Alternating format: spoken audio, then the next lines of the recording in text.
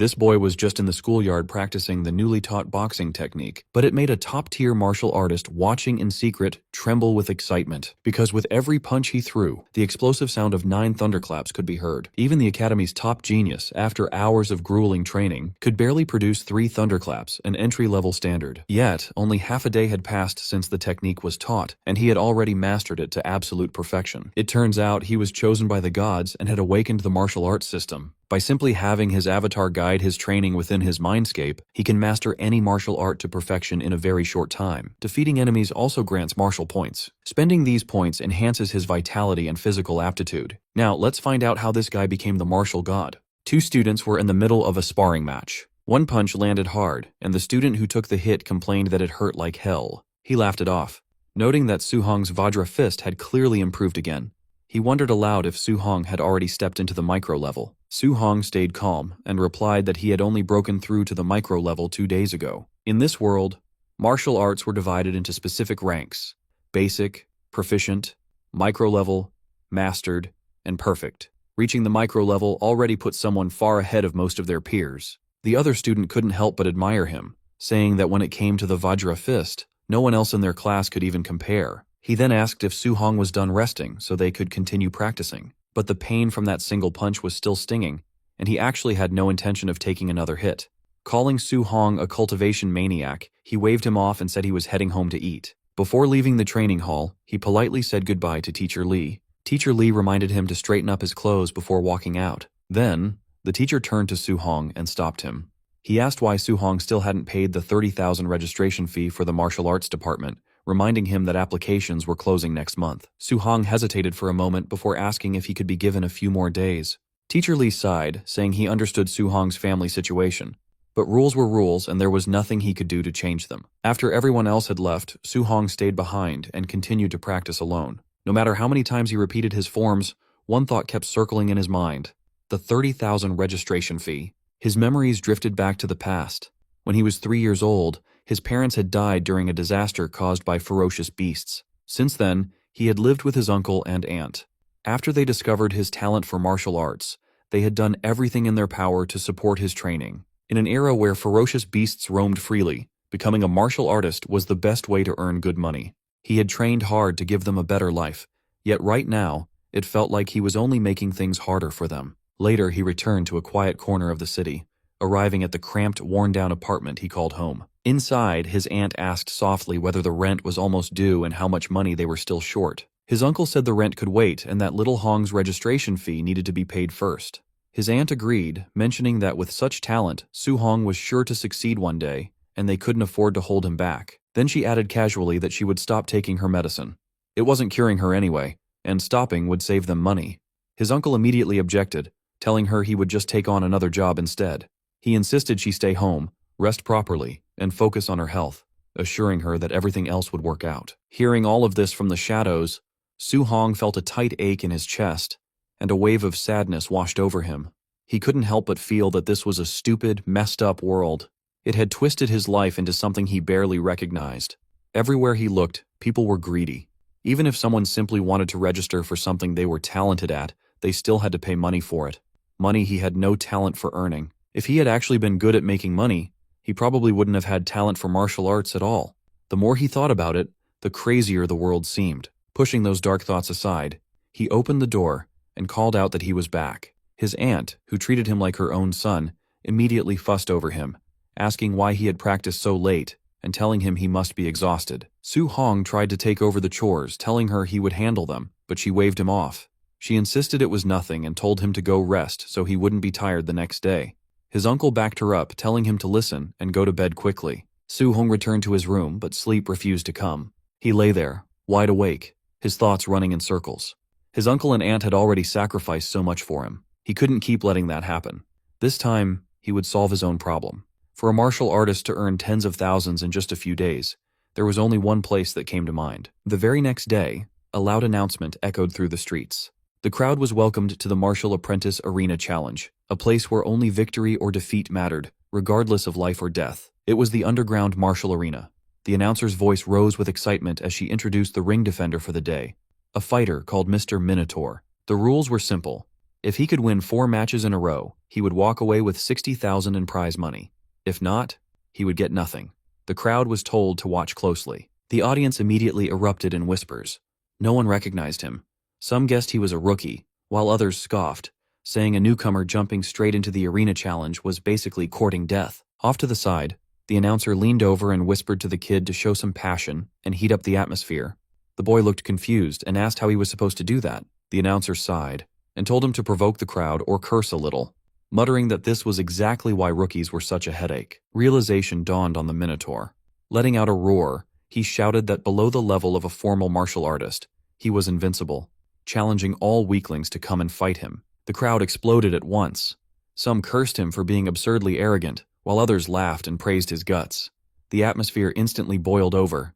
Someone in the crowd sneered that this guy wouldn't even know how he died later. That only lit the fuse. Cheers erupted from every direction. Some people shouted their approval, others yelled for blood, and a few just screamed insults at the so-called Minotaur. With the atmosphere at its peak, the announcer declared that the match had officially begun. Behind the Minotaur mask, Su Hong stayed calm. He could clearly feel the heavy killing intent unique to the underground arena. Still, this was the fastest way to gather enough tuition money. As long as he could win a few rounds with his Vajra fist, it would be worth it. His first opponent stepped forward, calling him an arrogant brat and saying he would play with him a little. Su Hong barely paid attention, his eyes calmly sizing the man up. The opponent's momentum was strong, but his footing was unstable.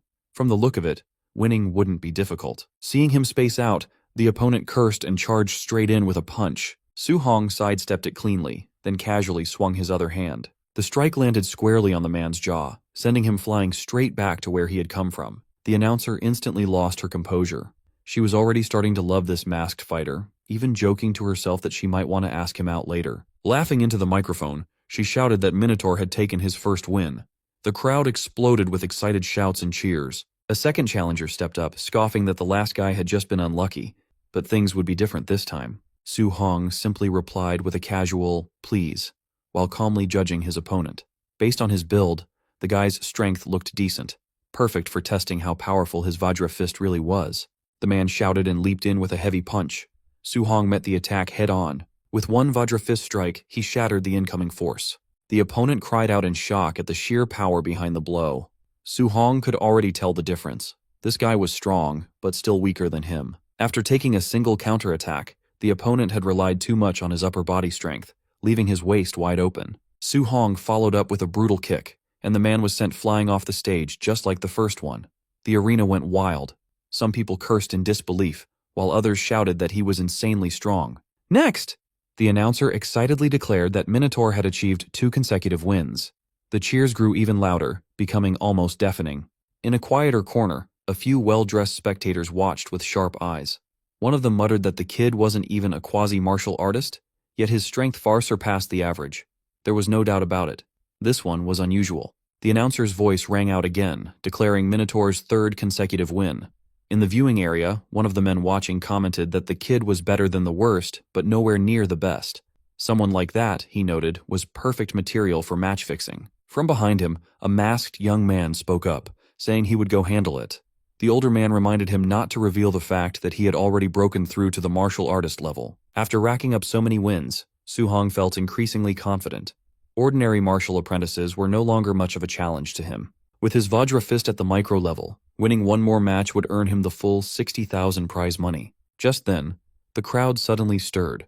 People started shouting that White Fox was actually stepping into the ring. The moment the masked fighter appeared, the arena erupted. Some exclaimed that White Fox was a quasi-martial artist. Others protested that a quasi-martial artist fighting a martial apprentice was basically cheating. Su Hong's heart sank slightly. A quasi-martial artist? This match was going to be troublesome. Still, backing down wasn't an option. He couldn't afford to lose now. White Fox stopped in front of him and studied him calmly before speaking. He told Su Hong not to be afraid, claiming he knew how to hold back his strength. The announcer's voice cut in again, declaring the final match of the arena challenge and shouting for the fight to begin. Both fighters exploded forward at full speed. Su Hong immediately sensed the gap in their levels. His cultivation was lower, so he had no choice but to go all out with his opening move. His punch blasted forward, sending visible shockwaves rippling through the air. The collision shook the ring as both sides displayed frightening power. The instant their fists met, Su Hong's heart skipped a beat. He noticed something was wrong. His opponent wasn't a quasi-martial artist at all. He was a true martial artist who had deliberately suppressed his vitality. A surge of tension washed over Su Hong. He had never expected a monster like this to appear out of nowhere. White Fox took a sharp breath and launched another attack, unleashing the Thunder Rush Fist. One strike followed another in rapid succession, each blow heavier than the last. Under the relentless assault, Su Hong was forced back, pain spreading through his body. So this was the strength of a real martial artist. The crowd was stunned. Someone recognized the technique, shouting that it was the 3-echo Thunder Rush Fist. No one had expected to see such a move here, and the surprise alone was worth the ticket price. Others shook their heads, saying the Minotaur was finished. To them, the outcome was already obvious. Yet White Fox showed no intention of stopping, his attacks continuing one after another, pressing the advantage without mercy. After a while, White Fox clearly started getting bored. He told Minotaur that only defending was pointless, and urged him to fight back, saying he wanted to see what kind of strength he really had. For now, Minotaur could do nothing but block. Even through his defenses, the punches were tearing into him, pain spreading with every impact. If this kept up, he knew he would lose for sure. He needed a chance to counterattack, but White Fox's strikes were too fast and too relentless, leaving no openings at all. Then White Fox found an opening himself, a punch shot straight toward Minotaur's jaw. The impact sent him flying, and he crashed hard onto the ground. Lying there, his vision blurred as his consciousness began to fade. Before he could recover, White Fox stepped up and spoke calmly. He told Su Hong that he wouldn't get a single coin of the prize money from this match, but his teacher was willing to invite him in. If Minotaur agreed to fix matches for them in the future, they would pay him the equivalent of this match's prize money. Even with White Fox's foot pressing down on his face, Minotaur refused without hesitation. He said he would never do something so shameless. White Fox was briefly taken aback.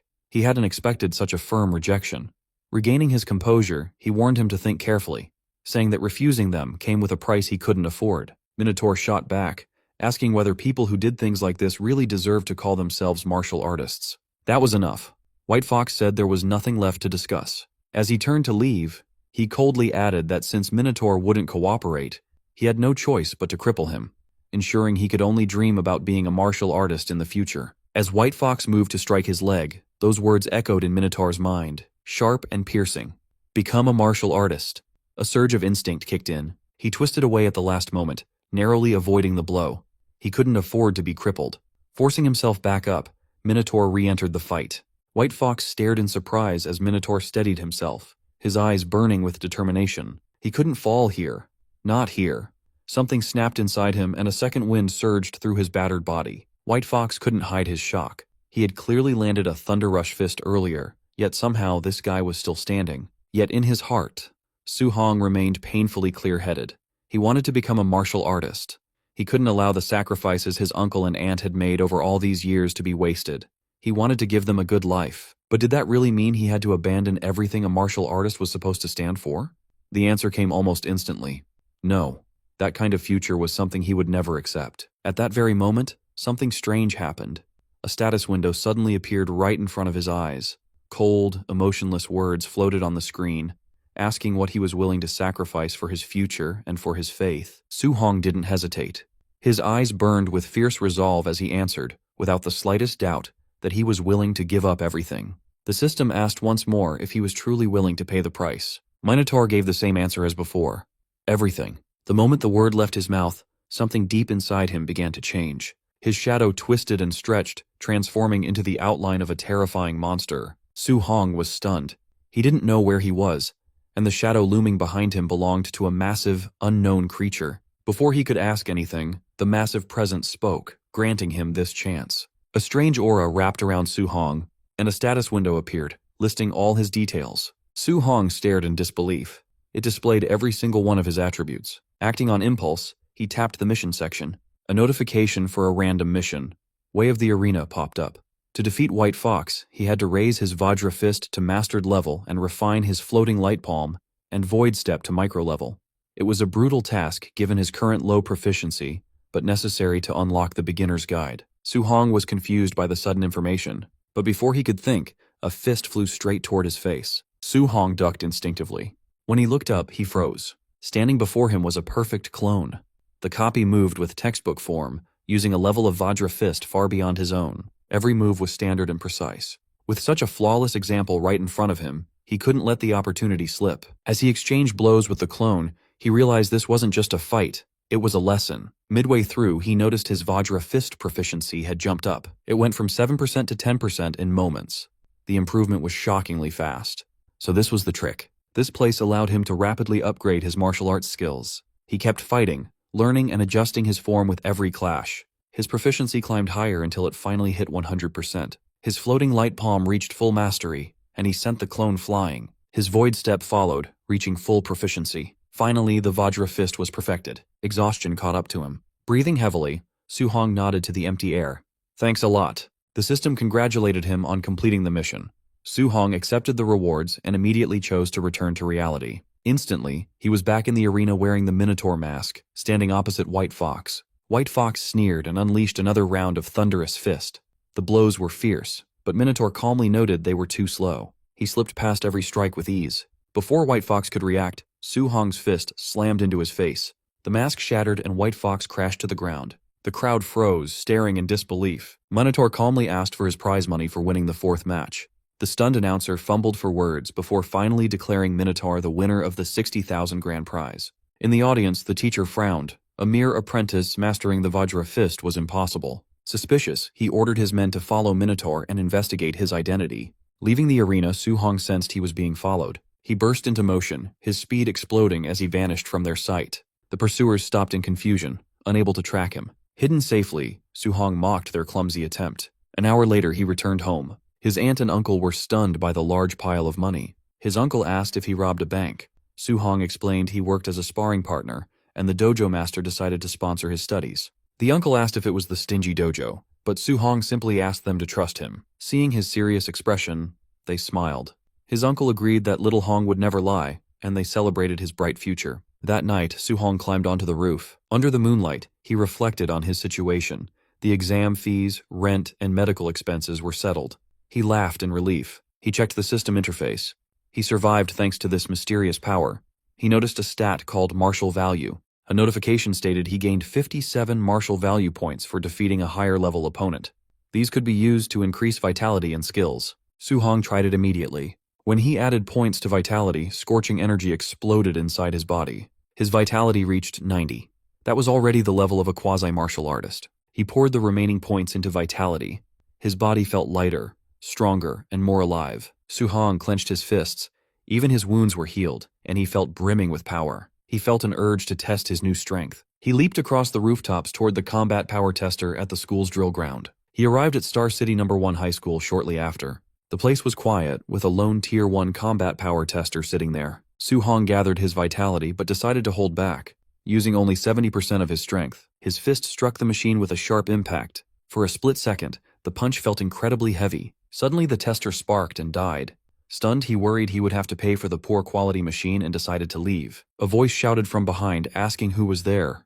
Su-hong bolted without explaining. A furious caretaker rushed over to the ruined machine, cursing the vandal. He assumed it was the usual troublemakers, Chun-shan and Li Duo, and swore to educate them when school started. The gymnasium at Star City No. 1 High School was packed. Students crowded every corner of the room, and Su-hong stood quietly among them. While he waited, he heard someone mention that Chun-shan had gotten beaten up. This immediately caught his attention, so he asked what had happened. A student nearby explained that Chun-shan had smashed the combat power tester in the middle of the night and refused to admit it. Because of that, the principal punished him right there. Hearing this, Su-hong felt a bit awkward. It turned out someone else had taken the blame for his mistake. At the same time, he felt relieved. If he had been caught, he never could have afforded to pay for that machine. Before he could think about it further, the announcer's voice echoed through the hall, telling everyone to be quiet. He announced that a special guest, a Tier 3 martial artist named Chan Tian, was here to teach them a C-rank martial art called the Thunder Rush Fist.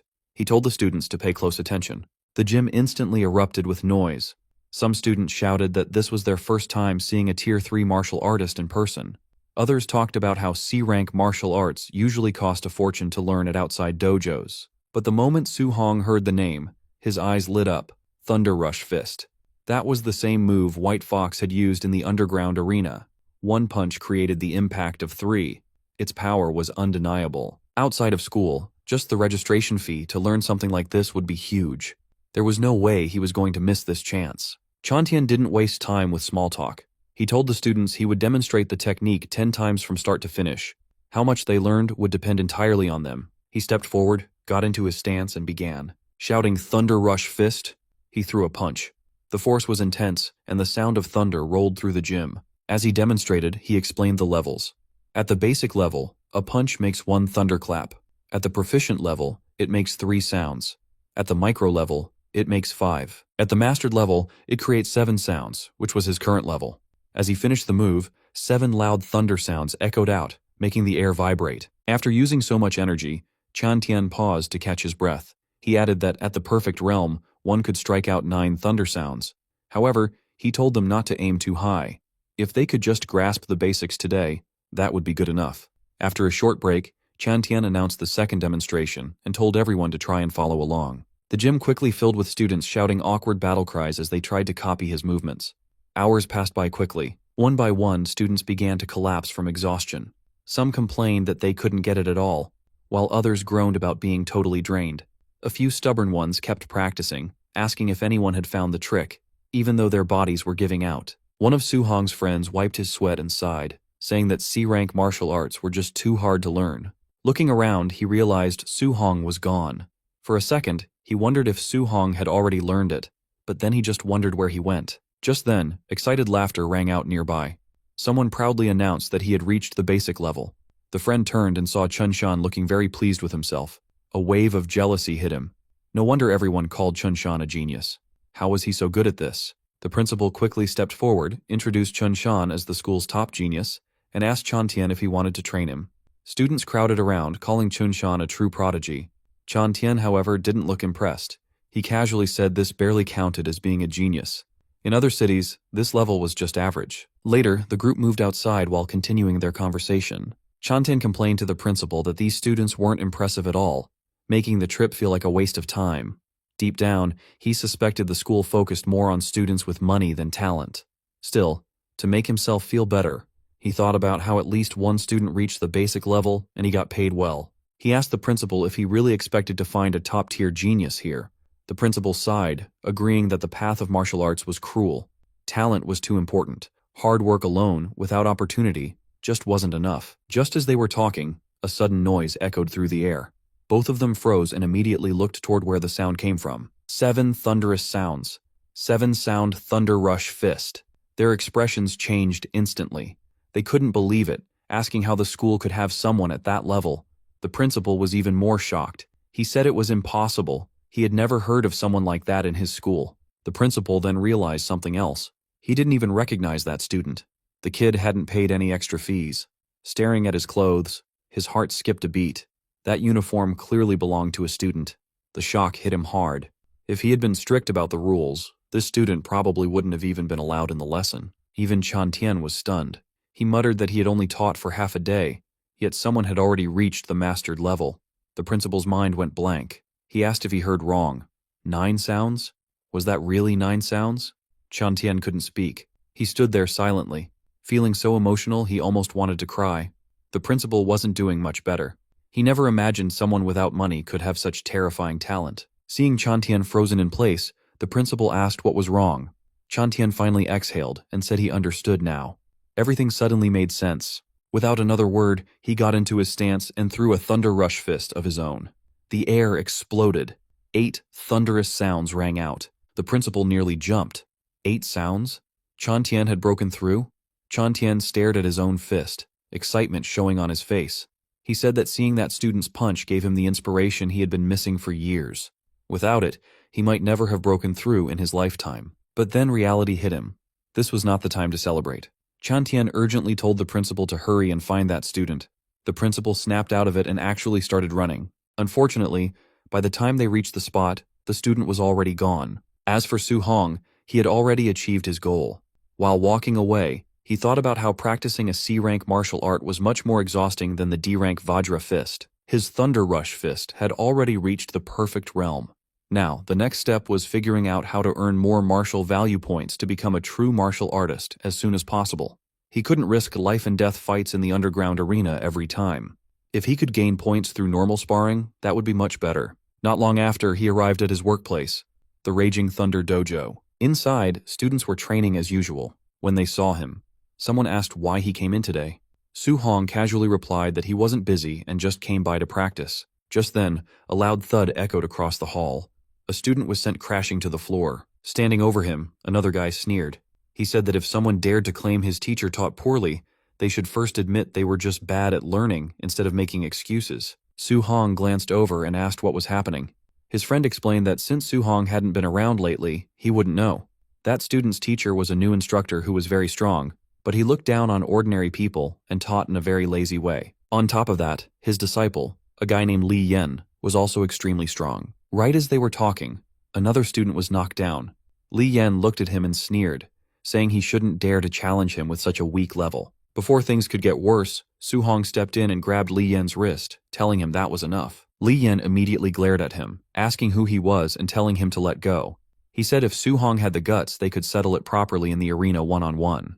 Su Hong didn't back down and calmly agreed. At that moment, a voice interrupted, asking what the noise was about and announcing that class was starting. Li Yen pulled his hand back and sneered, telling Su Hong he was lucky this time. Watching him leave, Su Hong thought that this guy was way too arrogant. Soon after, the instructor spoke up. He announced that today was the last day he would teach the Raging Sea Spear technique. As usual, he would only demonstrate it once. As he took his stance, it was clear the instructor didn't believe anyone could learn it from just one demonstration. Still, Su Hong watched with intense focus. For him, once was enough. His eyes followed every movement as the spear swept through the air. When the demonstration ended, the instructor turned to leave, saying that how much they learned was up to them. Complaints immediately broke out. Some students called the one-time demonstration a scam. Others complained that those in the back row couldn't even see clearly. Su Hong, however, had already understood the essence of it. The spear moved like a dragon crashing into the sea, its power rolling forward like endless waves. Picking up a spear himself, he began to move, perfectly copying what he had just seen. For a moment, everyone fell silent. Then, the noise erupted. People stared in disbelief, shouting that Su Hong had actually learned it. Others muttered that this was the first time they'd seen such a prodigy, while some bitterly wondered if they were just too stupid to understand it. Drawn by the noise, Li Yen returned and asked who had supposedly learned the technique. He scoffed at the idea.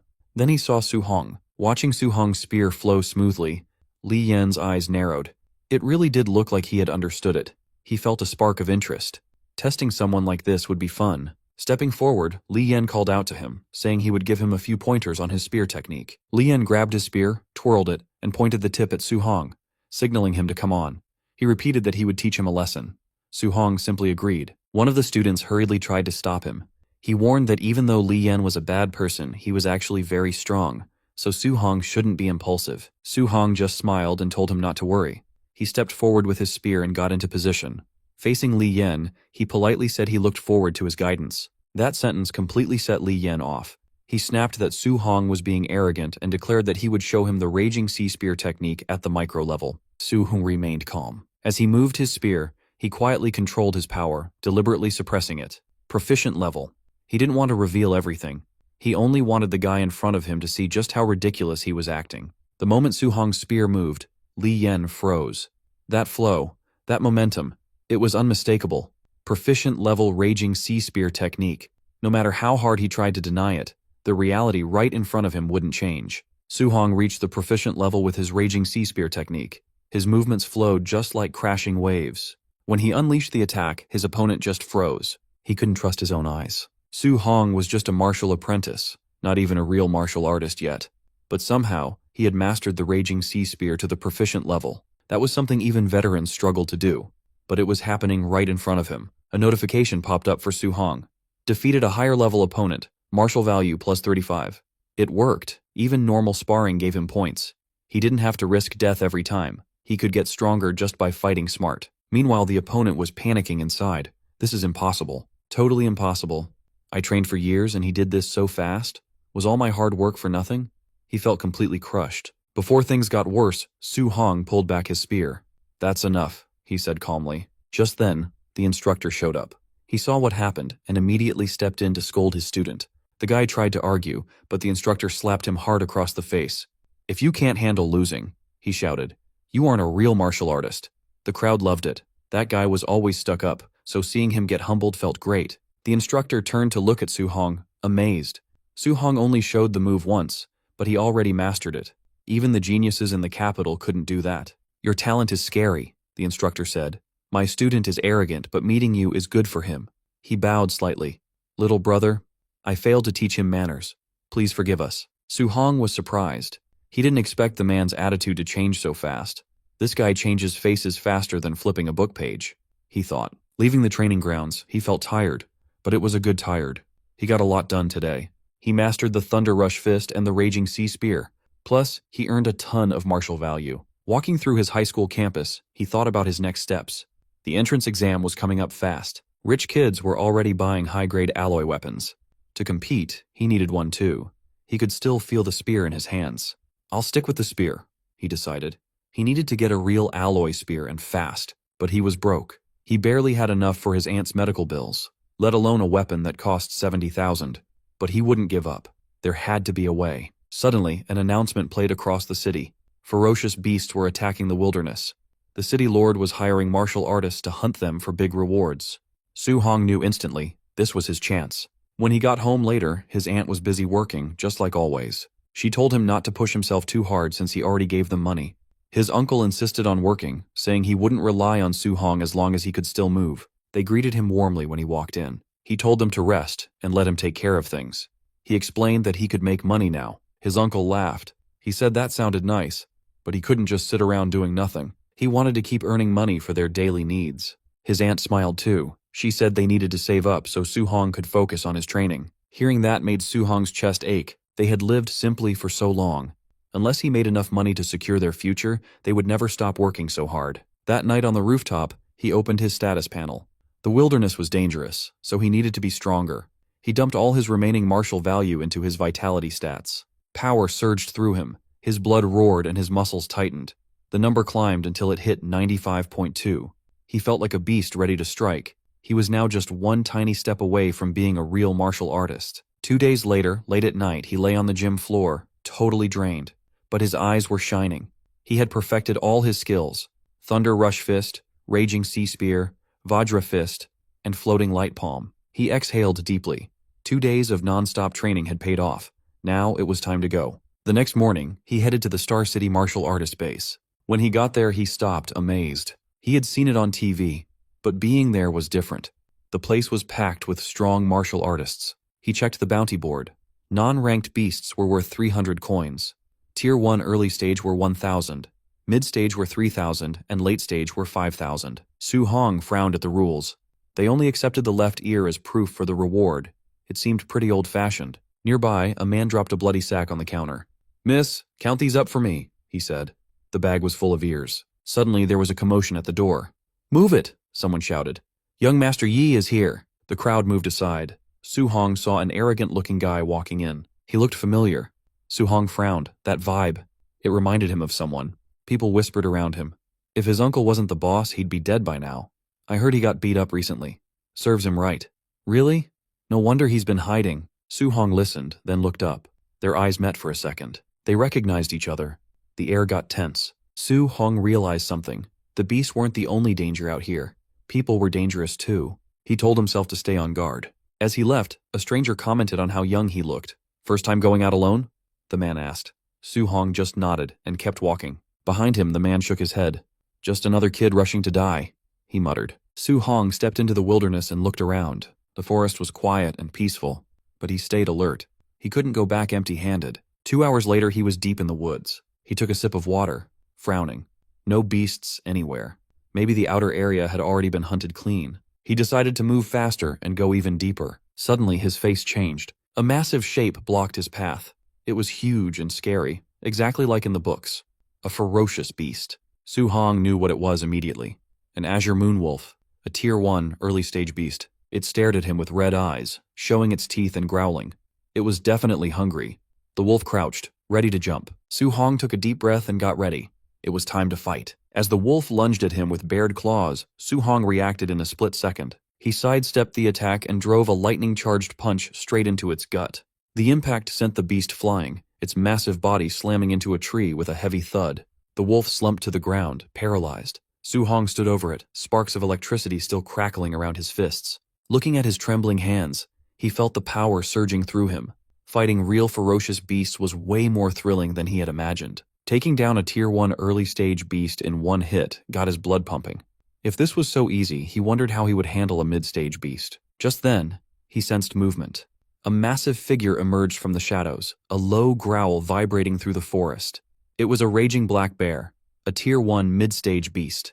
It charged immediately, thinking it had found an easy snack. But before it could strike, a blur of motion hit it head-on. A heavy, lightning-infused fist slammed into the bear, knocking it straight to the ground. Su Hong stood his ground, calm.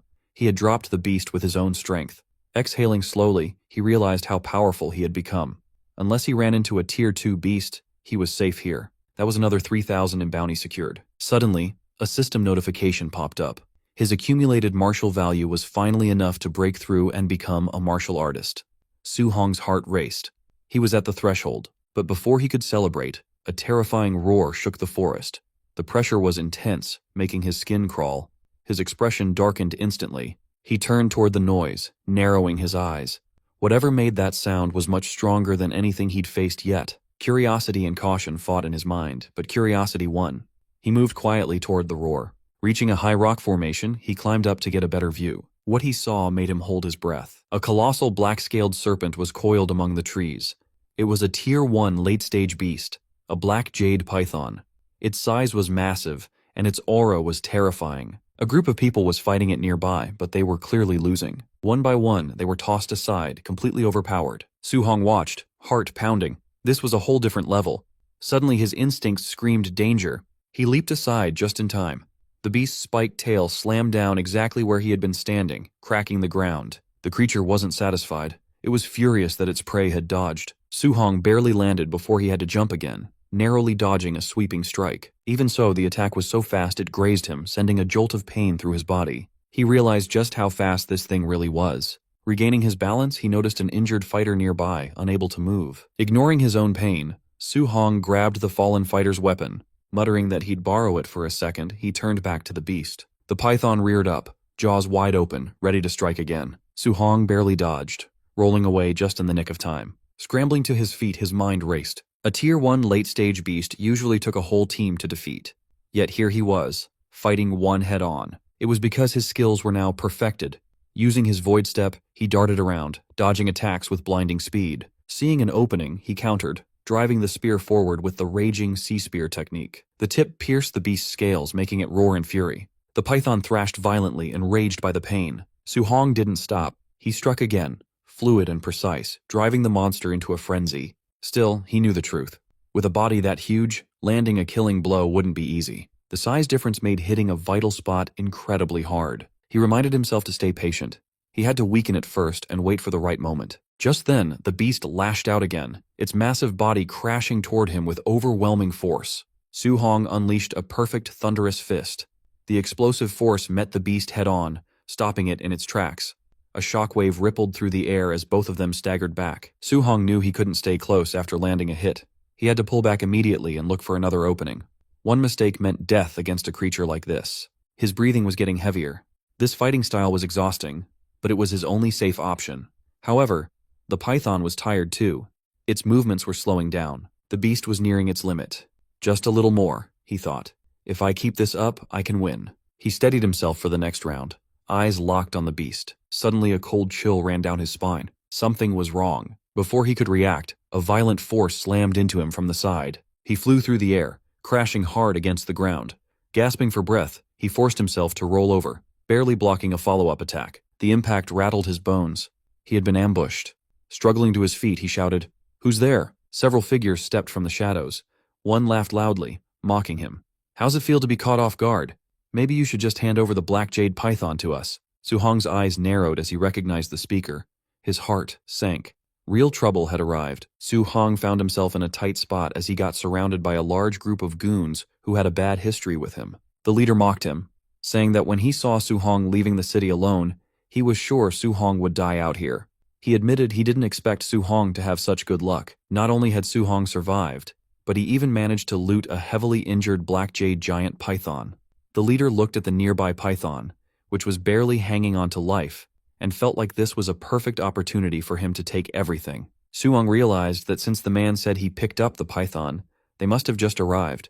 He noted that all 5 of them were martial artists. With the numbers against him, he knew he couldn't fight them all head-on. Suddenly, one of the thugs charged at him, fist raised. He shouted that young Master Yi wanted this python and asked why Su Hong hadn't run away yet. Su Hong got annoyed by the disrespect and channeled a massive amount of aura into his hand. He told them that the only reason he was pushed back earlier was because of a sneak attack, asking if they seriously thought he couldn't beat them. Su Hong threw a punch that collided directly with the enemy's fist, releasing a shockwave of energy. The goon was stunned by the sudden force and realized just how terrifying Su Hong's power actually was. Su Hong didn't stop there. He followed through with a punch straight to the guy's face, sending him flying back toward the rest of the group. The leader recognized the move immediately. It was the powerful Vajra fist. He realized this really was the person known as Minotaur. The leader was genuinely impressed by the display of strength. However, Su Hong recognized the leader as well. It was White Fox. White Fox claimed that Su Hong humiliated him in front of a crowd, something no one had ever done to him before. Furious at the memory, White Fox decided he won't let this slide. He ordered his men to take Su Hong down immediately. The group rushed forward with their weapons drawn.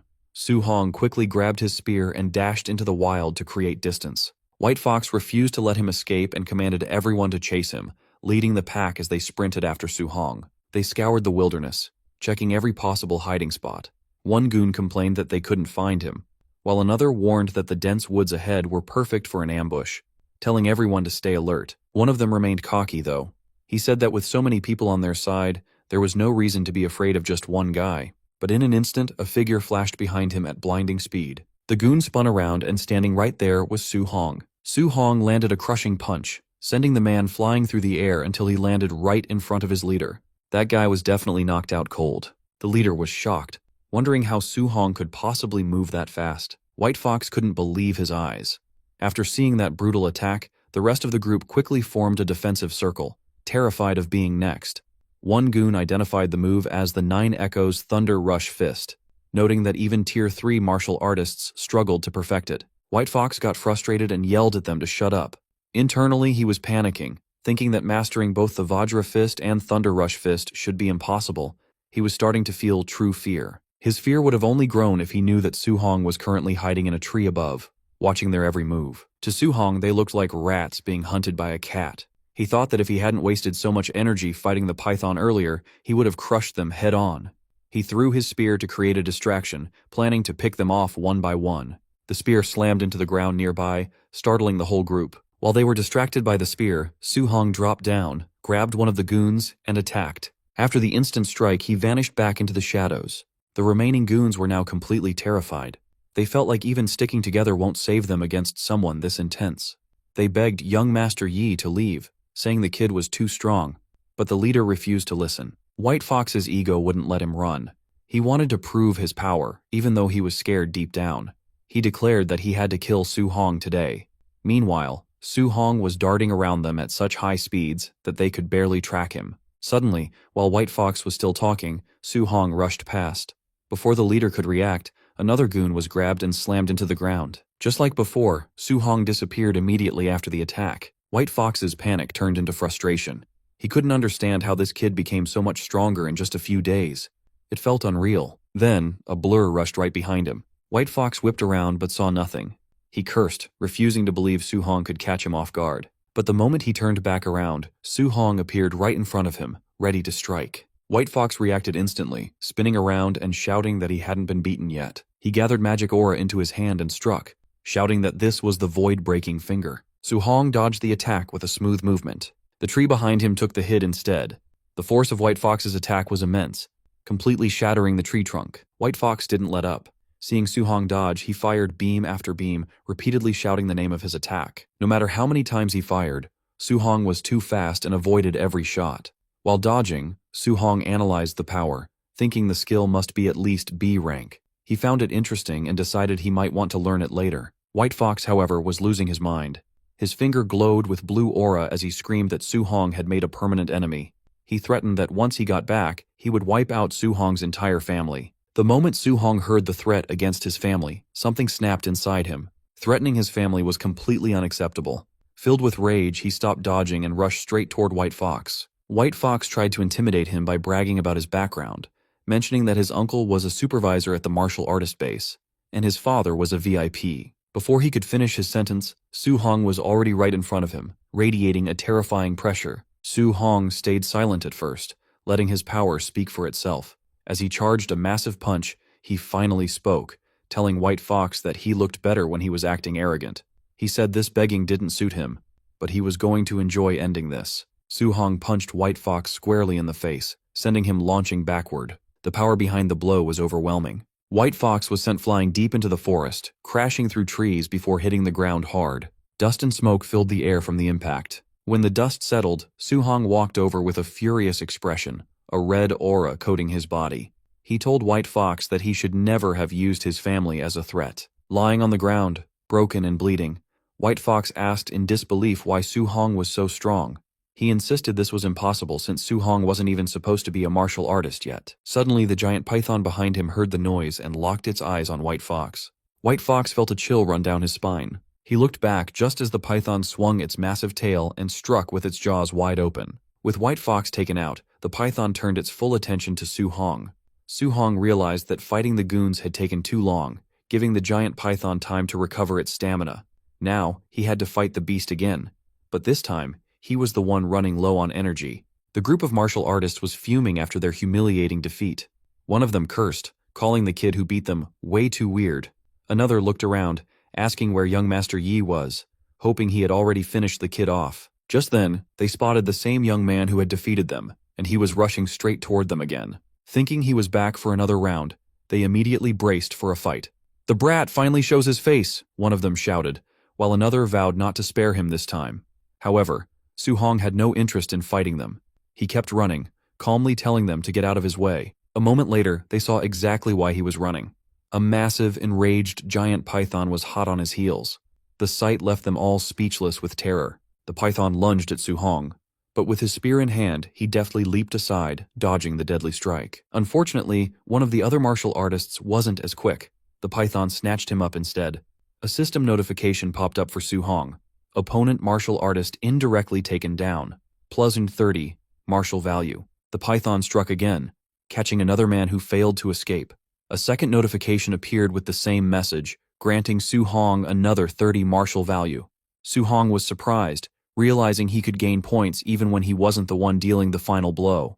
The python immediately turned its attention back to Su Hong, lashing out with its powerful tail. He leaped over the attack, continuing to evade the beast's clever, full-body strikes. As he ran and dodged, Su Hong realized that with all the points he had accumulated, he finally had enough martial value to break through and become a true martial artist. Weaving through the trees, Su Hong easily outmaneuvered the increasingly frustrated python. As he ran, he scanned the area, thinking he just needed to find a safe place to initiate his breakthrough. Just then, he spotted something up ahead. A small cave. It was the perfect shelter he had been looking for, a place where he could be safe from the python and focus on his advancement. Perfect, he thought, and immediately made a dash for the cave's entrance. The python, still in hot pursuit, lunged one last time, but Su Hong dived into the safety of the cave just in the nick of time. The python tried to follow him in, but its massive body was too large for the opening, and it got stuck at the entrance. Trapped and enraged, all the python could do was roar in frustration. Inside, Su Hong calmly turned his attention to his system. He pulled up his status window. It showed his vitality at 96, spirit at 23, and physique as mortal body, 3%. All his skills, Raging Sea Spear Technique, Thunder Rush Fist, Vajra Fist, Floating Light Palm, and Void Step, were at the perfect level.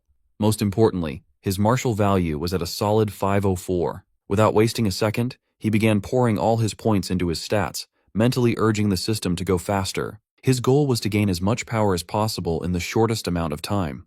He focused on his vitality, and as the points flowed in, he felt an intense heat spread through his body, as if magma were flowing through his veins. In a matter of moments, his vitality hit 100.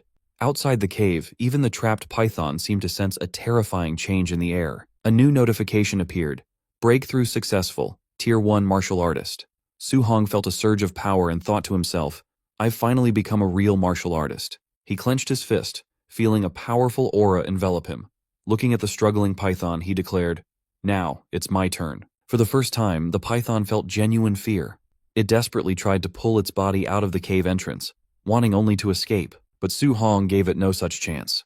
He channeled his newfound strength into an incredibly powerful punch. Still wedged in the entrance, the python had no way to dodge the attack. The punch connected with tremendous force, sending the massive beast flying backward with a pained roar. The sheer power behind the blow was unbelievable, a stark contrast to the boy it had just been chasing. But Su-hong wasn't done yet. Before the python could even recover, he was on the move. He leaped into the air, landing on the beast's massive body. With a powerful roar of his own, he unleashed a flurry of Vajra fist attacks. Each punch landed with devastating force, hammering the giant snake into the ground. The ground cracked and shattered under the repeated impacts.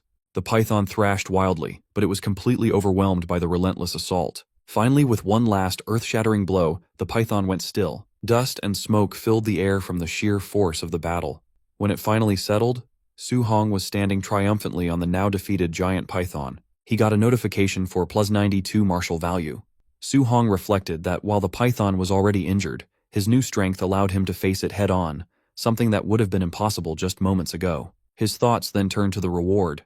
Usually, you needed to cut off a beast's left ear as proof of the kill, but snakes didn't have ears.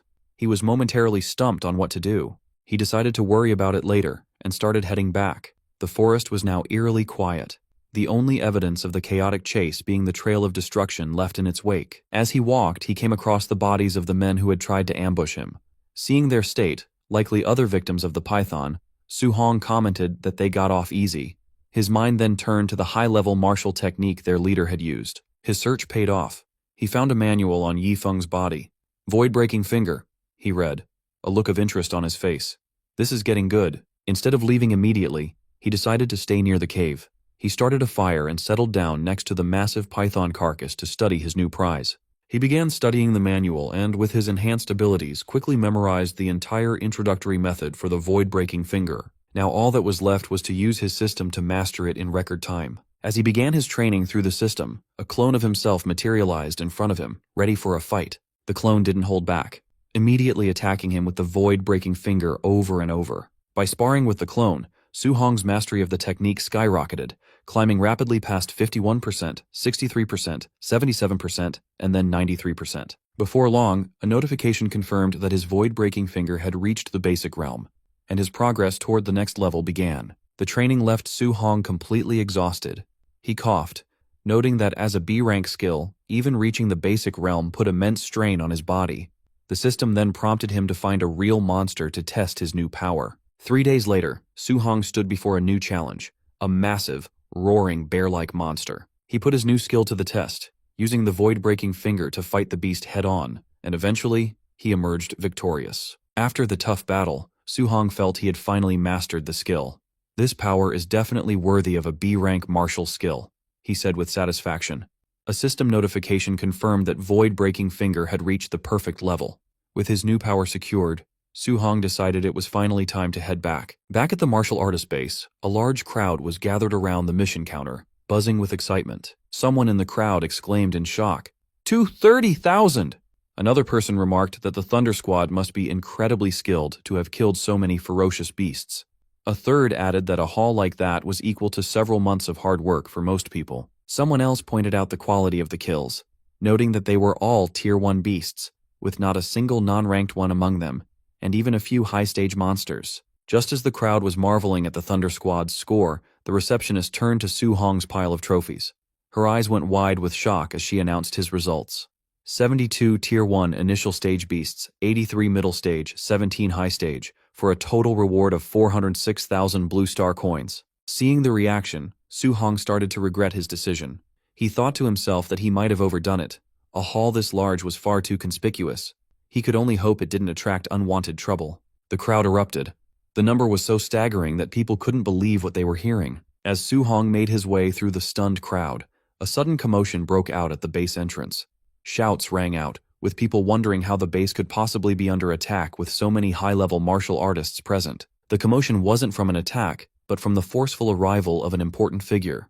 The crowd parted to reveal a man striding through with a group of guards. It was Yi Chi, the man in charge of the base and Yi Feng's uncle. With a grim expression, he ordered his men to blockade the entire base. "Don't let a single fly escape," he commanded. His guards immediately moved to carry out the order. Another supervisor hurried over, asking Yi Chi what was going on. Yi Chi's voice was cold as he replied, "My nephew, Yi Feng, and the 4 martial artists with him are all dead." A shocked silence fell over the crowd. People began to whisper in disbelief that young Master Yi Feng and his entire group were wiped out. However, not everyone was sad. One person muttered that it was a good kill, since Yi Feng had robbed nearly everyone at the base. Another added that if it weren't for his powerful uncle, someone would have dealt with him long ago. Ignoring the whispers, Yichi announced the real reason for the lockdown. A valuable B-rank martial skill was missing from Yi Feng's body. He ordered a search of every martial artist in the base, declaring that no one leaves until they were cleared of suspicion. Hearing this, Su Hong felt a moment of relief. He thought that the state of the bodies clearly pointed to the giant python as the killer, so the deaths shouldn't be traced back to him. However, as the search progressed, he started to feel uneasy. He noticed people glancing in his direction and whispering among themselves, and he began to suspect this search might be targeting him specifically. His fears were confirmed when Yi Chi, flanked by his guards, walked directly toward him. On the surface, Yi Chi's tone was polite. "I heard you killed over 400,000 worth of ferocious beasts all by yourself," he said, praising Su Hong's skills. But his calm words were betrayed by the menacing red aura flaring around him, making it clear that he was anything but pleased. It seemed he already suspected something. Su Hong kept a calm look on his face, but inside he knew the truth. He was much stronger now. Deep down, he even started to wonder if he could actually defeat this man if things really turned sour. The White Fox's father spoke up first. He said he heard that Su Hong took down ferocious beasts worth 400,000 credits all on his own, admitting that was pretty impressive for a student. However, the woman standing next to him wasn't buying it. She argued that Su Hong looked like a rank 1 early-stage fighter at best, so there was no way he could kill that many beasts. She accused him of stealing from young Master Ye's pack and immediately ordered her men to search him. As soon as the order left her mouth, 2 large men with flames burning in their hands started walking towards Su Hong. One of them gave him a sharp warning: "Do not resist, or this would get ugly." But in the blink of an eye, the situation flipped. One of the men suddenly found a spear tip pointed right at his face. The guard froze and asked what Su Hong thought he was doing. Su Hong calmly said it was nothing, keeping the spear steady. The man was completely shocked because he didn't even see Su Hong draw the weapon. It was just too fast. Su Hong then announced that he was a student of Star City High No. 1. He looked at them and asked if they really wanted to force a search on a student from that school. Hearing the school's name, the White Fox's father hesitated. He knew the principal of High School No. 1 was famous for being extremely protective of his students. That was not a person he wanted to offend over a small issue. Ye Chi still thought the whole thing smelled fishy. If this kid really hunted all those beasts, he was a genius. But if they were wrong and they offended a genius student, it wouldn't be worth the trouble. He signaled his men to stop and stepped forward himself. He explained that his nephew was attacked and a secret family technique was stolen, so he had no choice but to find the culprit. He added that he hoped Su Hong would cooperate. Su Hong simply replied that he just hoped they weren't accusing the wrong person. Ye Chi then offered 10,000 credits as payment for the trouble of searching him and asked if that sounded fair. Su Hong countered immediately, asking for 30,000. In his head, he knew Yi Feng was technically killed by the giant python. As long as they didn't find the stolen technique on him, they couldn't prove anything. Ye Chi agreed to the price. Su Hong opened his arms and let them search him. While the men checked his pockets, the woman dug through his bag. Su Hong told them to look closely because he didn't want any false rumors following him later. When they finished, the men reported that they found absolutely nothing.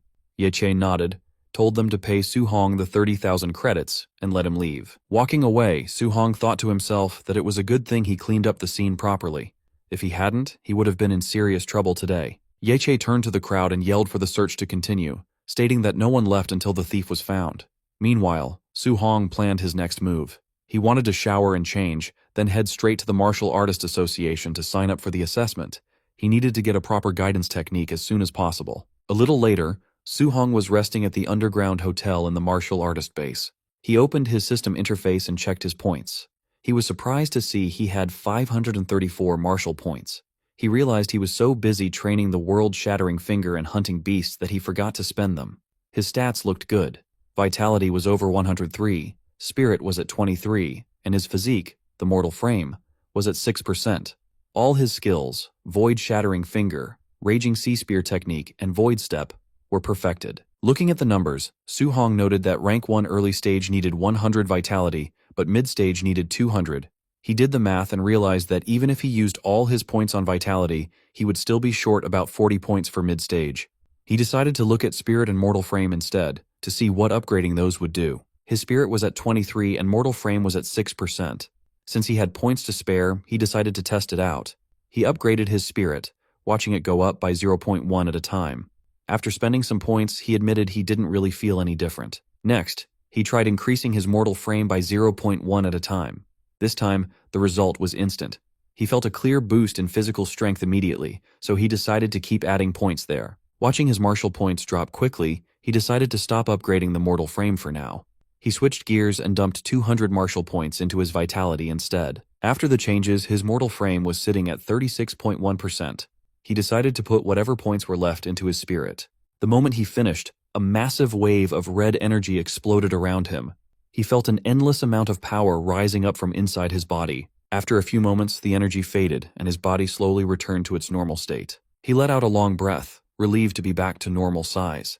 He thought it would have been really awkward to explain to people why he suddenly turned into a giant muscle man. An hour later, Su-hong arrived at the Star City Martial Artist Association, a huge building surrounded by skyscrapers. He walked up to the front desk and told the receptionist he was there for the assessment.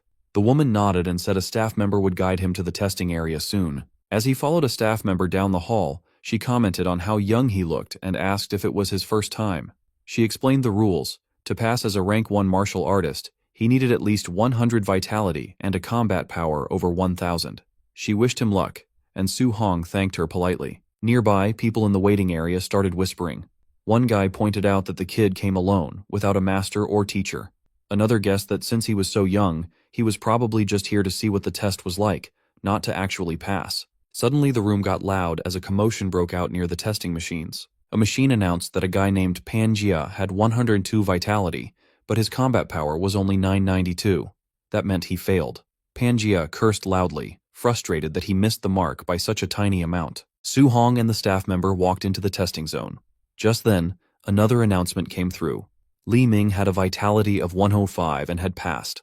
The system told him to move on to the combat power test. Li Ming stepped up to the punching machine, wound up, and threw a heavy punch. The screen flashed the number 1763. He passed easily. Someone in the crowd gasped, noting that 1763 was almost the power level of a rank 1 mid-stage fighter.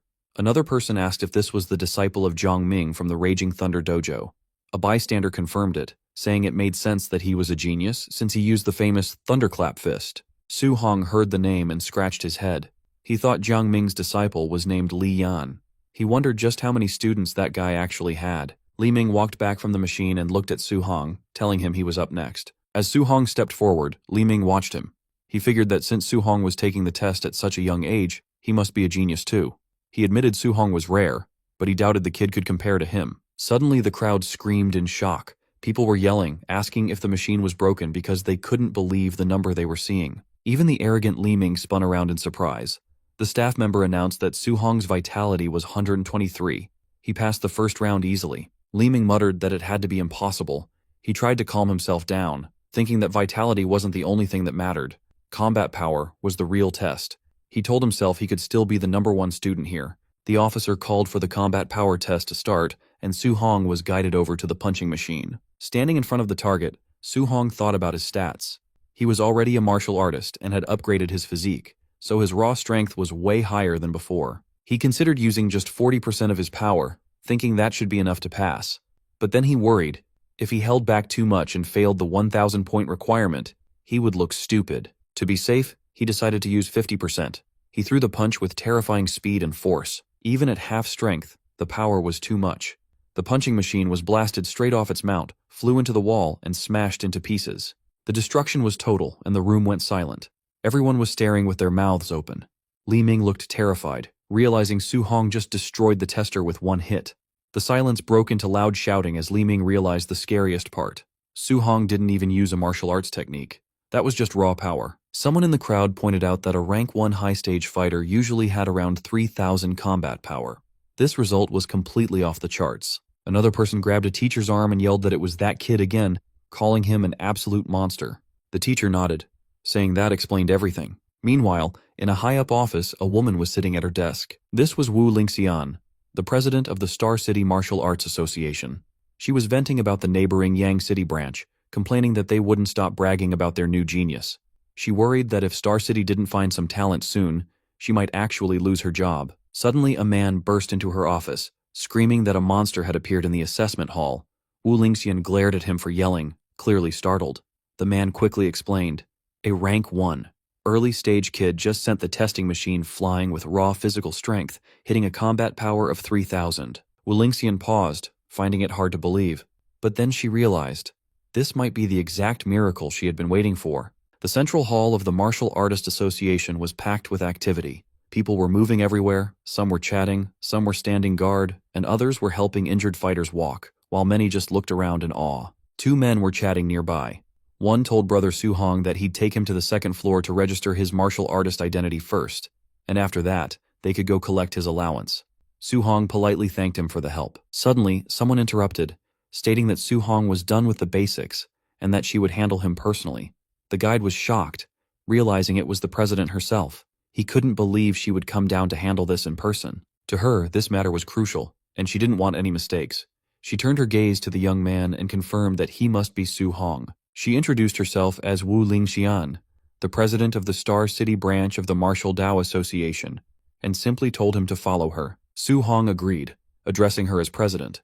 Internally, he was surprised. He recalled rumors that the president was a powerful Tier 8 Rank 5 martial artist, but she looked different from what he had imagined. Moments later, inside the president's private office, the two of them sat down to have a serious talk. Wu Lingxian noted that Su-hong was a student at Star City No. 1 High School. She mentioned that the principal, Li Changshan, had complained to her earlier. He was upset that the school had only produced 2 ordinary Tier 1 martial artists this year, completely missing a hidden genius like Su-hong. Su-hong felt a bit nervous. He asked why she had brought him to her office, explaining that he had only come here to register, get his allowance, and pick up a basic guidance technique. Wu Lingxian waved her hand, telling him to relax. She explained that her subordinates were already processing his ID and money. As for the guidance technique, she intended to teach him personally. She stood up and asked him directly, how much did he actually understand about guidance techniques? Su-hong thought for a moment. He recited the textbook definition. The heaven and earth spiritual key had attributes, and a guidance technique was a method to absorb that energy to strengthen the body. He added that different attributes required specific techniques to absorb them. The president extended her hand, conjuring a small flame. She explained that the textbook wasn't wrong, but guidance techniques were more than just simple cultivation methods. She revealed that her heavenly flame guidance technique absorbed fire attribute energy. While it strengthened her body, it also infused her attacks with deadly firepower. She added that mastering external attacks could increase range. However, she noted that for a Tier 1 martial artist, just carrying a trace of the element was impressive. Wrapping an entire fist in it was nearly impossible for beginners. Su-hong was surprised that these techniques could be used for attacking. He admitted he thought they were only for absorbing energy to level up, as the textbooks had never mentioned combat applications. The president continued her lesson. The spiritual key had 7 attributes: metal, wood, water, fire, earth, thunder, and wind. While each had pros and cons, in terms of pure destruction, thunder was first, metal was second, and fire was third. However, you couldn't just pick any element. It depended on your natural compatibility. Su-hong nodded, realizing now that a martial artist was limited by their own body's affinity. The president agreed and pulled out a crystal ball to test his compatibility. She explained that the more it glowed, the higher the affinity. Ordinary martial artists usually only had around 20 to 30%. She mentioned that her own affinity was around 80%, which was considered elite. However, she believed a genius like Su-hong would definitely exceed 90%. As the flame vanished, Su-hong took the crystal ball. He thought about how President Wu had become a Tier 5 master so young. She was a true genius. If she was only at 80%, reaching 90% himself would be absolutely incredible. Suddenly, the crystal ball began to shine, growing brighter and brighter until it was blinding. The president gasped, exclaiming that it was full. She hadn't been expecting this at all. She announced that Su-hong's fire attribute compatibility was a perfect 100%. She stared at him intensely and asked if he understood what that meant. She stepped closer, full of praise. Su-hong admitted he doesn't know the significance. The president explained that this meant he could absorb 100% of the fire attribute energy without wasting a single drop. She explained that with her 80% compatibility, she lost 20% of the energy during absorption. Yet, even with that loss, she had become a Tier 5 martial artist and the president of the association. She pointed right at his face, declaring that his future would definitely surpass hers. Su-hong sweated nervously. The president marveled that she had never expected a small place like Star City to produce a monster comparable to the elites from the imperial capital. While she spoke, Su-hong thought that the fire attribute was nice, but he actually preferred thunder. He thought that if only he had high compatibility with thunder, that would be perfect. Suddenly, the crystal ball lit up again, but this time it crackled with intense thunderous energy. This new development shocked the president even more. Suhong looked at the ball and noted that his thunder attribute compatibility also seemed to be 100%. The president was completely speechless. She stood there stunned, wondering if she was hallucinating. Thunder and fire dual attributes at 100%? She could only conclude that this boy was a complete monster. Then, the glow shifted again. Suhong added that his wind attribute compatibility also seemed to be 100%. The president stared in disbelief, wondering how something this outrageous was even possible. A few minutes later, she slumped back onto the couch, totally defeated, while Suhong quietly watched her spiral into shock and panic. She muttered that this wasn't right. Every single element was full, all at 100%. She convinced herself she must be dreaming. She reflected that she once considered herself a top-tier genius. After all, a 30-year-old Tier 5 martial artist was incredibly rare. But after meeting someone who defied all common sense, she realized she was just an ordinary person in comparison. She realized that only another monster could ever hope to understand or defeat a monster like him. She muttered to herself about existences that ordinary people simply could not comprehend. Suhong broke the silence, noting that all 7 attributes were at 100%. He complained that if he only cultivated thunder and ignored the other 6, it felt like a huge waste. It was actually quite distressing for him. He then boldly asked the president if she could just give him the guidance techniques for all 7 attributes. The president fell silent. She eventually explained that human energy was limited. No matter how high his talent was, it was best to focus on 1 or 2. She warned him that someone in the past had tried to cultivate all 7 at once, and after decades, that person was still stuck as a Tier 1 martial artist. Suhong insisted that he couldn't decide right then. He wanted to try cultivating all of them first and pick a focus later. The president reluctantly agreed but warned him seriously. He absolutely must not squander his God-given talent. Then she changed the subject, asking if his school's monthly exam was coming up soon. Suhong nodded yes, asking why she wanted to know. The president explained that friction in the all-heavens battlefield was intensifying. The Great War between the 10,000 races and humanity could erupt at any moment. Because of this, nations were pouring resources into a special genius training camp. She wanted to recommend Suhong for it, but there was a condition. He had to take first place in his school's monthly exam. If he succeeded, she would secure his spot. Suhong thought about the War of the 10,000 Races. He remembered the conflict that had happened over a decade ago. He recalled losing all his relatives except his uncle and aunt when he was young. He told the president he understood and would work hard. In his heart, he vowed to never let that tragedy happen again. He had to become strong enough to protect his family. That night, back at home, Suhong excitedly announced to his uncle and aunt that he had become an official martial artist. He proudly displayed his new credentials. His uncle and aunt started crying tears of joy. They exclaimed that little Hong had really succeeded. His aunt added that he had truly made something of himself and she was so proud of his capability. Suhong revealed that a Tier 1 martial artist got a monthly allowance of $10,000, so his uncle didn't need to work so hard anymore. His uncle smiled, saying that little Hong was now the pillar of the family, and he'd listen to whatever he said from then on. Suhong silently promised himself that from this moment on, he would carry the weight of the entire family on his shoulders. Later that night, alone in his room, Suhong sat down to meditate intensely. When he snapped his eyes open, they were glowing with a deep red light. He clenched his fist, and smoke slowly drifted out from his fingers. He wondered if this was the basic level of the guidance technique. It seemed weak. He questioned why it felt like it had no power at all. Then he noticed a new entry on his system panel. The guidance technique had appeared, confirming he had successfully learned it. Checking the status details, he saw it was currently at level 1. He started wondering, could guidance techniques be leveled up like skills? President Wu had never mentioned this. If these techniques had levels, she surely would have told him. A sudden realization hit him. What if he was the only one who could level them up? What if he could solo level his cultivation technique? If you are excited to see just how powerful he becomes, hit that subscribe button right now and turn on notifications so you don't miss the next episode. Suhong stared seriously at the glowing blue panel. He wondered how to upgrade guidance techniques and if they improved the same way as martial value. As he touched the window, a red warning flashed. Insufficient martial value. Suhong sighed.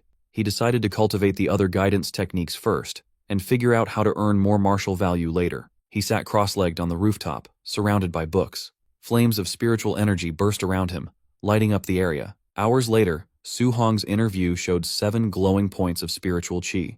Each point represented a different technique, like thunder, water marsh, thick earth, and spirit wind. The 7 different attributes pushed against each other. Su Hong gritted his teeth, sweating. He understood why President Wu said a genius cultivating 7 techniques stayed Tier 1 for decades. He continued to channel the power, trying to control the energy as flames rose around him. He noticed that while all 7 types of qi existed in his body, he could only use one at a time. A ball of fiery qi formed in his hand as he breathed heavily. The flames swirled in his hand. He realized that if he forced a second attribute, the forces would collide and cause a violent explosion. A huge explosion of energy shook the rooftop, making both attributes disappear.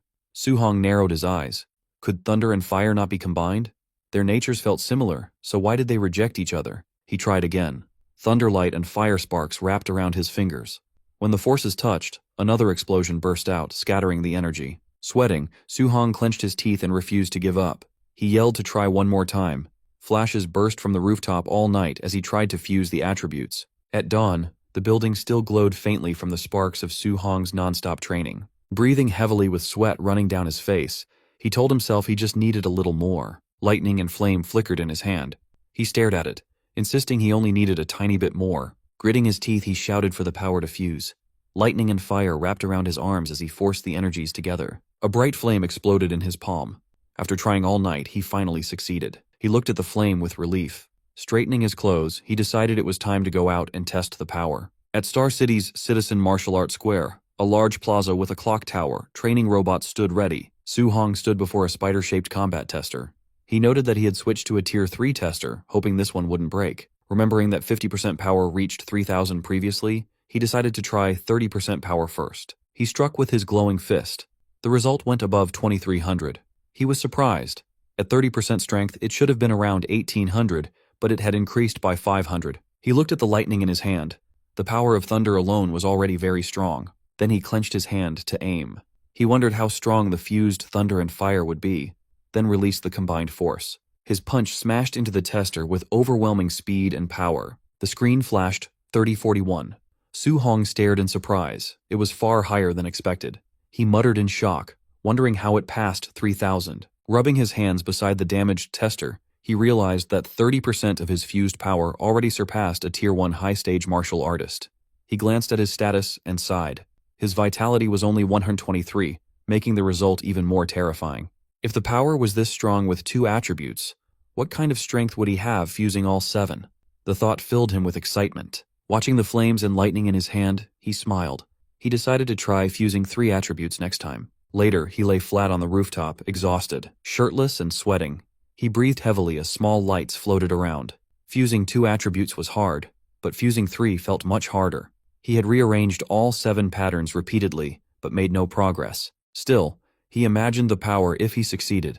He checked the system, wondering if leveling up his techniques would help. The screen listed his level 1 techniques like thunder, flame, and water. He remembered the monthly exam was tomorrow, and he needed to earn martial value. The next day, students gathered at Star City No. 1 High School. The principal walked onto the stage. The principal announced this exam was different. Due to frontline pressure, a special training camp would now be held yearly to select geniuses. He explained the camp had resources like powerful arts, rare pills, and grandmaster instructors. The top 3 students in the exam would join the Star City training camp. The students became excited, shouting about the genius training camp. Others were shocked that a Tier 7 grandmaster might teach, since their principal was only Tier 3. Su Hong stared ahead tiredly. President Wu had said if he got first place, she would give him a spot. But didn't the top 3 all receive spots anyway? A friend told Su Hong that Chen Shan and Li Tu were now Tier 1 martial artists, and others had learned Thunder Rush Fist. Su Hong looked confused. He had only missed 10 days, yet they had already broken through. He explained that the principal asked instructor Chen Tian to give private lessons. Now Chen Shan and Li Tu's vitality exceeded 100, and their Thunder Rush Fist could echo 3 times. Suddenly, Chen Shan and Li Tu walked forward. One said he wanted everyone to know who the real genius was. The other replied that he hoped he would stay confident after being beaten down. As the principal left the stage, instructor Chen Tian asked if he found the genius who used the 9 Echoes Thunder Rush Fist. Principal Li said he searched everywhere but didn't think the person was from his school. While talking, they heard noise behind them and turned. A man in a black suit approached with 2 others. It was Jiang Ming, Su Hong's spear teacher, with Li Ming and Li Yan. Jiang Ming joked, asking Principal Li why he looked so sad. The principal asked why Jiang Ming was there. Jiang Ming smiled, saying the students looked weak. He brought 2 disciples and suggested letting the first-place student spar with them after the exam. Principal Li's expression tightened. Jiang Ming had come to embarrass him. If he refused, it would admit his school had no talent. Jiang Ming said the students looked weak, so he would understand a refusal. Instructor Chen Tian snapped back, asking if Jiang Ming was looking for trouble. Nearby, Jiang Ming's student Li Yan pointed at the crowd. He told his teacher there was bad news. Su Hong was here. Jiang Ming was confused and asked which Su. Turning toward the students, he recognized Su Hong standing at the back. Jiang Ming shouted in surprise, realizing it was that same little monster. Su Hong looked at them calmly with a faint smile. Jiang Ming stared in shock, sweating. He realized the kid they talked about was actually from No. 1 high school. He looked at his disciples, troubled. If Li Yan and Li Ming fought Su Hong, they would lose. He needed to avoid the match to save face. He quickly smiled, telling Principal Li not to be angry. He said he was joking, and there would be no competition, calling his own disciples trash compared to the students. Li Yan and Li Ming immediately conceded. Principal Li and Instructor Chen were furious, thinking these men were mocking them sarcastically. Soon at the arena, a loud announcement called for match number 666, Su Hong, to begin. From the stands, Su Hong's friend watched anxiously. He noted Su Hong's opponent was a quasi-martial artist, which was unlucky. He shouted to Su Hong not to push himself or get injured so early. The opponent, Chen Ping, stepped forward. He asked if Su Hong planned to walk down or be beaten down. He clenched his fist to charge confidently. But before he could react, Su Hong moved. He disappeared and instantly appeared in front of Chen Ping. With one clean strike, he sent Chen Ping flying. The impact flipped Chen Ping upside down, and he crashed hard onto the ground. Everyone stared in shock. One student asked when Su Hong became so fierce, while others were stunned silent. Su Hong stood calmly in the smoke. Everyone realized he had defeated a quasi-martial artist in a single move. Su Hong stood calmly over his defeated opponent. The crowd shouted in disbelief, wondering how he became so strong, with some suspecting he was already a Tier 1 martial artist. They announced the final match would happen next. In the stands, Instructor Chen stared at Su Hong, confused about where this student came from and why he missed private tutoring. Principal Li blamed himself for failing to notice him earlier. Principal Li felt he had wasted a talent by not training Su Hong sooner. Instructor Chen mentioned Su Hong looked familiar but couldn't remember where he had seen him. They turned their attention to the semi-final match between Chen Shan and Li Tu, noting the winner would be decided soon.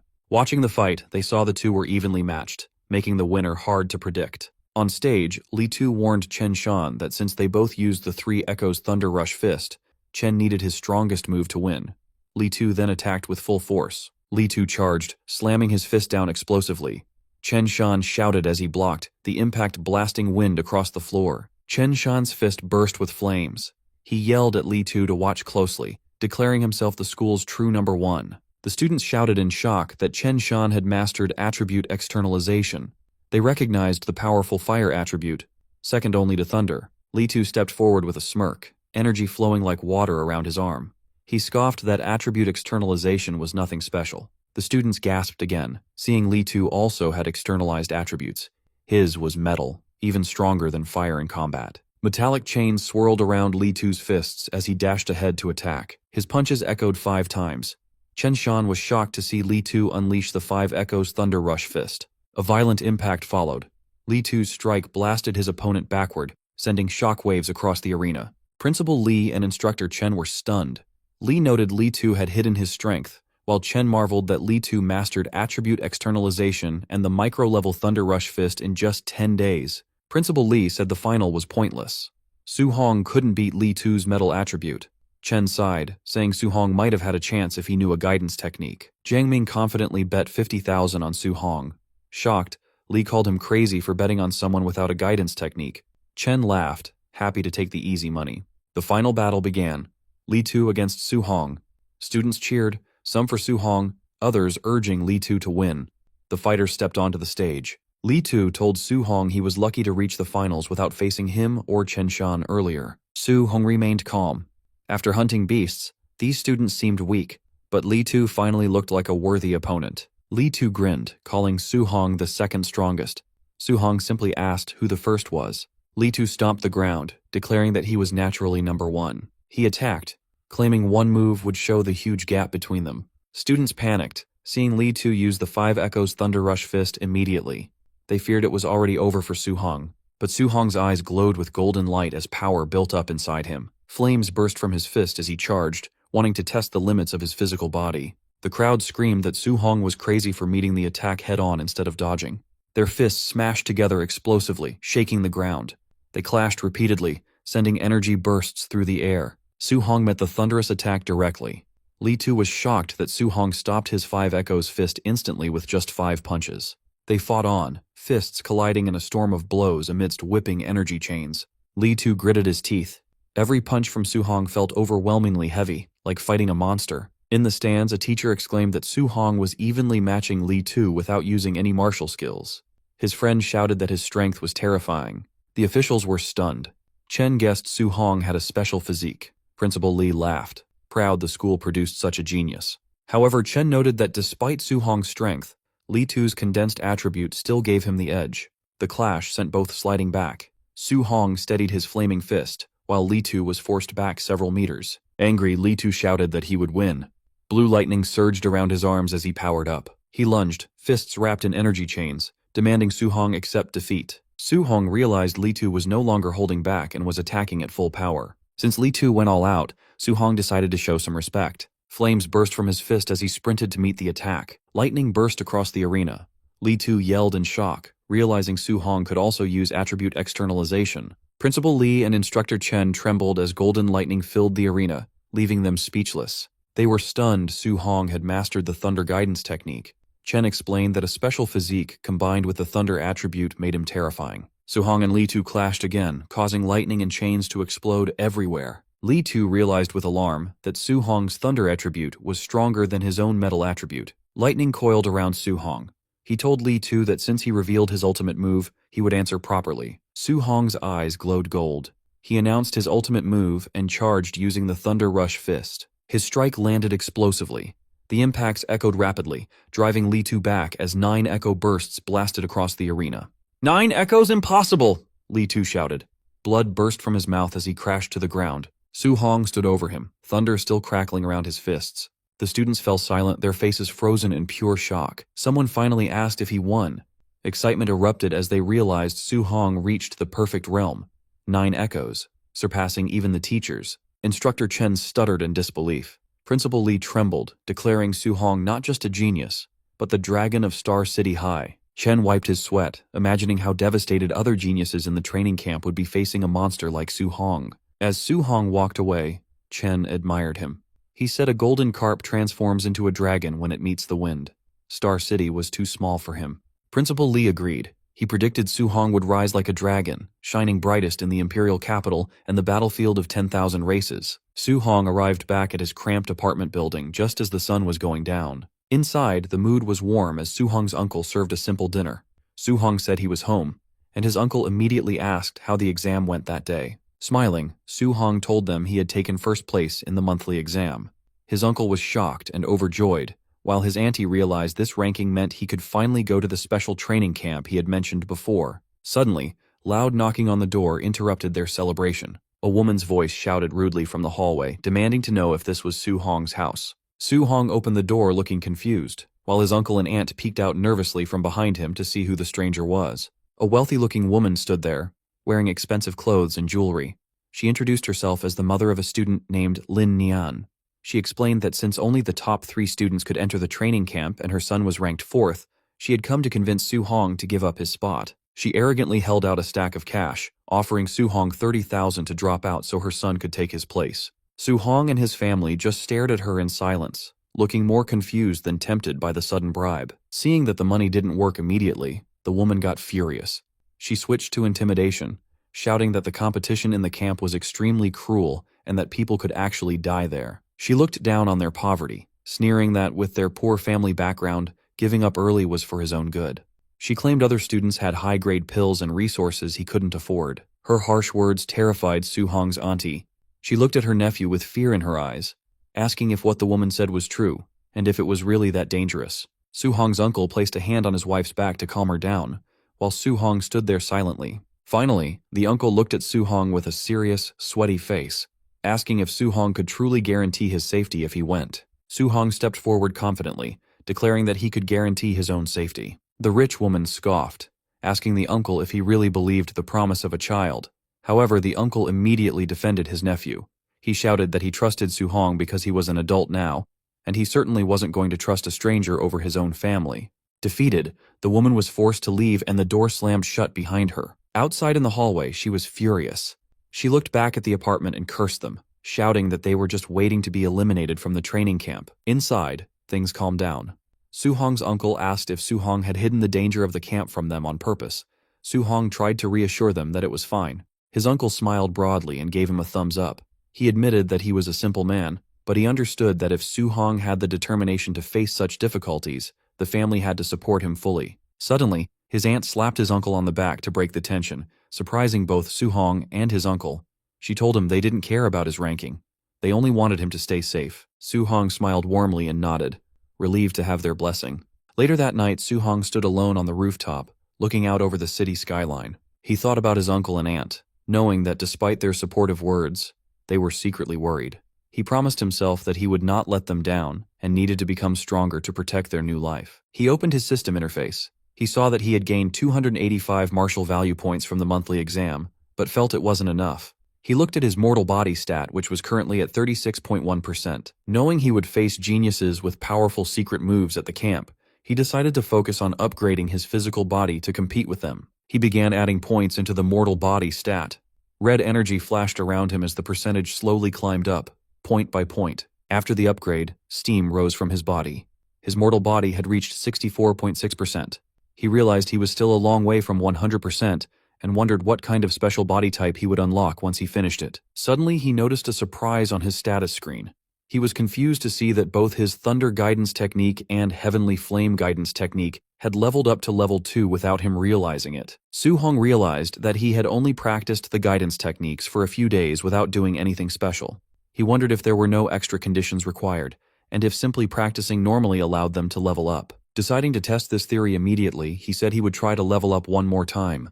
Lightning crackled in one hand and flames blazed in the other as he began to gather his energy. The sun rose over the city the next day at dawn, casting light over the skyscrapers. Su-hong snapped his eyes open, his gaze sharp and focused after a night of training. He sat cross-legged, surrounded by a powerful aura of fire and electricity. His hard work had paid off. A message appeared confirming that both his Thunder Guidance Technique and Heavenly Flame Guidance Technique had successfully upgraded to level 3. He checked his status panel with satisfaction. He saw that not only had the techniques leveled up, but his vitality had also increased by 3 points, reaching 126.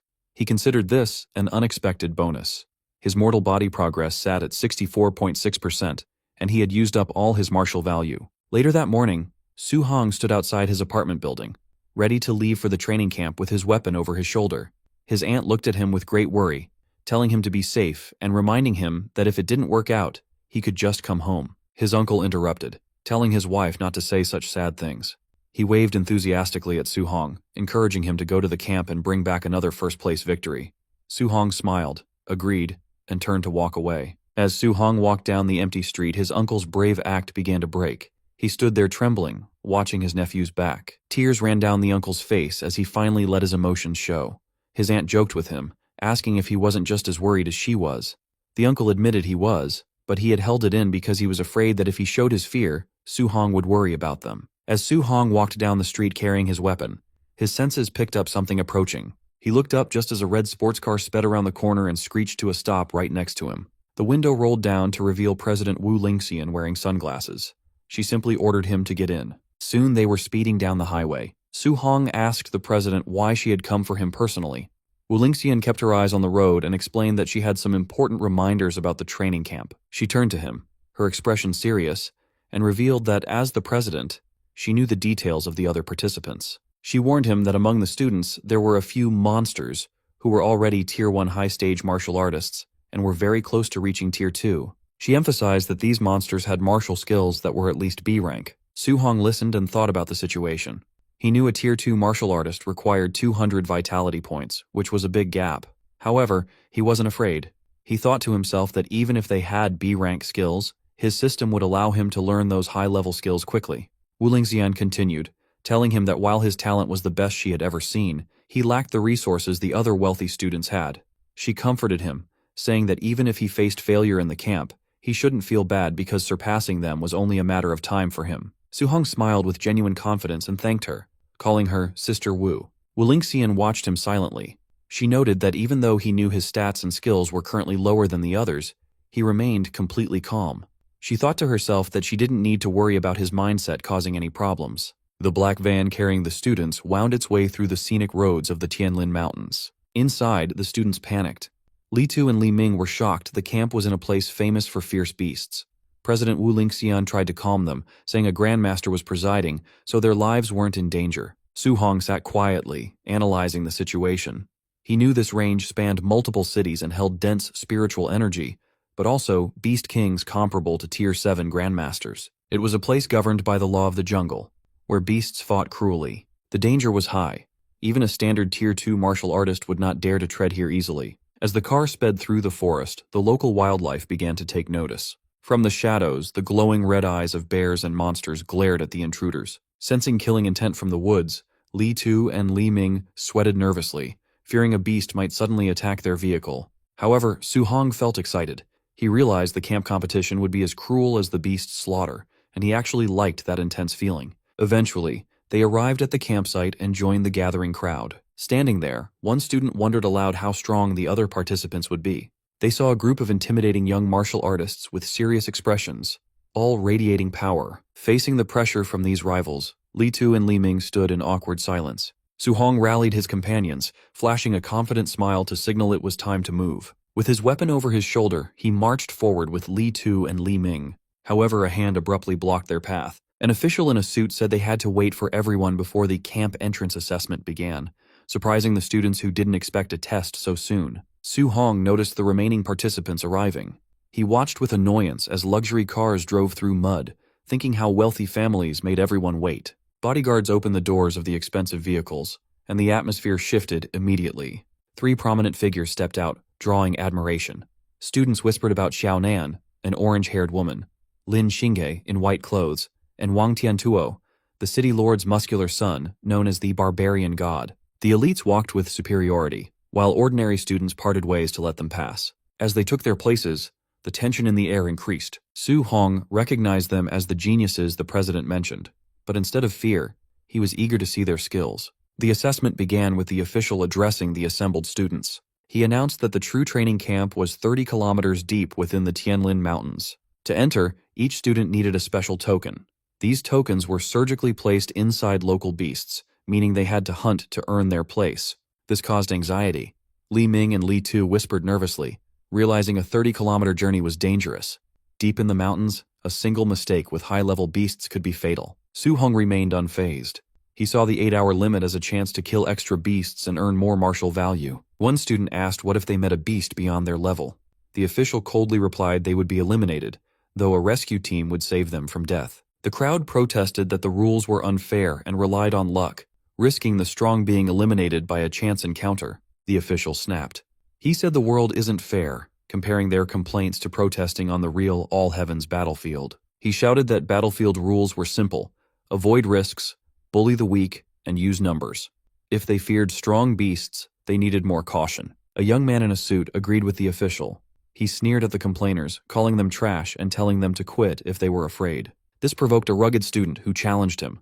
The man in the suit called him a coward and threatened to cripple him. The official interrupted, stating violence was banned at base camp but allowed in the mountains.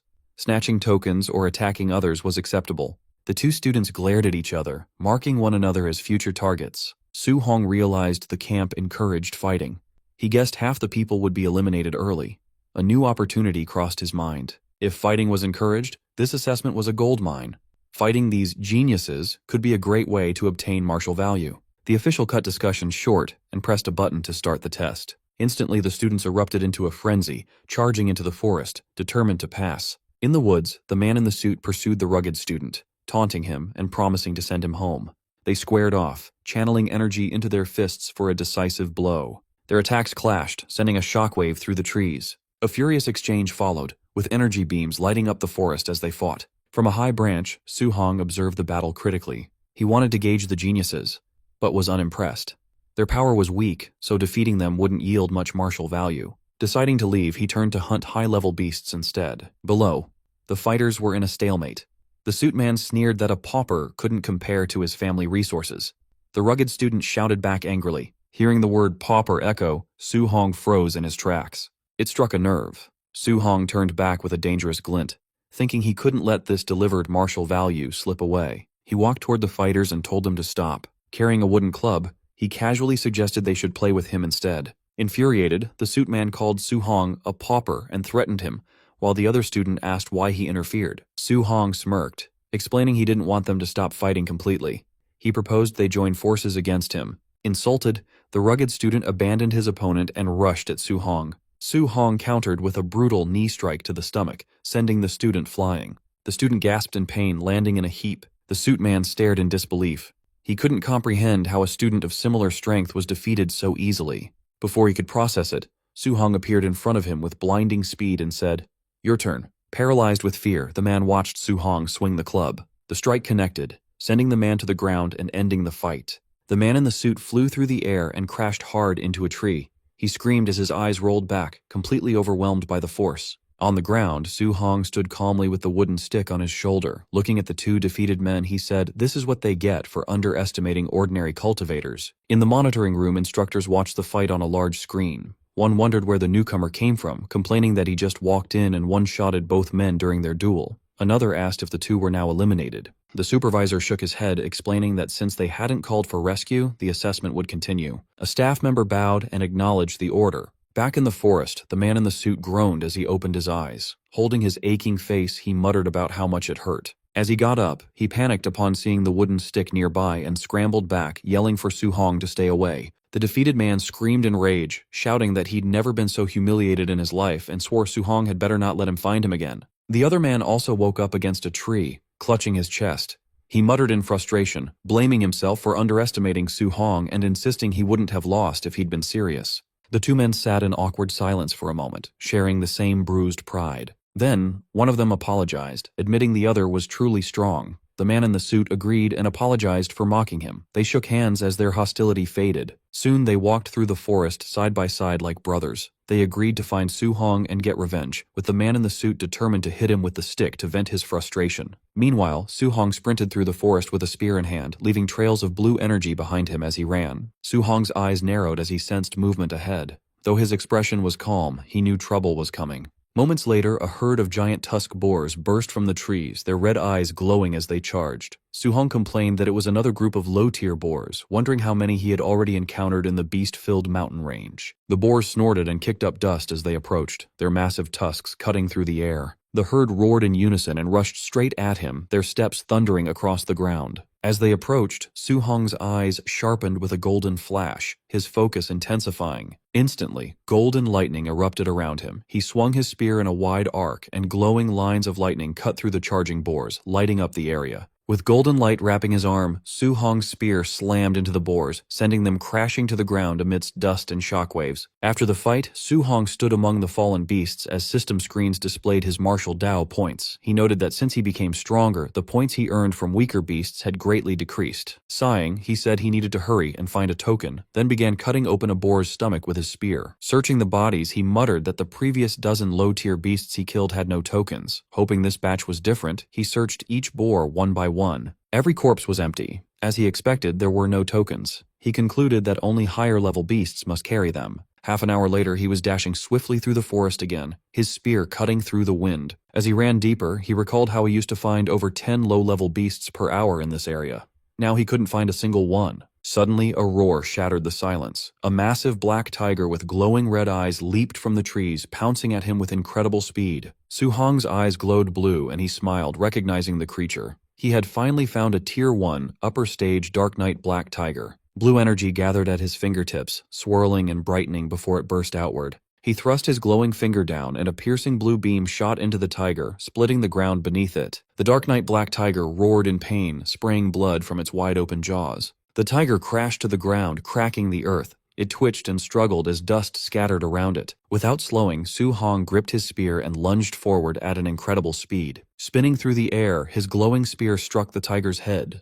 Blue energy exploded outward, and the beast roared one last time before dying. A screen showed he had earned 35 martial Dao points. He commented that with his current strength, killing a high-tier beast like this was as easy as breathing. He crouched beside the corpse and began searching, hoping the high-tier tiger had a token inside. After cutting it open, he paused, then pulled out a blood-covered token. He laughed softly, confirming it was inside the high-tier beast. It had taken him nearly 3 hours to find just one token. Holding the token, Su Hong considered his encounters. Low-tier boars were everywhere, but high-tier tigers only appeared every half hour. He realized the deeper he went, the stronger but rarer the beasts became. He glanced at the tiger's corpse. High-tier beasts gave more points, but finding only one every 30 minutes was inefficient.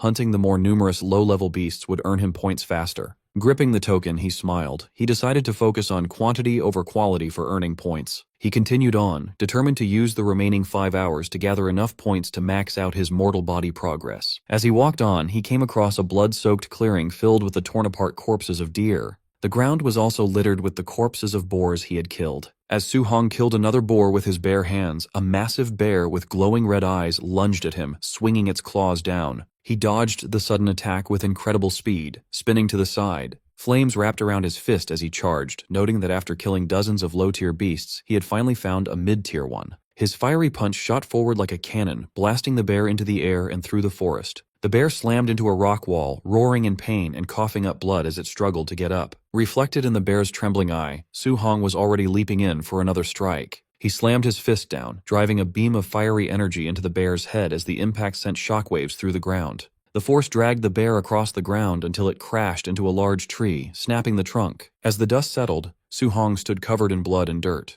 He calmly noted that with his mortal body over 60%, he could kill mid-tier beasts with physical strength alone. A system panel appeared, showing his stats and 254 martial Dao points. He needed just over 100 more to max out his mortal body progress, which was currently at 64.6%. The panel also displayed his level 3 guiding arts and his martial skills, all in a perfect state. Tightening his grip on his weapon, Su Hong knew he had to use the remaining 3 hours to gather the rest of the points he needed. Before he could move, a deafening roar echoed through the trees. Su Hong froze, sweat on his face as the noise echoed.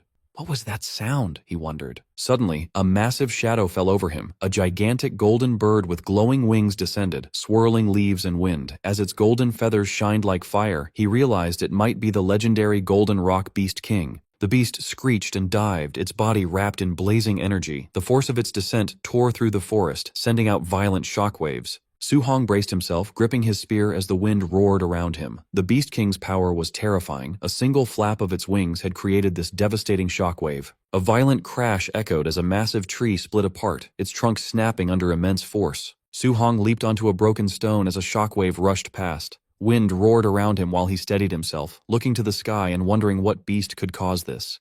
Pressed against a cliff, sweat on his face, he admitted he'd grown complacent. Faced with such overwhelming power, he realized he was just an ant to top-tier experts. Then his eyes widened. He saw something else approaching high in the air. The Golden Rock Beast King hovered on spread wings. A second figure approached, also shining with golden light. It was Rank 7 Grandmaster Qin Tianli, wrapped in a fierce, flaming aura. He announced himself as Qin Tianli, saying he was borrowing the territory and asked why the Beast King returned. The Golden Rock Beast King swooped down, claws extended. It shouted it never agreed to lend its territory. Qin Tianli shot forward like a golden firestorm. He yelled he would beat the Beast King until it agreed, and the two forces collided in midair. The rock's wings flashed gold as it twisted. Qin Tianli's punch exploded against its feathers, and the beast beat its wings again with a sharp cry. Light spiraled around it, forcing Qin Tianli back with a shockwave. He steadied himself, irritated by the noise. Yelling the rock was too noisy, he rushed in again. A rapid series of impacts followed. Explosions of golden force repeatedly struck the beast, lighting up the sky as they clashed violently in mid-air. Qin Tianli's punch smashed into the Beast King's head, sending feathers and blood scattering. The impact forced the massive beast backward. Floating calmly in his golden aura, Qin Tianli spoke with an icy voice. He declared he was borrowing this land and ordered the beast to leave, warning it not to make him repeat himself. The beast screeched angrily as it flew away, yelling for Qin Tianli to wait. Qin Tianli waved dismissively, telling it to get lost. As the beast disappeared, Qin Tianli took a slow breath, golden light swirling around him. His voice echoed across the area. He announced he was Rank 7 Grandmaster Qin Tianli and told the trainees not to panic as the assessment would continue. Far below, Su Hong looked up in shock, watching golden rings of power spread through the sky. He wondered if this was the true strength of a Rank 7 martial artist, clenching his jaw. With determination in his eyes, he vowed that he would reach that realm one day. High above, Qin Tianli descended toward the base. Below, the crater-like area was filled with buildings for the assessment. Hovering above the officials, Qin Tianli complained the beast should have just agreed. He only wanted to borrow the territory for a trial, but it forced him to fight. The staff stood at attention. Among them, Rank 5 martial artists Lin Zi and Bai Mu spoke in admiration. They noted Grandmaster Qin was more fearsome than rumored, having beaten the famously tough Golden Rock Beast King. Qin Tianli brushed off the praise and ordered them to the monitoring room. He wanted to see which trainees withstood the Golden Rock's pressure earlier, and the staff followed. Inside the surveillance room, the monitors showed trainees collapse from the shockwave. Lin Zi explained that most were unable to move under the Golden Rock's aura. Qin Tianli stared in surprise. On one screen, a trainee knelt beside dead black tigers, remaining calm under the beast's pressure. "Who is that boy?" Qin Tianli asked. Bai Mu checked the documents. Wang Tiantuo, a Tier 1 high tier with Blood Chai 340 and 95% fire affinity. He has the barbarian god physique and is the Star City Castellan's son. Qin Tianli raised an eyebrow, noting the Castellan treated having children like lottery tickets and had finally produced a good one after 100 tries. Another trainee appeared, using incredible speed to escape the pressure zone. "Impressive movement skills," Qin Tianli commented. Bai Mu identified him as Lin Xing He, a Tier 1 high tier from the Lin family with Blood Qi 325 and 96% wind affinity. The footage showed a girl using a glowing barrier to shield herself. Qin Tianli noted she was a spiritual telekinetic, skillfully using her power to resist the pressure. Bai Mu identified her as Xiao Yan, a Tier 1 mid-stage telekinetic from the Xiao family with Blood Qi 290 and 95% wood affinity. Qin Tianli nodded, noting these three easily handled the pressure and outmatched their peers. He asked for other talents. Bai Mu listed more names from the Lin and Wang families, hesitating as she realized all the top performers were from Star City's famous families. Qin Tianli frowned. Bai Mu explained the dozen on the list all had Tier 2 combat power and withstood the aura. He questioned why every standout was from a major family, asking about the students from the schools, especially number 1 high. Bai Mu explained the school students were only Tier 1 early stage, with the 3 from number 1 high having just broken through. Qin Tianli waved his hand dismissively, saying he wouldn't bother looking and that number 1 high was unworthy of its reputation. Then Lin Zi shouted in shock, pointing at one person on the screen. All three looked up. The screen showed Su Hong cutting down a beast. They were shocked he still had the strength to hunt after experiencing the Golden Rock's pressure. Bai Mu trembled and stuttered. "That's Star City number 1 high's monster." Lin Zi scolded her, telling her not to make a fuss in front of the Grandmaster. Qin Tianli was silent, but after Lin Zi glanced at the report, he also began shaking and repeated with wide eyes, "Monster." Qin Tianli glanced at them, reminding the two rank 5s they should have seen plenty of geniuses. He asked why they were making such a fuss, awkwardly adding that their temperaments weren't steady yet. But when Qin Tianli read the report, his own eyes widened in shock. He screamed internally, wondering if the boy was even human. The report showed Su Hong's profile, 18, from number 1 high, Tier 1 early stage, Blood Chai 123. He had perfected a C-rank art, and his physical strike produced 3004 combat power, rivaling a Tier 1 high level. He also likely had a special physique, a 100% affinity for all 7 elements, and was cultivating all 7 simultaneously. Qin Tianli trembled, muttering in disbelief that such a freak came from a place like Star City. He wasn't a once-in-a-century talent, he realized, but a once-in-a-millennium rarity. His shock turned to joy. Clenching the paper, his eyes glowing red with excitement, he shouted, "I've struck gold!" Then he paused, confused. He demanded to know why someone so talented was only Tier 1 early stage with Blood Qi 123. Bai Mu quickly explained that Su Hong was cultivating all 7 guiding techniques at once. Grandmaster Qin erupted in frustration. "No wonder he's so low," he said. Cultivating 7 techniques at once was a doomed path, even for an immortal. He questioned how Su Hong could advance at all, growling that the local martial arts association president should have stopped him. Just then, a staff member reported that trainees were arriving at the camp. Qin nodded and said they would go take a look. Outside, the first 3 trainees greeted him. Wang Tiantuo saluted, addressing himself as a junior.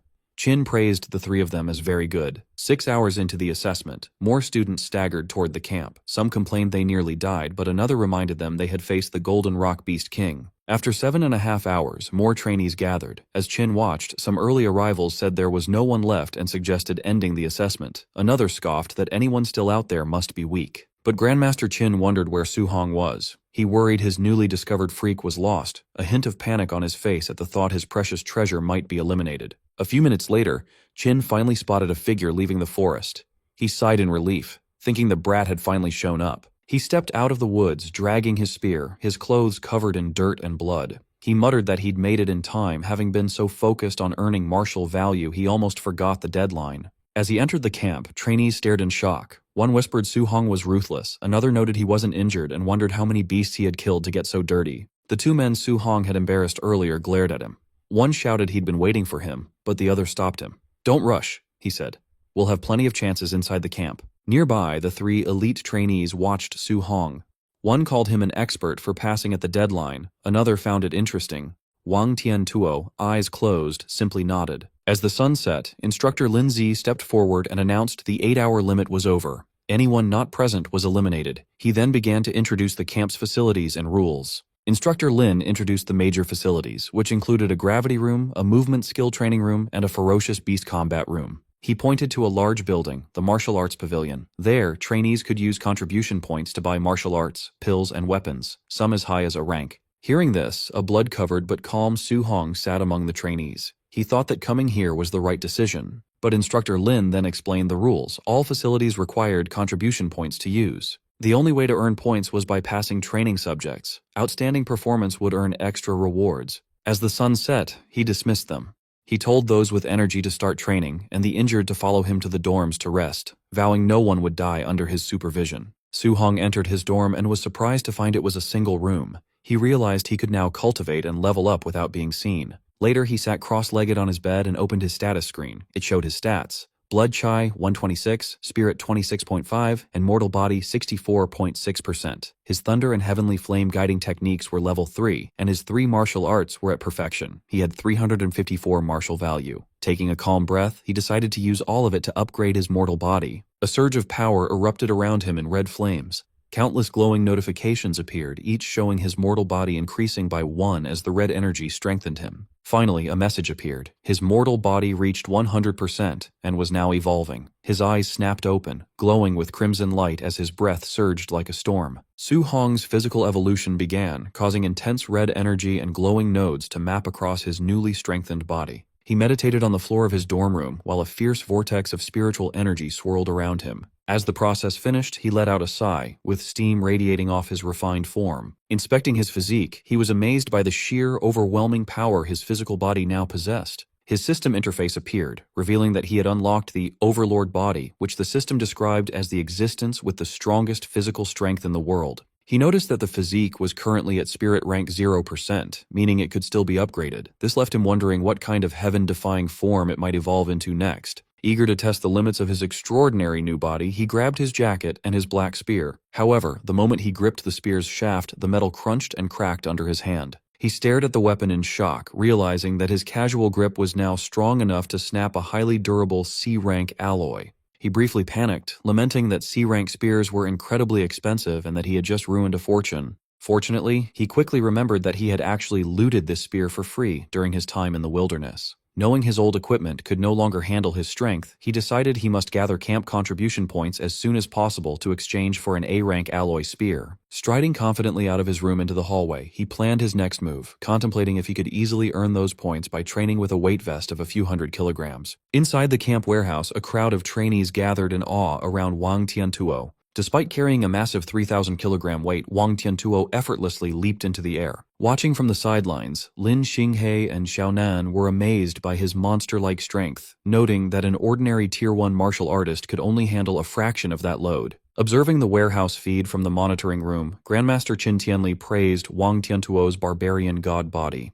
The conversation then shifted to Su Hong. Bai Mu asked how they should address Su Hong's flawed path of cultivating 7 guidance techniques simultaneously. Knowing that directly confronting a proud genius would likely backfire, Qin Tianli decided to make Su Hong realize his mistake the hard way. Qin Tianli asked instructor Linze about the progress of a secretly planned night raid meant to ambush the trainees. Linze smiled wickedly, anticipating the despair of the students who mistakenly believed they could finally relax after the entrance exam.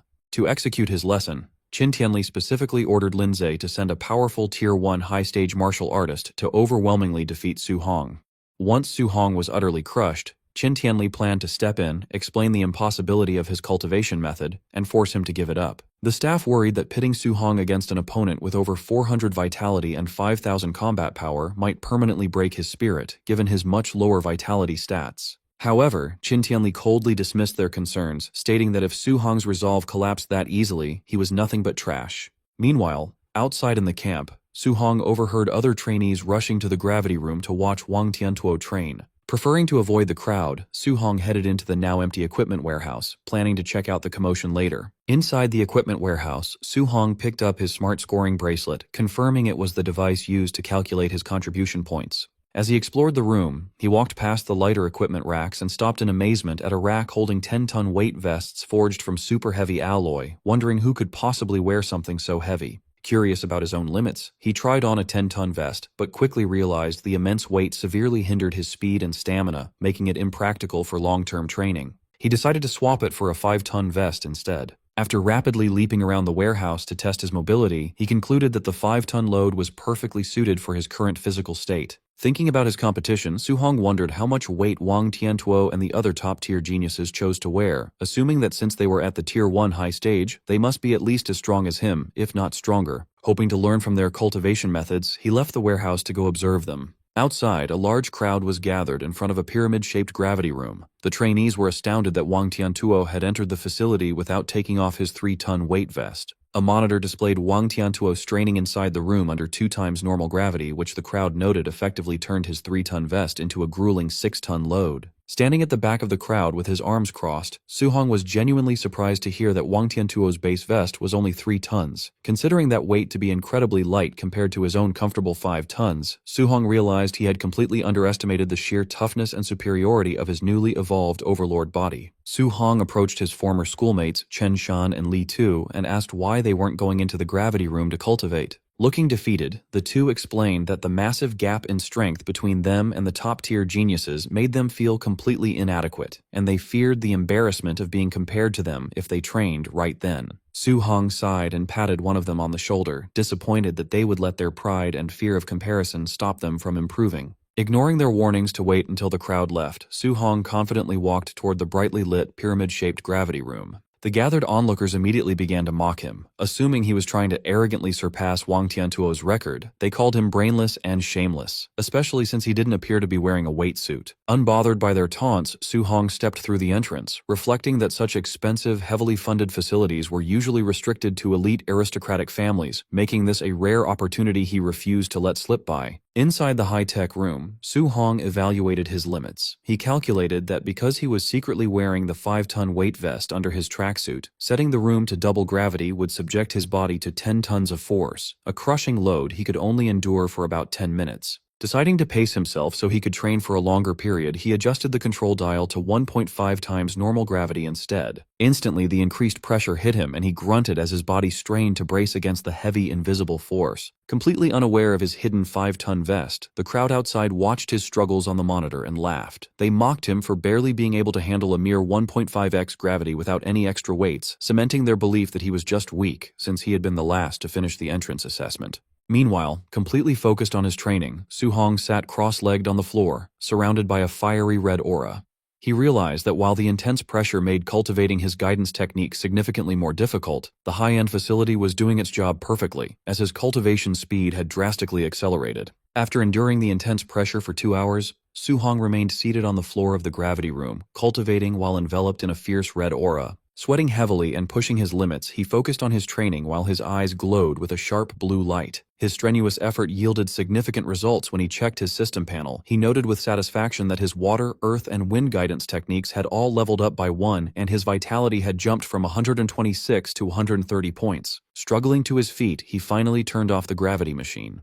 Impressed by the room's effectiveness, he eagerly considered how beneficial the camp's movement technique and ferocious beast rooms would be. Utterly exhausted, he stumbled out of the facility, wiping the thick sweat from his face. Waiting outside, 2 other trainees immediately began to mock him. Still under the false impression that he had been training without weights at a mere 1.5x gravity, they laughed at his worn-out state, with one arrogantly boasting that he could easily sleep overnight in those conditions. Ignoring their baseless taunts, Su Hong simply complained about the boiling heat and terrible breathability of his gear before unzipping his tracksuit, casually revealing the massive 5-ton weight vest he had been wearing the entire time. Seeing the heavy equipment hidden underneath his clothes, the 2 mocking trainees were left completely paralyzed in shock. The 2 trainees were surprised when Su Hong removed his weight vest, assuming it only weighed around 500 kilograms. Despite acknowledging that his strength was passable for lasting 2 hours, they still looked down on him as he dropped the vest to the ground, insisting that he was nothing compared to the camp's top genius, Wang Tiantuo. Suddenly, a commotion broke out as the crowd noticed Wang Tiantuo finally exiting the gravity room. The trainees marveled that he had withstood 6 tons of heavy pressure for over 2 hours. Sweating profusely and panting, Wang Tiantuo stepped out while the crowd praised his physical strength as the absolute best in the training camp. He unfastened his heavy-weight vest and carelessly tossed it to the floor. The massive impact shook the earth, terrifying the nearby trainees. Relieved to be free of the immense burden, Wang Tiantuo massaged his sore shoulder and admitted the weight was incredibly grueling. Lin Xinghe then approached Wang Tiantuo, casually fanning himself, and challenged him to a competition in the movement technique room. Wang Tiantuo immediately declined, acknowledging that Lin Xinghe cultivated an A-rank wind attribute movement technique and admitting he would be completely foolish to compete against him in agility. Overhearing their conversation, Su Hong was instantly intrigued by the mention of an A-rank movement technique. Realizing that despite the immense raw power of his newly evolved overlord body, he still lacked high-level agility skills, Su Hong smiled, seeing a perfect opportunity to upgrade his arsenal. Following the crowd, Su Hong arrived at the dome-shaped movement technique training room, eager to witness the A-rank flying swan startling cloud step for himself. Inside, the trainees watched the monitors in disbelief, noting that Lin Xinghe had confidently set the room's arrow-dodging simulation to its absolute maximum difficulty of level 10. On the screen, Lin Xinghe moved with blinding speed, effortlessly weaving through a dense, rapid-fire barrage of flying arrows. He moved with such grace that he even closed his eyes mid-air, dodging the projectiles while mysteriously conjuring falling pink petals, leaving the audience stunned by his effortless showboating. Watching the spectacular display, Su Hong calmly praised the technique. Almost instantly, his system interface appeared in front of him, revealing that merely by observing the skill in action, he had successfully copied the flying swan startling cloud step and unlocked it at 1% proficiency. Su Hong carefully analyzed Lin Xinghe's graceful movements. He stepped forward to test the technique himself, drawing the attention of nearby bystanders. The crowd immediately began to laugh and mock him, finding it ridiculous that he believed he could master a complex A-rank movement technique simply by watching it once. Ignoring their taunts, Su Hong's consciousness entered his system's virtual training space, where he battled against a simulated clone of Lin Xinghe. Through intense practice and dodging rapid attacks, his proficiency in the skill skyrocketed, quickly climbing from 8% all the way to 93%. A system notification soon congratulated him on officially reaching the basic level of the technique, and Su Hong stood triumphantly, thrilled to have acquired his first A-rank movement skill. As the system prepared to send him back to reality, Su Hong reflected that having to use Lin Xinghe's incredibly showy movements as a learning template was somewhat embarrassing. Satisfied that he no longer needed the movement technique room, he decided his next destination would be the ferocious beast room, where he could hunt beasts to earn martial value and increase his vitality. However, his train of thought was interrupted when he noticed the entire crowd staring at him and taking pictures with their phones, praising his dramatically flashy posture.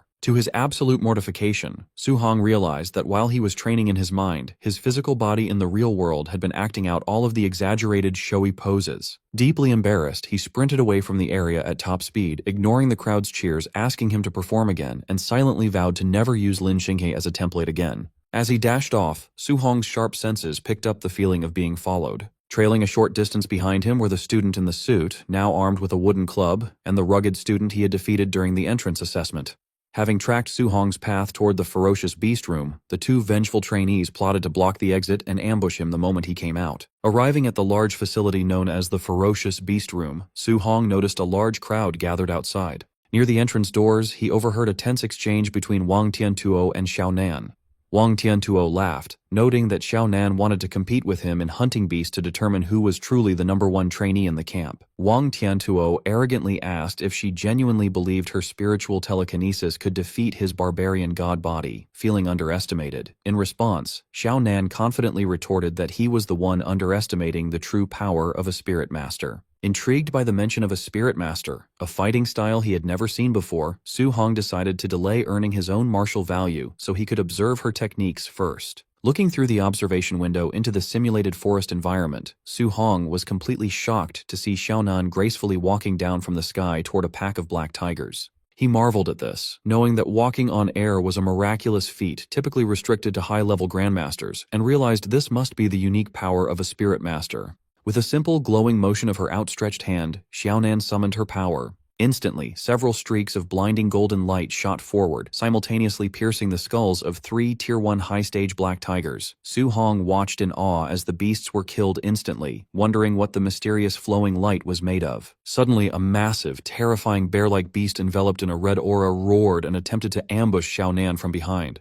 However, the beast was instantly stopped in its tracks, its eyes widening in shock. Xiaonan used her spiritual telekinesis to forcibly lift and paralyze the giant creature in midair, leaving Su Hong amazed by her ability to effortlessly bind such a massive enemy. With a swift wave of her arm, Xiaonan directed the golden light to cleanly pierce straight through the suspended beast's head, executing it on the spot. Observing the battle closely, Su Hong finally realized that the deadly streaks of light were actually daggers being manipulated remotely by her mind. Trembling with a mix of excitement and realization, Su Hong concluded that a spirit master's ability to walk on air, bind enemies, and telekinetically control weapons from a distance made them ridiculously overpowered, allowing them to easily crush ordinary martial artists. The crowd of trainees, along with Su Hong, watched the observation monitor in disbelief as someone questioned the sudden appearance of a colossal weapon on the screen. The feed showed Xiaonan standing before a massive snake beast, effortlessly summoning a giant, glowing golden sword out of thin air. With a swift, commanding downward swing of her arm, the enormous golden blade dropped, slicing the giant snake cleanly in half. Observing this impossible feat, Su Hong was completely bewildered. He noted that she wasn't carrying any weapon earlier, and reasoned that a physical sword of that magnitude would weigh several tons, making it far too heavy to wield so easily. Stepping into the conversation, Lin Xingyi casually approached the group while fanning himself. He calmly clarified that the giant sword wasn't a physical weapon at all, but rather a highly advanced A-rank martial skill exclusive to spirit masters. Hearing this, the crowd was astounded that yet another A-rank skill had been revealed.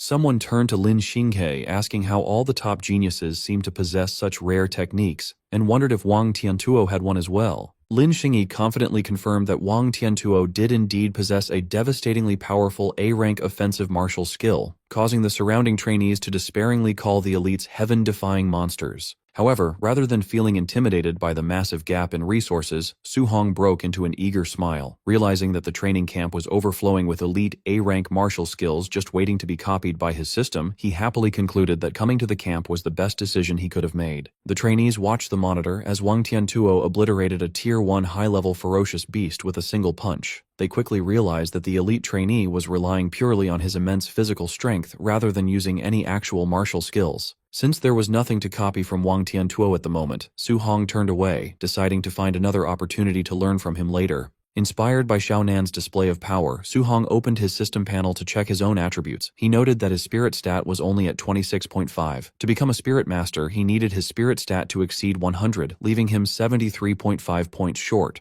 Calculating that he needed exactly 735 martial value points to bridge this gap, he gathered blue energy in his hand and eagerly resolved to go on a massive monster-killing spree to farm the necessary points. Meanwhile, the student in the suit and the rugged student were still secretly tailing him. They watched as Su Hong entered one of the testing arenas inside the ferocious beast room. Noticing that the rest of the camp was completely distracted by Wang Tiantuo and Xiaonan's training, the two vengeful trainees concluded that no one would interfere. They decided this was the perfect opportunity to corner Su Hong inside and ruthlessly beat him up. As they prepared to ambush him, the rugged student suddenly cried out in alarm, prompting the suited student to nervously shush him so they weren't discovered. The rugged student pointed up at the large observation monitor mounted above the facility's entrance. The two stalkers were absolutely horrified by what they saw on the screen. Su Hong was casually standing in the arena, surrounded by a towering red-eyed bear monster, giant armored scorpions, and massive stone-skinned beasts. They realized in utter disbelief that Su Hong had simultaneously challenged more than 10 Tier 1 high-stage ferocious beasts at once, leaving them wondering if he had completely lost his mind.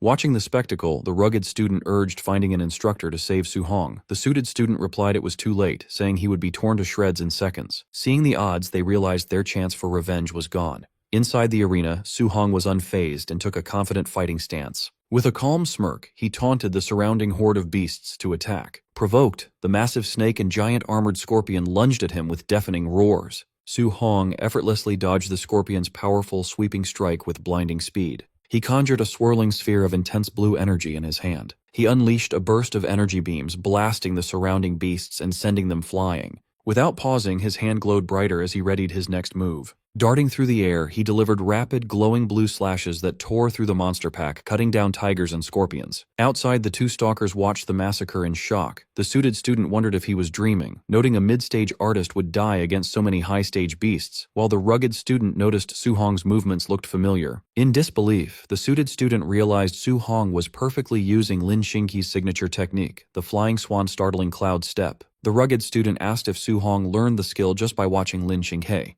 The suited student dismissed this, saying a regular student couldn't access a high-grade technique, and wondered if Su Hong was from a powerful family. The suited student stressed mastering an A-rank technique by watching was nearly impossible, marveling at his talent. Intimidated, the rugged student suggested they abandon their revenge, admitting they wouldn't stand a chance together. Though trembling as he gripped his club, the suited student refused to back down. He declared that whether Su Hong was a genius or from a great family, he could not let the grudge go. The rugged student nervously pointed to the monitor, urging his companion to look again before deciding to fight Su Hong. The suited student stared at the display, his expression shifting to horror as a cold sweat broke out on his face. Speechless at the massacre on screen, the suited student dropped his wooden club to the floor. Inside, Su Hong rested on a slain monster's corpse. The two stalkers were astounded, realizing he slaughtered all 11 high-stage beasts in just a few minutes. Sweating slightly, Su Hong checked his interface. He was disappointed that killing the high-stage beasts only yielded 81 martial value points. He realized farming points was getting harder as his power grew. Suddenly, Su Hong caught movement in the shadows. Several more red-eyed beasts emerged from the dark enclosures, glaring at him. Standing on his fresh kill as new monsters roared, Su Hong stretched and decided not to rest, eager to continue farming. A massive, saber-tooth-like beast leapt from above, aiming its sharp claws at his head. Su Hong spun around, his fist glowing with intense golden energy as he prepared a counter. He intercepted the beast with a Vajra fist, smashing its face with an explosive burst of golden light. His heavy landing sent a powerful shockwave outward, blowing back the surrounding beasts. Intimidated by his display of strength, the remaining monsters flinched and cautiously backed away. Unwilling to let points escape, Su Hong's eyes flared blue as he charged the retreating monsters for their martial value. He leapt into the air and grabbed the armored tail of a giant scorpion. With monstrous strength, Su Hong swung the giant scorpion like a club, smashing it into the other fleeing beasts. Outside, the two stalkers stood in terrified silence, watching the one-sided beatdown unfold. His desire for revenge broken, the suited student sweated and decided to forgive Su Hong. The rugged student agreed, suggesting they leave before the monster inside finished training. Leaving the arena, the two overheard trainees gossiping about elite students. The crowd marveled that Wang Tiantuo killed 9 high-stage beasts in under 10 minutes, while Xiaonan killed 8 without moving. Another trainee asked the two stalkers if they got revenge on Su Hong. Sweating and forcing a smile, they awkwardly nodded and laughed it off. Internally, the two trembled, realizing if they hadn't backed down, they would be lying on the floor. They concluded the training camp was filled with monsters. At the ferocious beast room's entrance, the automated doors opened.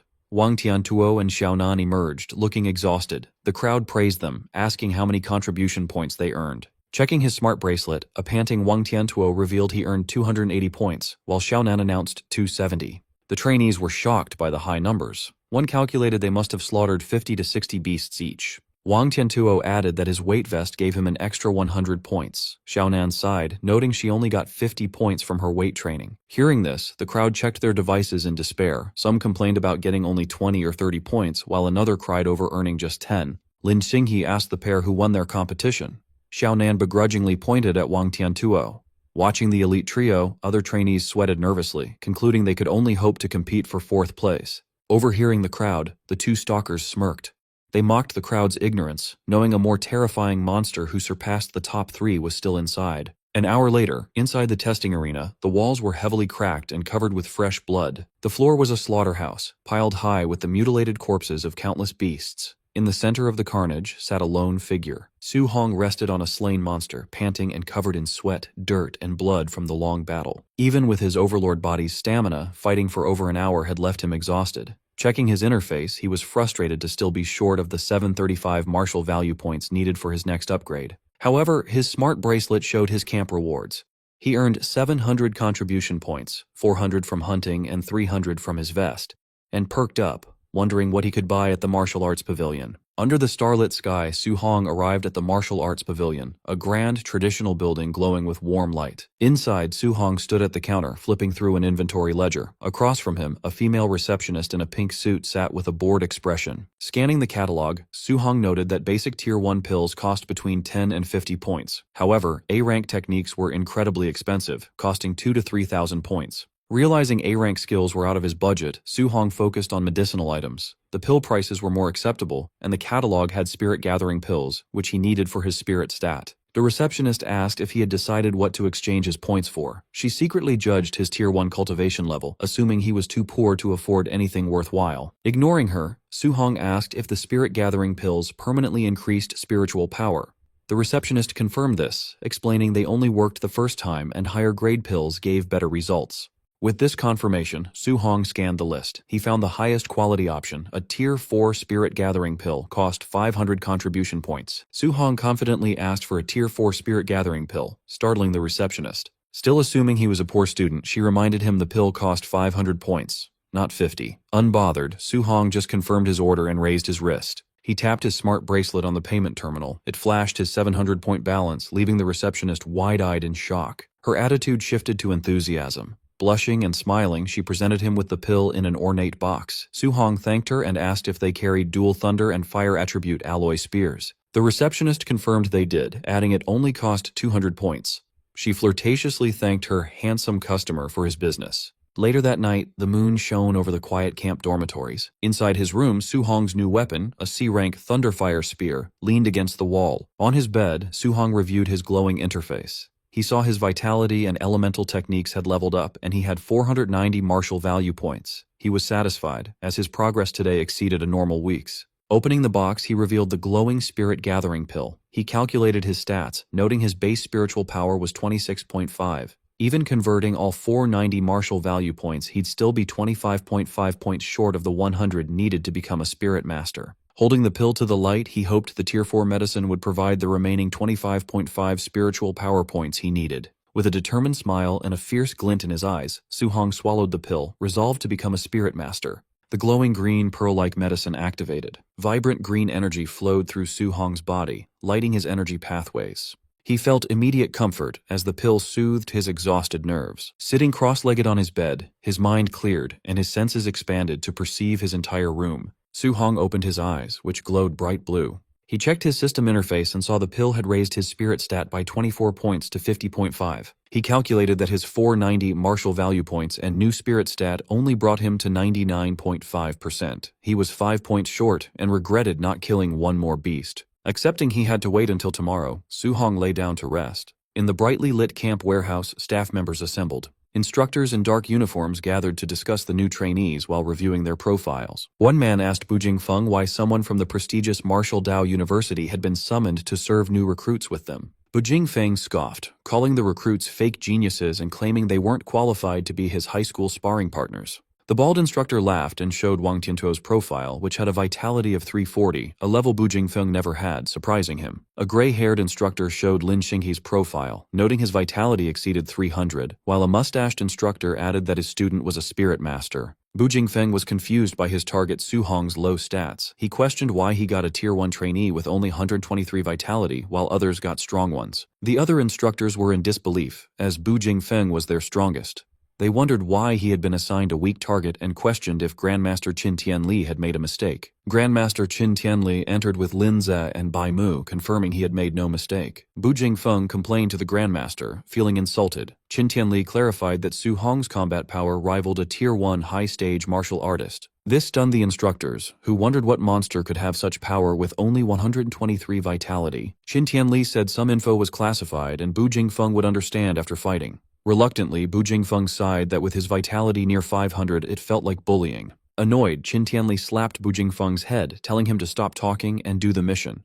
He ordered him to go all out and beat Su Hong until he questioned his life. Rubbing his head, Bu Jingfeng asked if the Grandmaster had a grudge, warning he wouldn't be responsible if he accidentally crippled Su Hong. With a dark grin, Qin Tianli encouraged him to beat Su Hong ruthlessly, promising rewards even if he was crippled. Seeing this, Bu Jingfeng pitied Su Hong. Qin Tianli ordered the operation to begin, and the instructors dashed out to execute the ambush. Late at night, the scene was the quiet, snow-dusted exterior of the training camp. Chaos erupted in the dorms as masked instructors breached doors, launching a violent ambush on the trainees. Panicked shouts echoed from the dorms as trainees screamed in confusion, some begging for time to get dressed. Alerted by the commotion, Su Hong sat up, deducing the camp was under a sneak attack. He stared at his locked door as two massive slash marks tore through the wood from outside. The door shattered as Bu Jingfeng burst in, wielding a sword coated in purple energy with a confident smirk. Bu Jingfeng unleashed a cross-shaped strike that shattered the floor, but Su Hong reacted instantly, leaping backward to evade it. As debris flew, Su Hong recalled rumors of assassins and wondered if his attacker was from that hostile faction.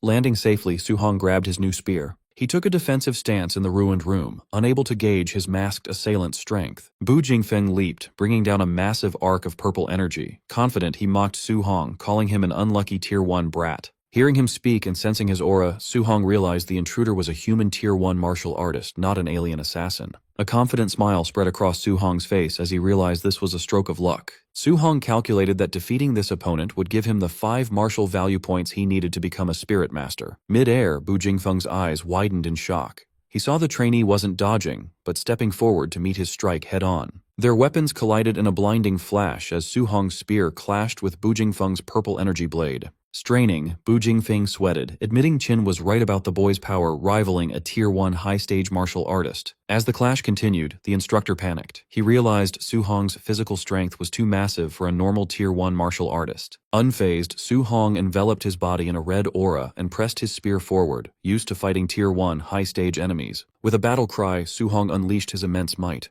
He swept his spear upward, shattering Bu Jingfeng's defense and sending the stunned instructor flying. Bu Jingfeng skidded backward, trembling as he struggled to hold his sword. Terrified, he wondered if the trainee was a monster. Regaining his footing, Bu Jingfeng channeled purple fire into his blade, declaring that fights weren't won by strength alone as he readied his elemental skills. Su Hong watched the glowing blade with interest, his first time seeing a fire attribute art. Golden lightning then crackled around his spear. The purple flames on Bu Jingfeng's sword intensified as he gathered power. Leaping high, Bu Jingfeng conjured a glowing purple cross around his blade. He taunted Su Hong, challenging him to withstand a B-rank martial art. With a shout, Bu Jingfeng brought his weapon down, unleashing the flame slash technique. Su Hong braced himself, channeling golden lightning through his spear. He realized the strike's might exceeded his own B-rank void-breaking finger technique. Instead of dodging, Su Hong thrust his spear up, using his lightning energy to block the purple energy blade. The clash of elemental energies caused a massive explosion, shattering the floor and sending concrete flying. As the dust settled, Su Hong landed lightly on his feet. The smoke cleared, revealing an unharmed Su Hong holding his spear, looking down at a stunned Bu Jingfeng in the ruined dorm. Sweating, Bu Jingfeng realized Su Hong had blocked a B-rank skill just with raw thunder energy, not a formal technique. Acknowledging his talent, he understood why Qin had ordered him to go all out. To save face, Bu Jingfeng noted Su Hong lacked thunder spear techniques, claiming that without them, he would be easily defeated. Unfazed, Su Hong smirked, lightning crackling on his spear, and admitted he lacked thunder techniques. However, Su Hong then summoned red flames that wrapped around his spearhead, merging perfectly with the golden electricity. Enveloped in a dual aura of fire and lightning, Su Hong stood confidently as Bu Jingfeng stammered in disbelief at the sight. Sweating and wide-eyed, the instructor stared in shock, terrified to see the trainee had perfectly executed an advanced attribute fusion. Su Hong faced Bu Jingfeng, his spear blazing with merged fire and lightning energy. Bu Jingfeng sweated in shock as he witnessed the dual attribute fusion, a feat he previously had thought was just a legend. Fire surged from Su Hong's eyes as he lunged at the instructor. Bu Jingfeng forcefully swung his weapon, unleashing a wave of purple energy. The purple blade clashed violently against Su Hong's lightning-infused spear. Su Hong overpowered the strike, thrusting his spear to unleash a massive eruption of combined elemental energy that completely engulfed his opponent. The sheer force of the attack shattered Bu Jingfeng's defense, causing him to cough up blood, astounded by the destructive power. The overwhelming blast violently launched Bu Jingfeng backward, sending him crashing through the building's exterior wall in a burst of debris. As the dust settled, Su Hong stood victorious and unharmed amidst the rubble. The system notified him he had earned 7 martial value points. Su Hong smiled as he realized he finally had enough points to become a spirit master. He reviewed his system interface, confirming his updated stats and new total of 497 martial value points. Outside in the courtyard, loud crashes and sounds of battle echoed from the dorm building. Grandmaster Qin Tianli and Bai Mu arrived, observing the commotion. Unaware of Su Hong's victory, Qin Tianli assumed enough time had passed for Bu Jingfeng to crush the young trainee. He confidently told Bai Mu he had prepared speeches to correct Su Hong's cultivation path and force him to abandon his flawed method of practicing multiple techniques. His lecture was cut short by a massive explosion as Bu Jingfeng was violently blasted through the upper wall of the dorm. He plummeted from the sky and slammed heavily into the ground at the feet of the Grandmaster and Bai Mu. Bu Jingfeng was completely unconscious, his eyes rolled back with blood dripping from his mouth. Bai Mu gasped in shock, recognizing the elite instructor. Beside her, Qin Tianli stared down at the body in stunned silence, his confidence entirely shattered. Trembling, Bai Mu pieced together the terrifying implication. If Bu Jingfeng was the one defeated, it meant the low-level Su Hong actually beat him. Before they could fully process this upset, 3 more massive blasts shattered the remaining upper windows of the dorm. 3 more figures were launched into the night sky, trailing distinct paths of elemental energy. The 3 figures plummeted downward, crashing violently into the courtyard right next to Bu Jingfeng. They were revealed to be the other 3 masked instructors sent to ambush the top trainees. All of them were battered and unconscious. Up in the ruined building, the top 3 elite trainees emerged victorious. Wang Tiantuo stood with his arms crossed. Xiaonan floated comfortably inside a telekinetic bubble, and Lin Xinghe sat on a ledge, fanning himself.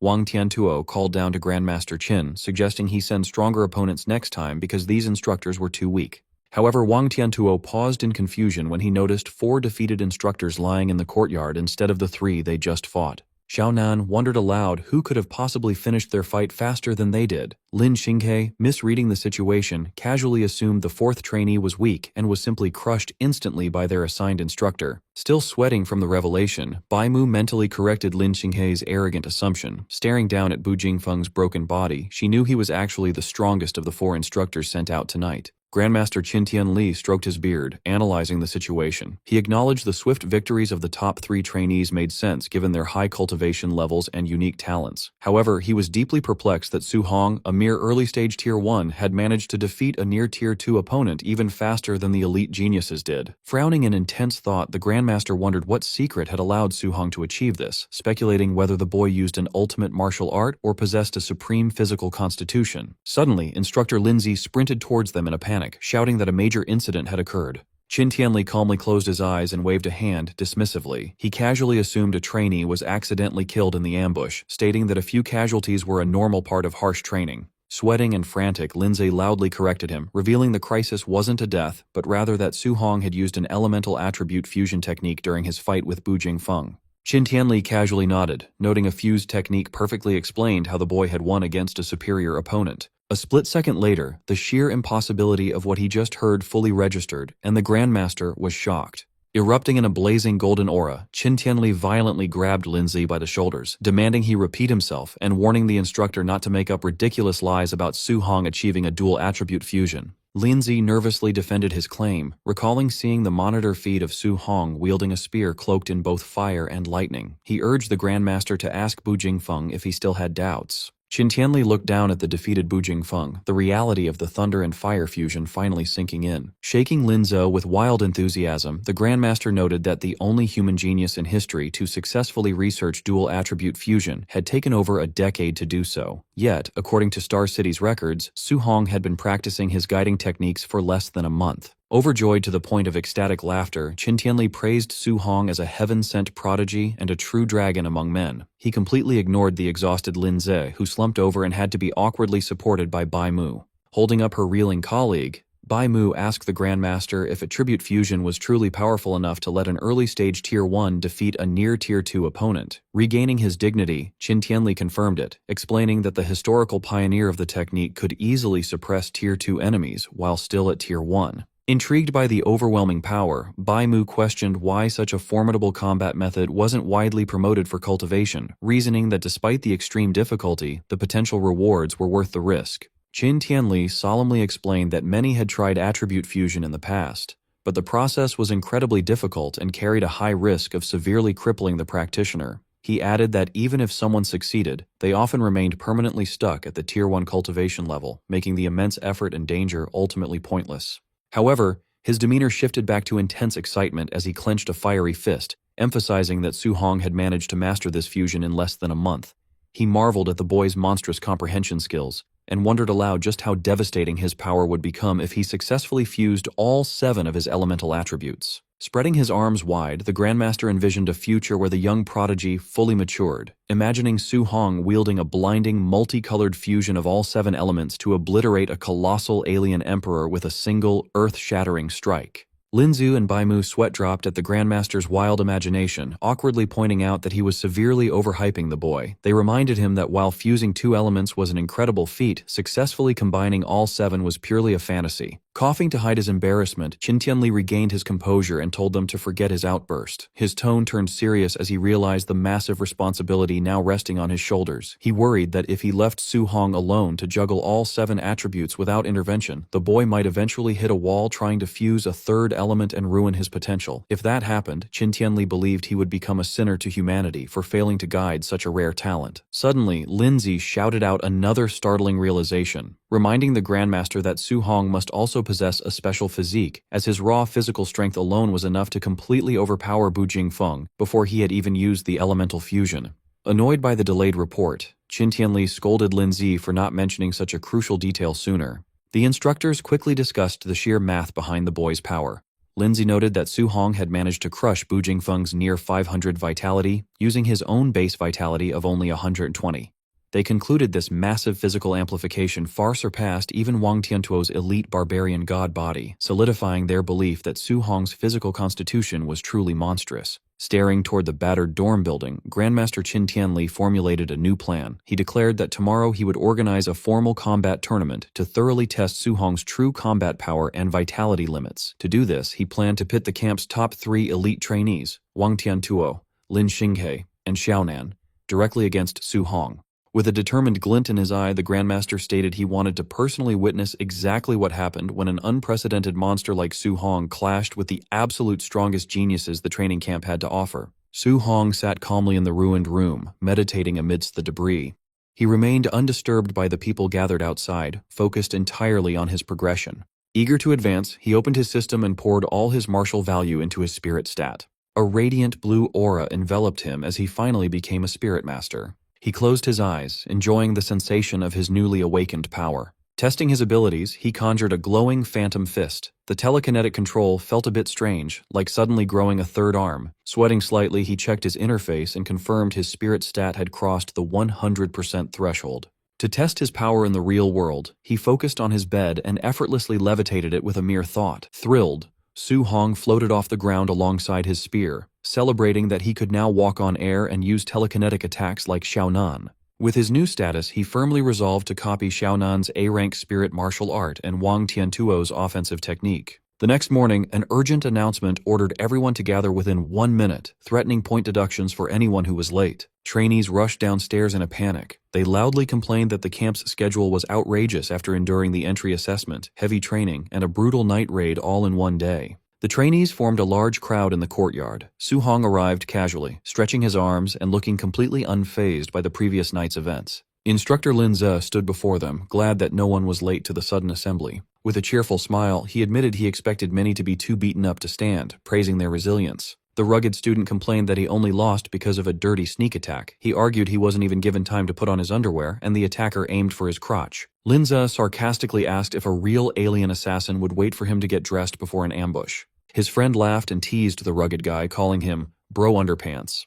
Observing from the crowd, Su Hong agreed with the instructor's logic about real combat, though he understood why everyone was exhausted. Sensing their dissatisfaction, Linzi announced a comprehensive test to give everyone a fair chance to prove themselves. He explained that an automated system would evaluate their vitality, combat power, spirit, strength, speed, and martial skills. As the top 3 elites, Wang Tiantuo, Xiaonan, and Lin Xinghe, listened confidently, Lin Ze added that a combat ranking would follow. The top 10 students would earn daily contribution points based on their placement. The trainees buzzed with excitement. Knowing the top 3 spots would go to the elites, they resolved to fight fiercely for the remaining 7 positions. Intrigued, Su Hong smiled, wondering what the grand prize for first place might be. Lindsay quieted the noisy crowd and led them to the testing facility. They arrived at a massive warehouse.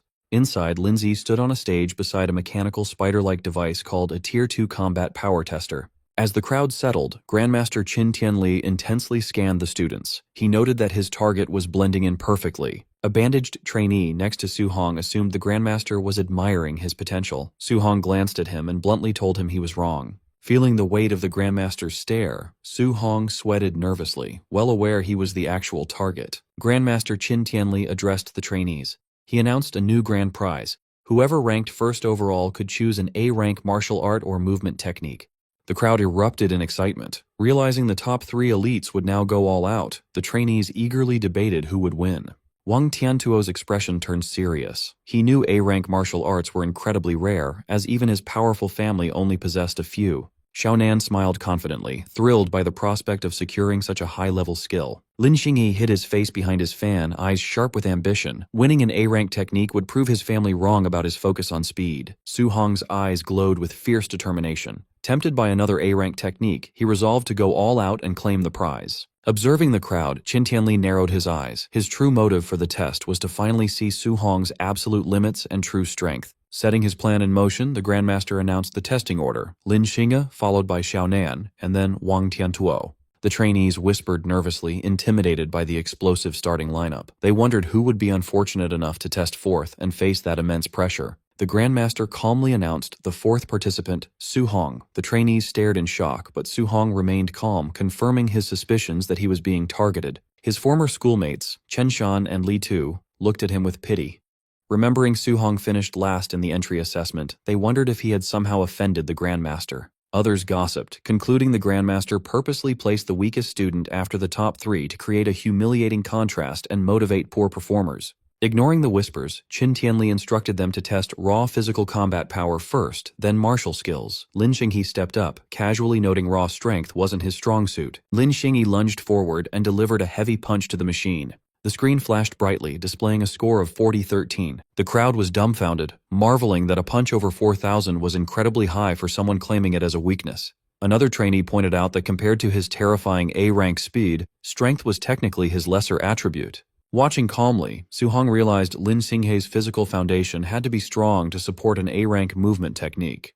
Su Hong prepared his system, eager to copy the martial art Lin Xingyi would use next. Lin Xingyi gathered a vortex of green wind energy around his fist. Unleashing the cloud-hiding gale fist, he struck the machine with a concentrated blast. The tester trembled, and its display updated to a much higher score of 56-42. The crowd gasped. A score over 5,600 reached the standard of a Tier 2 martial artist. They marveled at the terrifying power of his B-rank technique. Su Hong successfully copied the wind attribute cloud-hiding gale fist. As green energy swirled around his hand, he analyzed the numbers. The B-rank art only boosted Lin Xingyi's base score by 1,600 points, which Su Hong found underwhelming. Lin Xingyi stepped down smugly. Xiaonan scoffed at his display, calling his results average. Unbothered, Lin Xingyi challenged her to do better. Xiaonan registered a base combat power of 3253. Trainees agreed it was normal for a spirit master's physical body to be weaker, knowing her true strength lay in telekinesis. For the martial skill phase, Xiaonan's eyes glowed. Using her telekinesis, she manifested a massive golden hammer and brought it crashing down onto the machine. Su Hong's system instantly copied the ability, acquiring the spirit attribute weapon condensation art. Thrilled by the effortless acquisition, he praised the training camp as a treasure trove. An eager smile spread across his face as he wondered how many more skills he could secretly learn before the test ended. Xiaonan swung her arm down, bringing the huge spiritual weapon crashing onto the tester. The screen flashed, showing a high score of 59-42. The trainees were amazed, noting her score beat Lin Xingyi's and nearly doubled her base power. They marveled at the explosive strength of spirit masters. In the crowd, Su Hong reflected on how useful spiritual power was in combat for things like walking on air and controlling objects. He tried to practice the weapon condensation art in his mind, gathering golden energy above him. He snapped his fingers and the shape quickly faded. Feeling the strain, Su Hong realized that creating solid objects from weapons to beasts used a huge amount of spiritual power. Sweating, he concluded his current spiritual power was just too low to learn the technique right then. Su Hong decided to learn it later. He looked back at the stage as Wang Tiantuo prepared for his turn, eager to see the elite trainee's skill. Wang Tiantuo stepped forward confidently while the crowd cheered him on, praising the strength of his barbarian god body and calling him a combat god. Su Hong watched closely, curious how Wang Tiantuo's famous body compared to his own overlord body. Warning the crowd to watch closely, Wang Tiantuo threw a pure physical punch at the machine, creating a massive shockwave on impact. The trainees were in shock. Wang Tiantuo's raw physical strike scored only 300 points lower than Lin Xinghei's martial art attack, proving his legendary strength.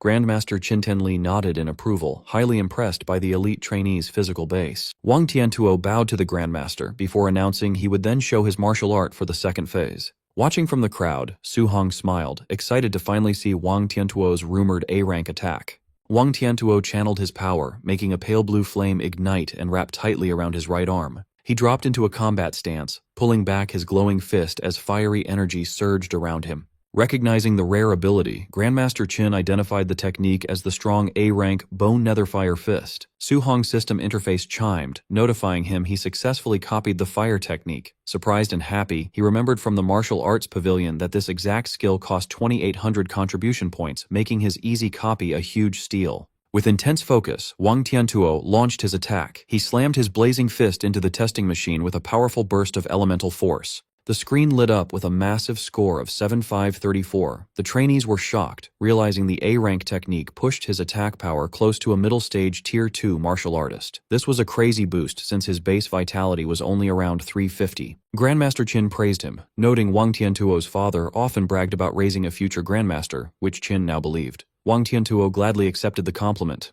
With the top 3 elites setting a very high bar, the Grandmaster finally turned to his true target and called Su Hong to the stage. As Su Hong calmly walked forward, the trainees stepped aside and whispered. They pitied him, thinking anyone going after the elites would be embarrassed, and they mistook his calm look for giving up. Standing before the machine, Su Hong listened as Grandmaster Qin told him to use only pure physical strength for his first strike, forbidding any martial arts. Unbothered and ready, Su Hong simply agreed. Su Hong dropped into a stance, winding up his arm as the force of his movement whipped the air around him. Exhaling sharply, his expression turned serious, his eyes shining with intense focus. Driven by his drive to win the grand prize, Su Hong threw a powerful punch, confident he would take first place. His bare fist hit the machine, creating a massive explosive shockwave that kicked up a huge cloud of dust.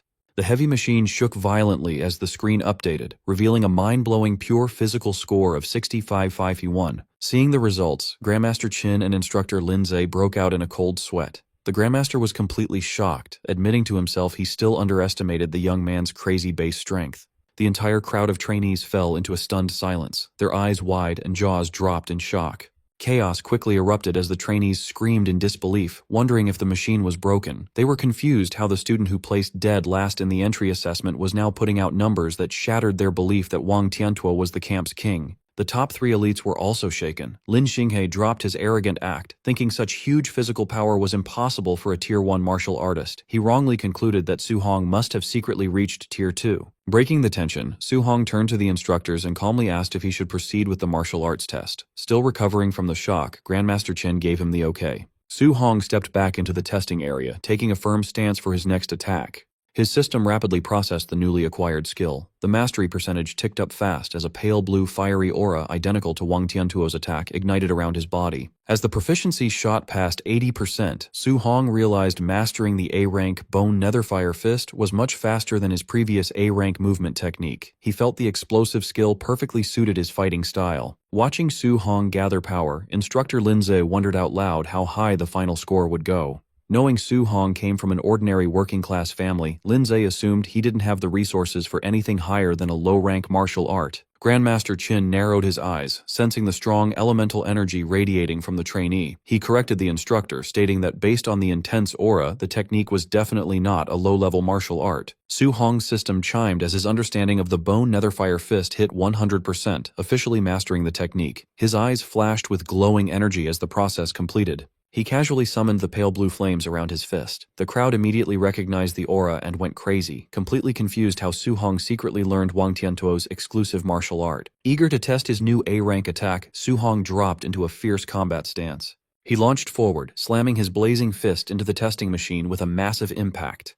The explosion was massive, creating a shockwave so powerful it blew the trainees backward. Struggling against the wind, they screamed in terror, noticing the force of the strike was much greater than Wang Tiantuo's. As the dust cleared, the screen showed an unbelievable score of 9,013. The crowd lost their minds, knowing that breaking 9,000 points was the standard for a high-stage Tier 2 martial artist. Instructor Linza sweated, unable to understand how a Tier 1 student with only 123 base vitality could produce such numbers. He suspected the machine might be broken. Beside him, Grandmaster Qin admitted Su Hong was a true monster. Desperate for an answer, Xiaonan concluded Su Hong must be hiding his true stats and that his vitality definitely exceeded 500. Hearing this, a stressed Wang Tiantuo comforted himself, thinking losing to a secretly high-level expert wasn't shameful since his own vitality hadn't reached 400 yet. To settle the debate, Su Hong took a vitality test. However, the crowd got more confused when the machine read his vitality at a mere 137. They yelled that the tester must be broken. Su Hong sat calmly inside the glowing pod as the screen confirmed the 137 score. Outside, even the highly experienced Grandmaster Qin muttered that the situation was completely crazy. The trainees panicked, joking the machine must have missed a zero. They were terrified by the reality that Su Hong was just a Tier 1 martial artist, making his 9,000-point output a crazy miracle. As the pod opened and Su Hong stepped out, Grandmaster Qin gave him an intense stare, very curious about the boy's secrets. Restoring order, the Grandmaster told the stunned crowd to back away from the machines and announced the start of the final phase, the Practical Combat Tournament. He explained the rules with a smirk, stating it would be a challenge system where trainees could pick their opponents. The final winner would secure first place and the grand prize of an A-rank martial art. Instantly, an eager shadow fell over Lin Xinghe's face as he called out to the Grandmaster. Holding his closed folding fan, Lin Xinghe stepped forward and pointed his finger at Su Hong, boldly declaring his intent to challenge him. Smug and confident, Lin Xinghe reasoned that despite Su Hong's monstrous combat output, his low vitality was a critical weakness. He planned to use his superior movement technique to evade attacks and exhaust Su Hong. Startling Lin Xinghe, Grandmaster Qin Tianli rejected the one-on-one challenge. Instead, he proposed that the top 3 elites face Su Hong together.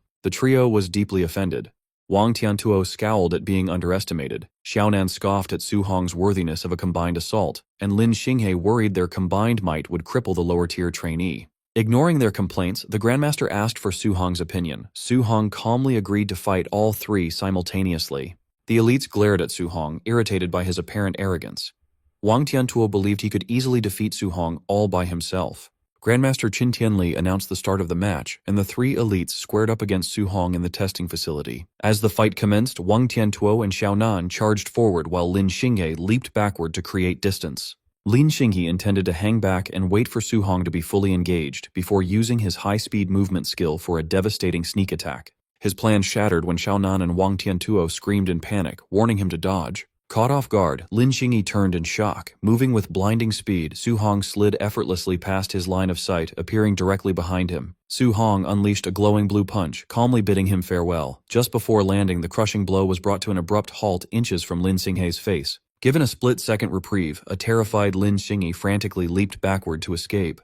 Landing safely, Lin Xinghe thanked Xiaonan for her telekinetic intervention, warning his teammates about Su Hong's dangerously unnatural speed. Restrained by a faint telekinetic aura, Su Hong looked at his hand with mild intrigue. He remarked it was his first time experiencing spiritual telekinesis in combat, unaccustomed to his movements being controlled. Realizing he needed to eliminate Xiaonan first, Su Hong unleashed an explosive burst of speed, shattering the floor as he rushed toward her. Xiaonan's eyes widened in shock, realizing he was perfectly executing the elite flying swan's startling cloud step.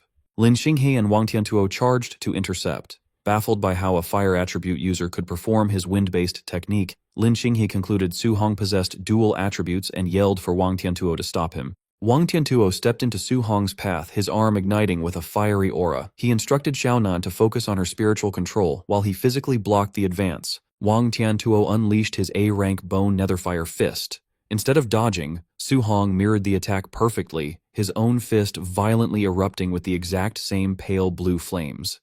Before the strikes connected, Xiaonan amplified her telekinetic hold, freezing Su Hong in his tracks. Straining against the intense pressure, his feet cracked the concrete. He noted the spiritual control was more troublesome than anticipated.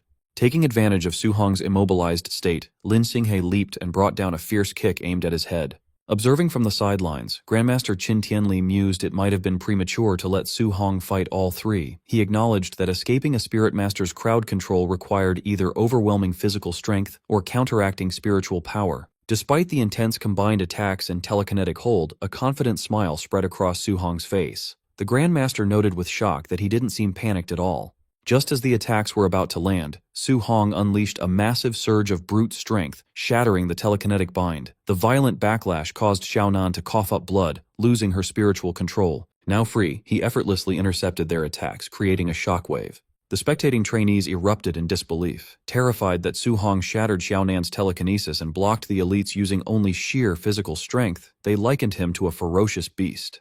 With a ruthless motion, Su Hong twisted the limbs he held, completely throwing Lin Xinghe and Wang Tiantuo off balance. Caught off guard by the overwhelming force, Lin Xinghe panicked and Wang Tiantuo cursed, realizing they were entirely at Su Hong's mercy. Utilizing his monstrous strength, Su Hong lifted both elites and spun them rapidly through the air like ragdolls. Eyes glowing fiercely, Su Hong halted his spin and mercilessly slammed both elites face first into the concrete floor. The massive impact shattered the ground. Wang Tiantuo's face was driven into the rubble while Lin Xinghe coughed up blood from the immense shock. The trainees watched in horror as heavy thuds echoed through the facility. Displaying terrifying savagery, Su Hong repeatedly lifted and smashed the two elites into the ruined floor in a relentless blur of motion. When Su Hong finally released his grip, the once proud elites lay completely motionless, having fainted from the savage beatdown. Standing tall amidst the settling dust, he had completely dominated the match. Still radiating a fierce battle aura, Su Hong locked an intense gaze onto his last remaining opponent. Catching his terrifying stare, Xiaonan lost all will to fight. Trembling, she threw her hands up and backed away, loudly surrendering and begging him not to come closer. The spectating trainees erupted into a frenzy of awe. They marveled that Su Hong had single-handedly crushed the camp's strongest trio, cementing his status as an unmatched monster. Silencing the commotion, Grandmaster Qin Tianli stepped forward. He asked if anyone else dared to challenge Su Hong, declaring that otherwise, the young man would claim first place. The trainees practically tripped over themselves to forfeit. Fearing the same brutal fate, they universally agreed Su Hong was the undisputed number one, admitting only a fool would challenge him now. With no objections, the Grandmaster declared Su Hong the winner. He then instructed instructor Lin Zhe to organize the remaining matches to determine the secondary rankings. Acknowledging his overwhelming victory, Grandmaster Qin Tianli instructed Su Hong to follow him to claim his grand prize and select a new A-rank martial art. A satisfied smile spread across Su Hong's face. He was thrilled that his victory meant adding another powerful A-rank martial art to his arsenal. As they walked, Grandmaster Qin Tianli mentioned he had been observing Su Hong since his arrival. He questioned why Su Hong chose to hide his true strength when most trainees eagerly showed off. Su Hong explained his caution, stating that without the backing of a powerful family, revealing his abilities too early would make him an easy target. The Grandmaster laughed, appreciating the boy's survival instincts. He confessed he had orchestrated the tournament specifically for Su Hong, intending to use it to secure more elite training resources for him. Qin Tianli advised that resources were heavily concentrated on recognized geniuses. He assured Su Hong he no longer needed to hide his power, offering his personal protection. Grateful for the backing, Su Hong thanked the Grandmaster. They soon arrived at the martial art pavilion. Inside, the startled receptionist stood at attention as the Grandmaster ordered her to bring out the master list of martial arts. While reviewing the catalog, Qin Tianli told Su Hong to ask if he needed clarification. Taking advantage of the expert guidance, Su Hong asked what type of martial art would best suit his progression. Before advising, the Grandmaster asked Su Hong to list his current martial arts. Su Hong casually listed the Bone Netherfire Fist, Flying Swan Startling Cloud Step, Cloud Hiding Gale Fist, and Void Breaking Finger, noting his other skills were lower ranked. The Grandmaster's expression tightened, pointing out the Flying Swan and Cloud Hiding techniques weren't in their inventory. He incredulously asked if the boy genuinely learned them just by watching Lin Xinghe once. When Su Hong casually confirmed, a drop of sweat rolled down the Grandmaster's face. Staring in stunned silence, he internally reaffirmed that Su Hong was an absolute monster. The receptionist watched in shock, wondering who Su Hong was to have Grandmaster Qin Tianli personally help him choose a martial art. Looking through the catalog, Qin suggested a control-type martial art since Su Hong already had attack and movement skills. He recommended the A-rank Flame Cage, which used fire qi to trap enemies. Qin explained that control arts required qi to leave the body, a hard task even for Tier 2 artists. However, he believed Su Hong's talent could overcome his Tier 1 limits. Offering to help him decide, Qin mentioned he knew the technique and offered to show it. Su Hong watched closely and thanked him. Summoning a spark from his hand, Qin highlighted the great battle value of control-type arts as the flame quickly grew into a glowing cage. He explained the battle plan, showing how to trap an enemy in the cage and then launch another attack like an energy arrow for a quick kill. However, Qin warned that keeping the cage active while attacking would be impossible for Su Hong right now. Qin admitted he only mastered that level of control at Tier 3. Hearing this, Su Hong immediately shook his head and gave up on the technique. Surprised by his quick surrender, Qin silently praised him. He noted that unlike arrogant geniuses, Su Hong listened to good advice, proving his true potential. Secretly, Su Hong smiled. His system confirmed he had learned Fire Flame Cage just by watching the display. Having gotten the skill for free, he politely asked Qin to recommend a different martial art. Agreeing to change focus, Qin flipped through the book and suggested looking into defensive arts to balance the young man's skills. He recommended the A-rank Thick Earth Armor, an earth skill that formed a strong defensive key layer over the user's body. Su Hong thought about it carefully. Realizing that adding a defensive art to his already strong body would give great results, Su Hong gladly accepted the recommendation. While finalizing the choice, Qin asked about Su Hong's special body type. Su Hong confidently made up the name Overlord Body. In his head, he got excited, imagining Qin praising this rare constitution and giving him a mountain of A-rank skills. Qin admitted he had never heard of that physique. Su Hong awkwardly confessed he just made the name up. The Grandmaster guessed it must be an entirely unrecorded physical type.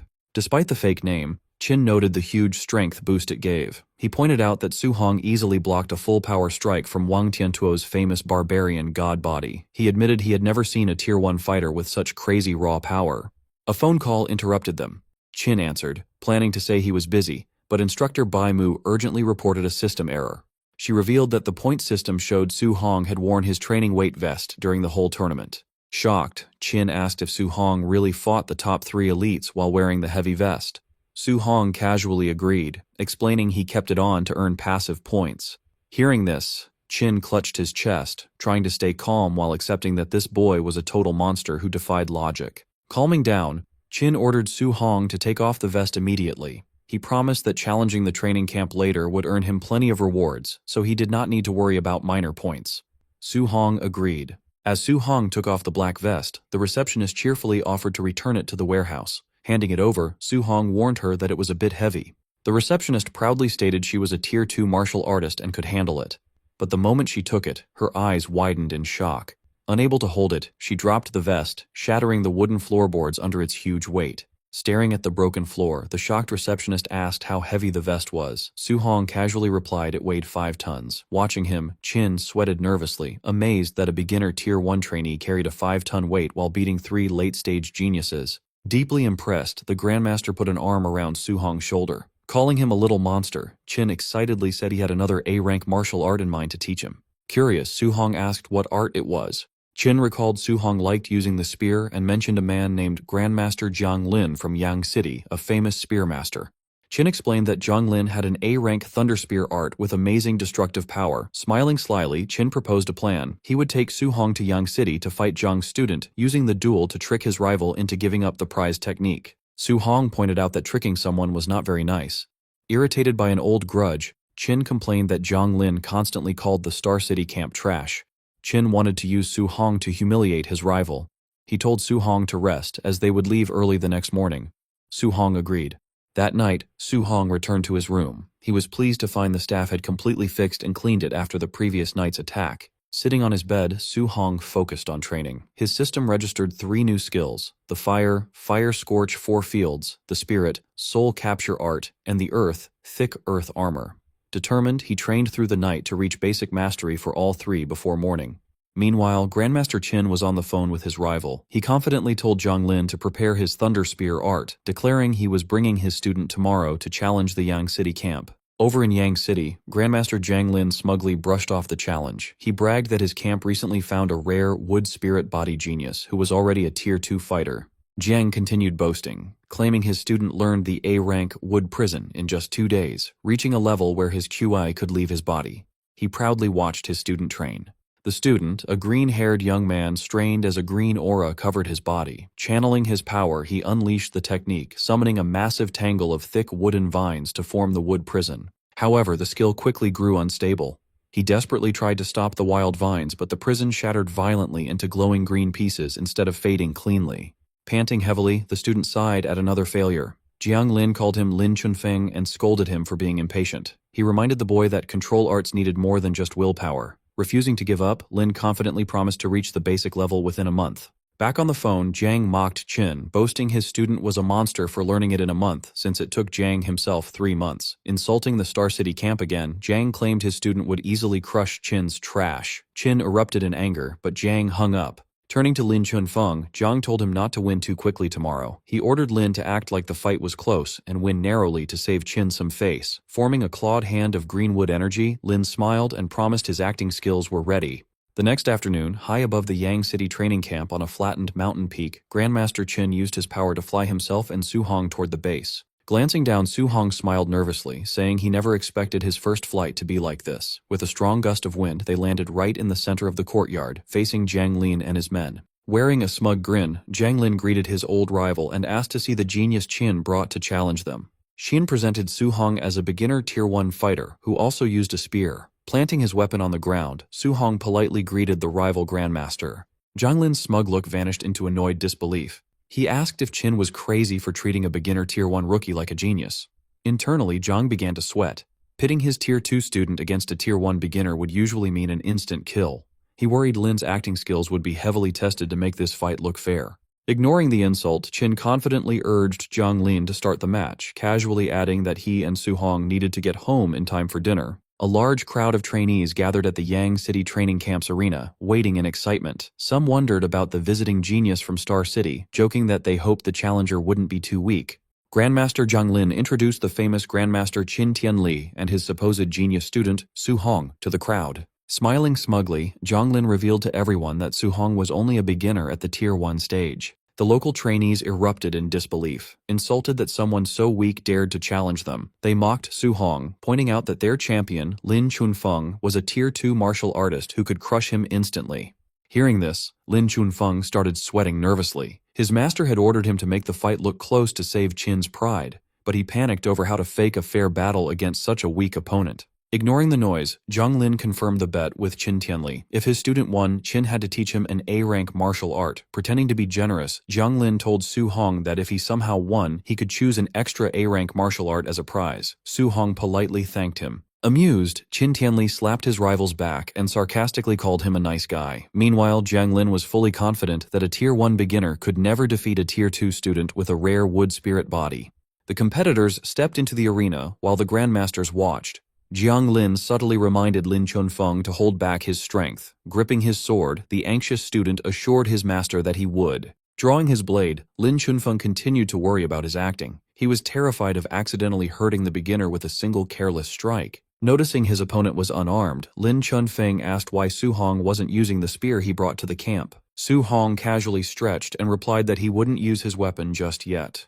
In reality, Su Hong chose to go unarmed because his only spear skill was a basic C-rank technique. This was much weaker than his new A-rank fist and movement skills, making the spear a clear disadvantage. Misunderstanding this practical choice as pure arrogance, Lin Chunfeng grew annoyed. Eager to test this supposed confidence, he leapt into the air and charged at the unarmed trainee with his sword. Covered in a green aura, Lin Chunfeng swung his sword down. Su Hong easily dodged the heavy slash, stepping aside as the blade smashed into the stone floor and sent debris flying. Using his A-rank movement skill, Su Hong gracefully glided backward across the arena. He left a trail of wind behind him as he casually kept his distance. Lin Chunfeng was shocked to see a beginner use an A-rank wind movement technique. Watching from above, the grandmasters smirked in amusement at the impressive display. Refusing to let him escape, Lin Chunfeng charged forward. He declared that movement skills were useless now and unleashed his wood prison technique.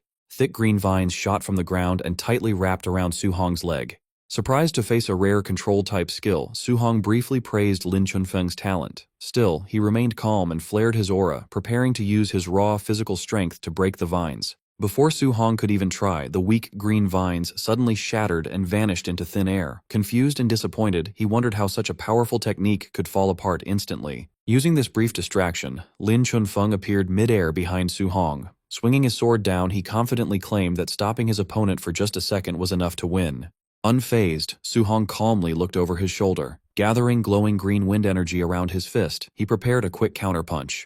As Su Hong threw the wind-infused strike, Lin Chunfeng's eyes widened in shock. He realized Su Hong's attack was so fast that the punch would hit before his own sword could land. He desperately used his wood escape technique, creating a thick wooden barrier to shield himself just as the fist struck. The defense was completely useless. Su Hong's punch violently shattered the wooden shield into splinters, launching Lin Chunfeng backward with immense force. Sent flying through the air, a battered Lin Chunfeng was completely baffled by the overwhelming physical power of this lower-level beginner. The local trainees watching were equally shocked. Seeing their champion's A-rank defense easily broken, they fearfully realized the beginner's raw strength was greater than a wild beast's.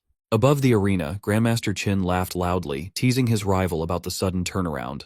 Sweating but stubborn, Grandmaster Jiang Lin argued that raw strength alone wouldn't defeat his genius student and told Qin to keep watching. Pressing his advantage, Su Hong launched himself forward at high speed to chase down the retreating Lin Chunfeng. Su Hong delivered a fierce kick, but his leg passed right through the target, shattering it into shadows. He quickly realized he had hit an afterimage. Using his own A-rank movement skill, Lin Chunfeng appeared directly behind him. Boasting about his own footwork, he unleashed an explosive sword slash, but Su Hong easily dodged it. As the dust cleared, a panting Lin Chunfeng looked across at Su Hong. Acknowledging the boy's immense power, Lin Chunfeng urged him to give up. He humbly admitted that if they were at the same level, he would definitely lose. Surprised by this shift in tone, Lin Chunfeng watched as Su Hong knelt and extended a hand toward him. Bright orange flames violently erupted from Su Hong's fist. Before Lin Chunfeng could question this new element, a massive cage of fire roared to life, instantly trapping him in a fiery control skill. Sweating from the heat, Lin Chunfeng was amazed that a beginner had mastered such a skill. However, he figured Su Hong's energy wouldn't last long, so he decided to wait inside for the flames to collapse on their own. On the platform, Qin Tianli lost his composure, shocked that Su Hong had already mastered the flame cage. Confused, Jiang Lin asked why he was so surprised by a move he supposedly taught his own student. Qin awkwardly stammered for an excuse. Jiang Lin then demanded to know how a wind attribute student was suddenly using fire. Masking his own ignorance of the boy's abilities, Qin coughed and casually claimed that having multiple elements wasn't a big deal. Desperate to change the subject, Qin pointed back at the fight. He loudly wondered why the flame cage hadn't collapsed yet and pointed out the new glowing energy on Su Hong's hand. Su Hong stood calmly outside the cage, gathering a swirling pale aura around his fist. Trapped inside, Lin Chunfeng stared in horror. He realized Su Hong was multitasking by preparing an attack while maintaining the cage, a feat incredibly difficult even for advanced fighters. Confirming his worst fears, Su Hong launched himself forward and drove his glowing fist right through the flames toward the trapped student. Panicking as the strike approached, Lin Chunfeng desperately triggered his wood escape again, summoning thick wooden roots to shield himself. The defense was useless. Su Hong's glowing fist pierced straight through the wood and slammed into Lin Chunfeng's stomach. Coughing up blood as the force blasted him backward, the defeated student cursed the absurdity of the beginner's power. Su Hong's fist smashed brutally into Lin Chunfeng's chest, spraying blood into the air. The massive force launched Lin backward. He crashed violently against the scorching walls of the flame cage, severely burning his bare back. However, bright green energy instantly flared over the burns, rapidly healing the damaged skin. With a confident smirk, Lin warned his opponent not to underestimate the healing power of a Tier 2 wood spirit body. Unfazed, Su Hong stared at him coldly. He figured that if one punch wasn't enough to keep him down, he would just throw more. Charging forward, Su Hong unleashed a rapid, relentless barrage of glowing punches, refusing to believe Lin could heal forever. Even while taking the heavy blows, Lin absorbed the damage and taunted his attacker. He insisted the effort was useless, as a Tier 1 fighter's stamina could never outlast a Tier 2's.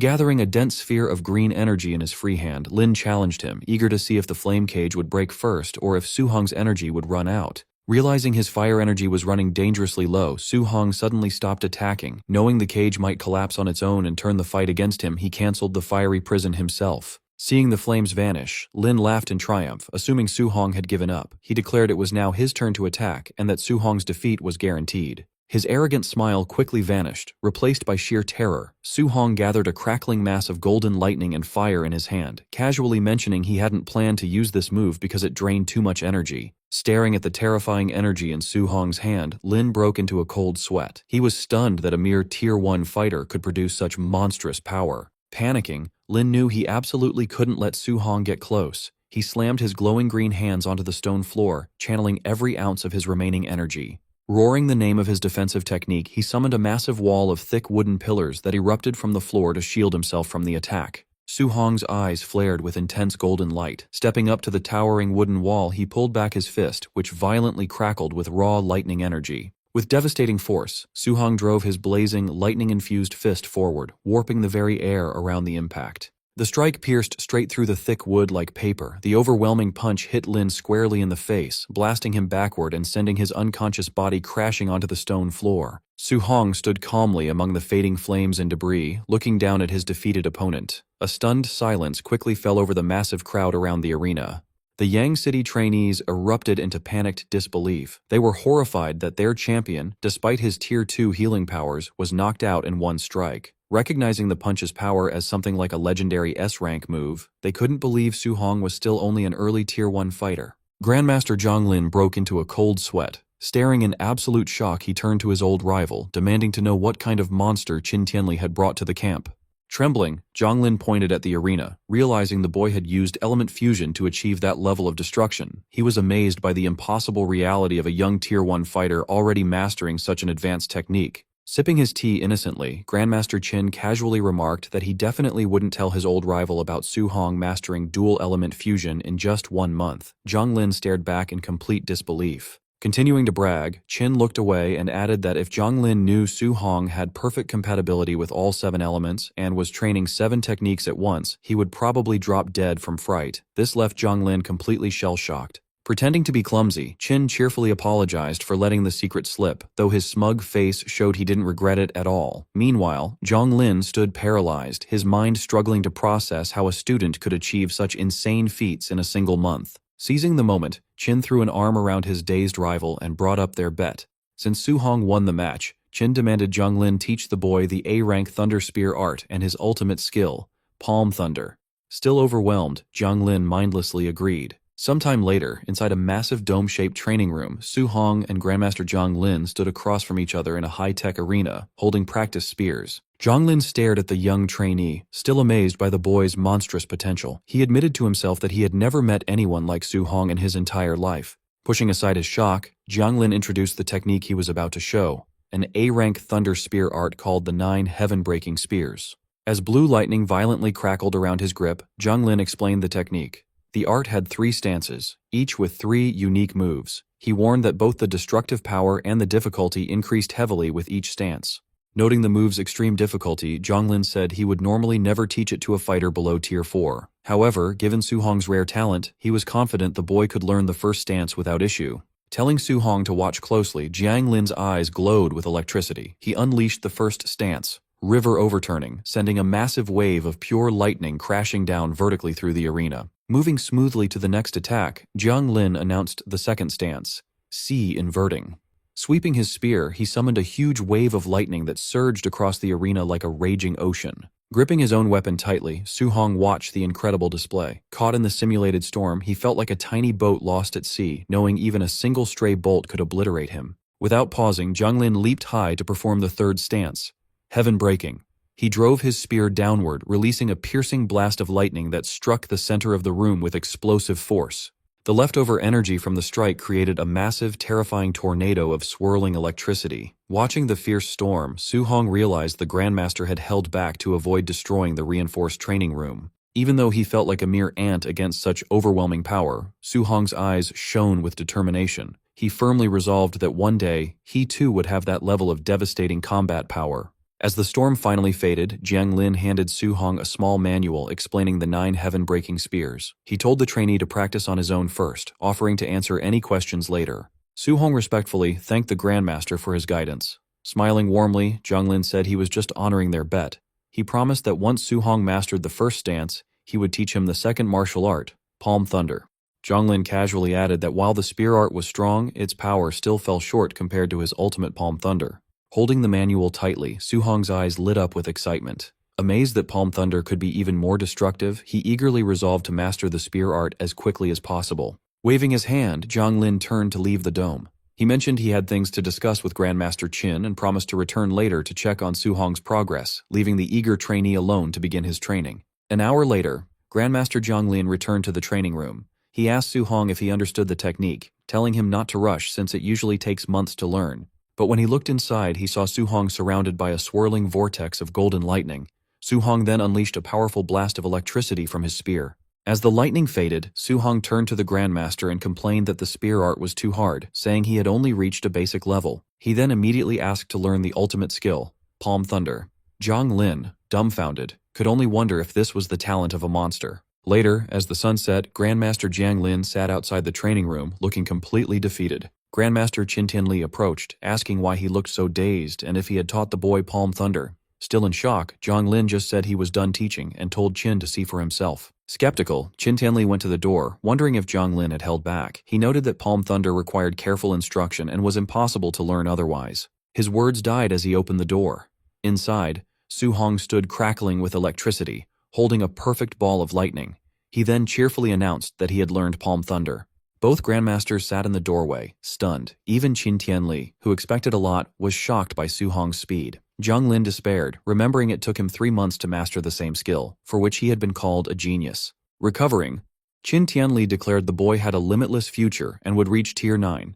He then offered to take his rival out for a meal. Qin contacted Su Hong, telling him to rest in a temporary dorm for the night, as they would leave the next day. Su Hong agreed. That night in his dorm, Su Hong reviewed his system interface. He had earned 230 martial value points from his recent victories against Wang Tiantuo's group and Lin Chunfeng. He saw his vitality was too low, and with everything else also needing upgrades, he knew 230 points wasn't nearly enough. Since his core cultivation was the most important, Su Hong decided to spend all his new points on upgrading his vitality. After spending his points, he knew he needed more martial value. Since no one would spar with him anymore, his only option was to hunt monsters in the ferocious beast room. Meanwhile, the two grandmasters were drinking.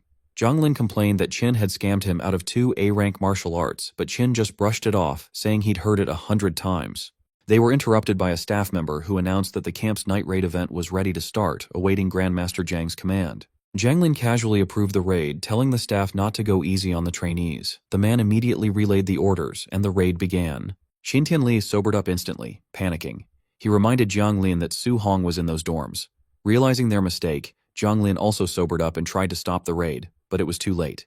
The instructors were already on their way. Outside, a team of instructors assembled. Bu Jingfeng, who Su Hong had humiliated before, asked his brother Jinglong why a high-level Tier 2 was on a basic raid. Jinglong explained Grandmaster Jiang sent him to deal with a resilient wood spirit body trainee. Bu Jingfeng remarked that attacking a low-level Tier 2 felt like bullying, then paused, feeling a strange sense of déjà vu. Jinglong smirked and teased his brother about being beaten by a trainee in Star City. A flustered Jingfeng defended himself, claiming he underestimated his opponent and vowing to eliminate Su Hong if they met again.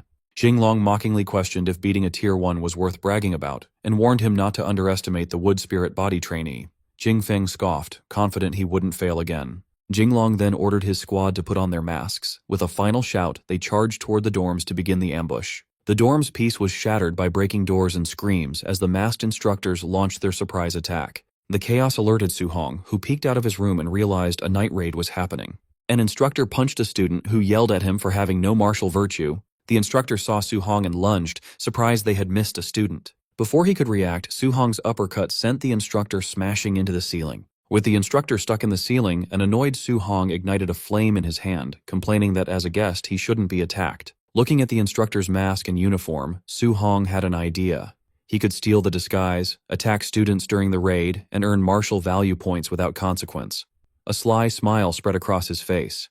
Down the hall, a naked student begged a masked instructor to let him put on his boxers. The raider just laughed and told him to accept being knocked out. Suddenly, a disguised Su Hong burst in, announcing he was there to help. The real instructor turned, confused, and asked why a newcomer was interfering with his area. Without a word, Su Hong punched the instructor through the concrete wall. The student stared in shock, wondering why the raiders were fighting each other. Su Hong immediately dashed out, leaving the naked student to wonder why the raider had spared him. Thrilled, Su Hong ran down the hall with a flaming fist, realizing he could earn hundreds of points by fighting the trainees without holding back. Su Hong then tore through the hallway, beating down the real instructors. Confused by the friendly fire, they started yelling that there was a mole in their group. After punching another raider, Su Hong sighed under his mask. Standing over the defeated instructors, Su Hong cracked his knuckles and announced the first floor was clear, then headed for the second. On the next level, Su Hong moved like a golden blur, unleashing a flurry of strikes that effortlessly took down the entire squad of instructors. As he raced to the third floor, Su Hong laughed, delighted with his plan. His system kept rewarding him with martial value points for every instructor he defeated.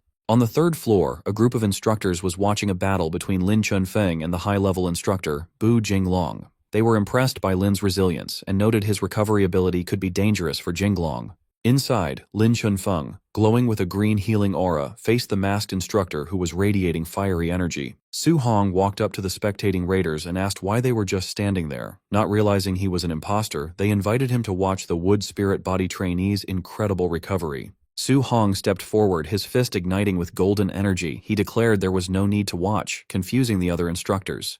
Before they could react, Su Hong tore through the group with a barrage of punches, sending them flying as he stated he'd already experienced the wood spirit body's power himself. The commotion interrupted the fight. Bu Jinglong paused and angrily demanded to know why a raider was attacking their own men. Unbothered, Su Hong flared his golden aura. Smiling under his mask, he challenged both the trainee and the elite instructor to fight him together. Bu Jinglong told Lin Chunfeng to step aside and rest, intending to deal with the rogue raider himself. Furious that someone had interfered, he charged at Su Hong, shouting that he would teach him a lesson for breaking the Night Raider's rules. Unfazed, Su Hong channeled golden energy into his hand, forming a powerful Vajra fist to meet Bu Jinglong's attack head-on in a fierce clash. The sheer force of the impact sent Bu Jinglong stumbling backward, leaving him stunned by his opponent's incredible physical strength. Realizing Su Hong was no ordinary fighter, he quickly changed his mind and yelled for Lin Chunfeng to join the fight. Lin Chunfeng immediately unleashed his wood prison technique, causing thick vines to erupt from the floor, but Su Hong swiftly flipped out of the way, evading them with ease. Using the distraction, Bu Jinglong appeared right behind Su Hong and threw a heavy punch, only for it to slam into a glowing purple earth attribute armor that suddenly covered Su Hong's body. Bu Jinglong stared in absolute shock, wondering where this monstrous fighter came from and how he could so easily block a high-level Tier 2 attack. Before Bu Jinglong could even process what had happened, Su Hong vanished and reappeared, smashing the elite instructor into the wall with enough force to shatter his armor and make him cough up blood. Without pausing, Su Hong leaped over the stunned Lin Chunfeng and drove his blazing fist into the back of the trainee's head, smashing him face-first into the ground and knocking him out cold. Moments later, the system rewarded Su Hong with martial value points for both victories. Checking his status, he was thrilled to see his balance had skyrocketed to over 2,400 points and celebrated his sudden wealth. The next morning, Lin Chunfeng and Bu Jinglong stood among the other bruised and battered raiders, nursing their injuries and looking completely defeated. An enraged Grandmaster Jiang Lin pointed at the injured men, loudly blaming the carnage on Qin Tianli's monster of a student. Playing dumb, Qin Tianli casually denied any involvement, prompting Lin to sarcastically ask who else could have possibly caused such destruction. Having lost his patience, Jiang Lin furiously yelled at them to get lost and kicked his rival out of the camp, but Qin Tianli simply laughed as he flew away with Su Hong. While they were in the air, Qin Tianli asked Su Hong if he was still missing martial arts for the metal, wood, and water attributes. Su Hong confirmed he was, curious why the Grandmaster was asking. With a sly grin, Qin Tianli suggested they go pay a visit to a few more of his old friends. Over the next 10 days, the pair traveled to 3 different training camps. They repeated the same plan, with Su Hong easily defeating the local champions while Qin Tianli smugly collected the winnings and brushed off accusations of cheating from the angry rival Grandmasters. Back in his own dorm, Su Hong meditated to absorb his new skills. The system confirmed he had successfully learned the basic levels of the A-rank Metal Ripple, Wood Vine Entanglement, and Water Dragon techniques. Opening his eyes, Su Hong marveled at his new arsenal, admitting he never dreamed he would possess so many A-rank martial arts. Seeing his martial value was now close to 3,000 points, he decided it was finally time to use them to increase his core vitality. Su Hong began to pour all his accumulated martial value into his vitality. As the system registered the upgrades, his body surged with intense heat and swelled painfully with raw energy. Sweating heavily from the sudden expansion, he realized he might have added too much at once as his vitality shot up to 450. As his body slowly returned to normal, a panting Su Hong knelt on the floor. Despite the pain, he was thrilled to realize he was now only 50 points away from breaking through to become a Tier 2 martial artist. Checking his stats, Su Hong saw he had exactly 100 martial value points left. He debated whether to use them to strengthen his spiritual power or his rare overlord body.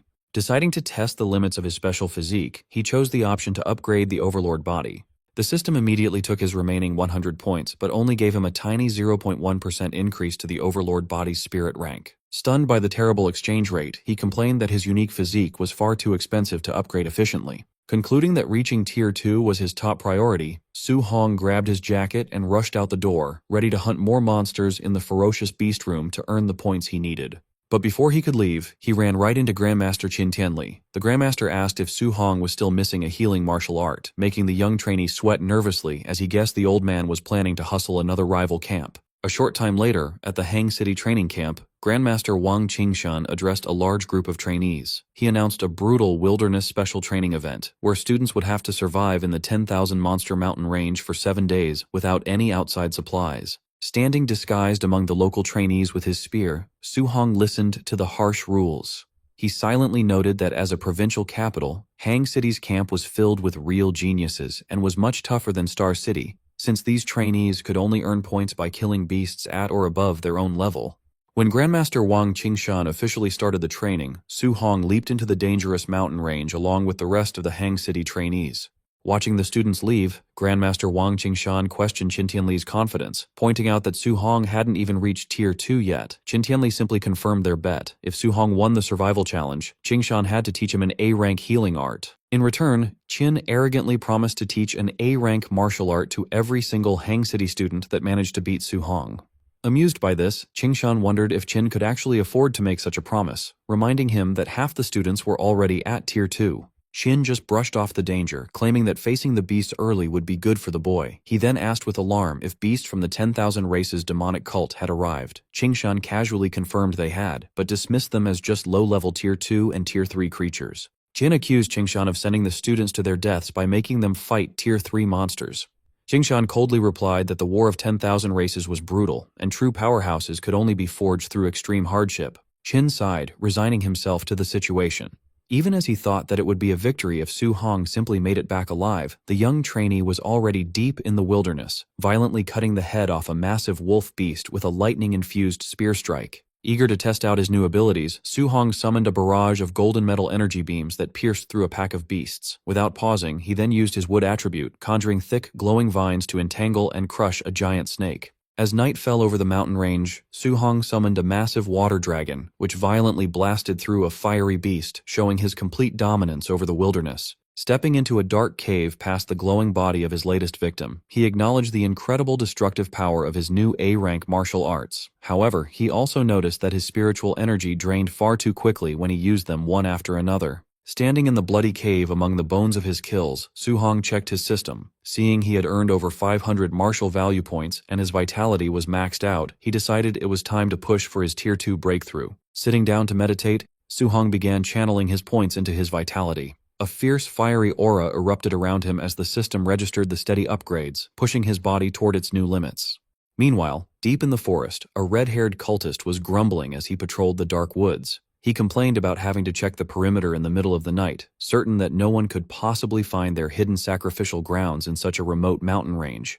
He suddenly stopped in his tracks when he noticed the freshly killed body of a massive beast lying just outside the dark cave where Su Hong was meditating, realizing that an intruder had wandered into their territory after all. Standing at the cave entrance, the cultist called out maliciously to whoever was hiding inside. He demanded that Su Hong come out for a quick death, threatening to skin him and eat him alive if he refused. The cultist ordered the intruder to surrender, warning of a fate worse than death if he resisted. Glancing at the dead blazing black tiger, he figured his opponent had, at best, Tier 2 or Tier 3 strength. From inside the cave, Su Hong listened to the man's arrogant tone. Since the cultist spoke so dismissively of Tier 3 martial artists, Su Hong suspected he was up against a formidable Tier 4 expert. Since he had only recently broken through to Tier 2, he admitted he lacked the confidence to take on a Tier 4 opponent. Deciding that running was his best bet, he launched a water dragon attack to cover his escape from the cave. The cultist eagerly gripped his sword and shattered the watery beast with a single slash, mocking the attack as having the measly power of an early Tier 2. Spotting Su Hong trying to escape, the cultist immediately chased after him. He praised the young man's genius for taking down the beast at such a low level, but sadistically added that his favorite pastime was murdering promising talents before they could reach their full potential. The cultist suddenly stopped in confusion, asking Su Hong why he had given up running. Su Hong turned to face his pursuer. He calmly stated that based on the energy the man had just used, he was actually just an early-stage Tier 3 fighter, far weaker than Su Hong had initially feared. Spotting a distinct tattoo on the man's neck, Su Hong recognized him as a member of the 10,000 Races demonic cult.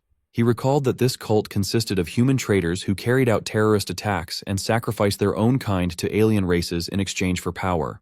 Disgusted by the traitor, Su Hong flared his golden aura and declared that such human scum deserved to die. Smirking, the cultist challenged Su Hong to prove his words and launched an A-rank fiery sword strike known as Fire Slash. Facing a Tier 3 opponent for the first time, Su Hong decided to go all out. He unleashed Sea Inverting, a massive wave of golden lightning that violently clashed with and completely overpowered the fiery strike. Su Hong was surprised, wondering how a Tier 3 martial artist's technique could be so easily blown away by his attack. The cultist panicked, unable to understand how he was losing to someone an entire major realm below him despite using an A-rank martial art. He was also completely baffled that his opponent wielded both water and lightning attributes.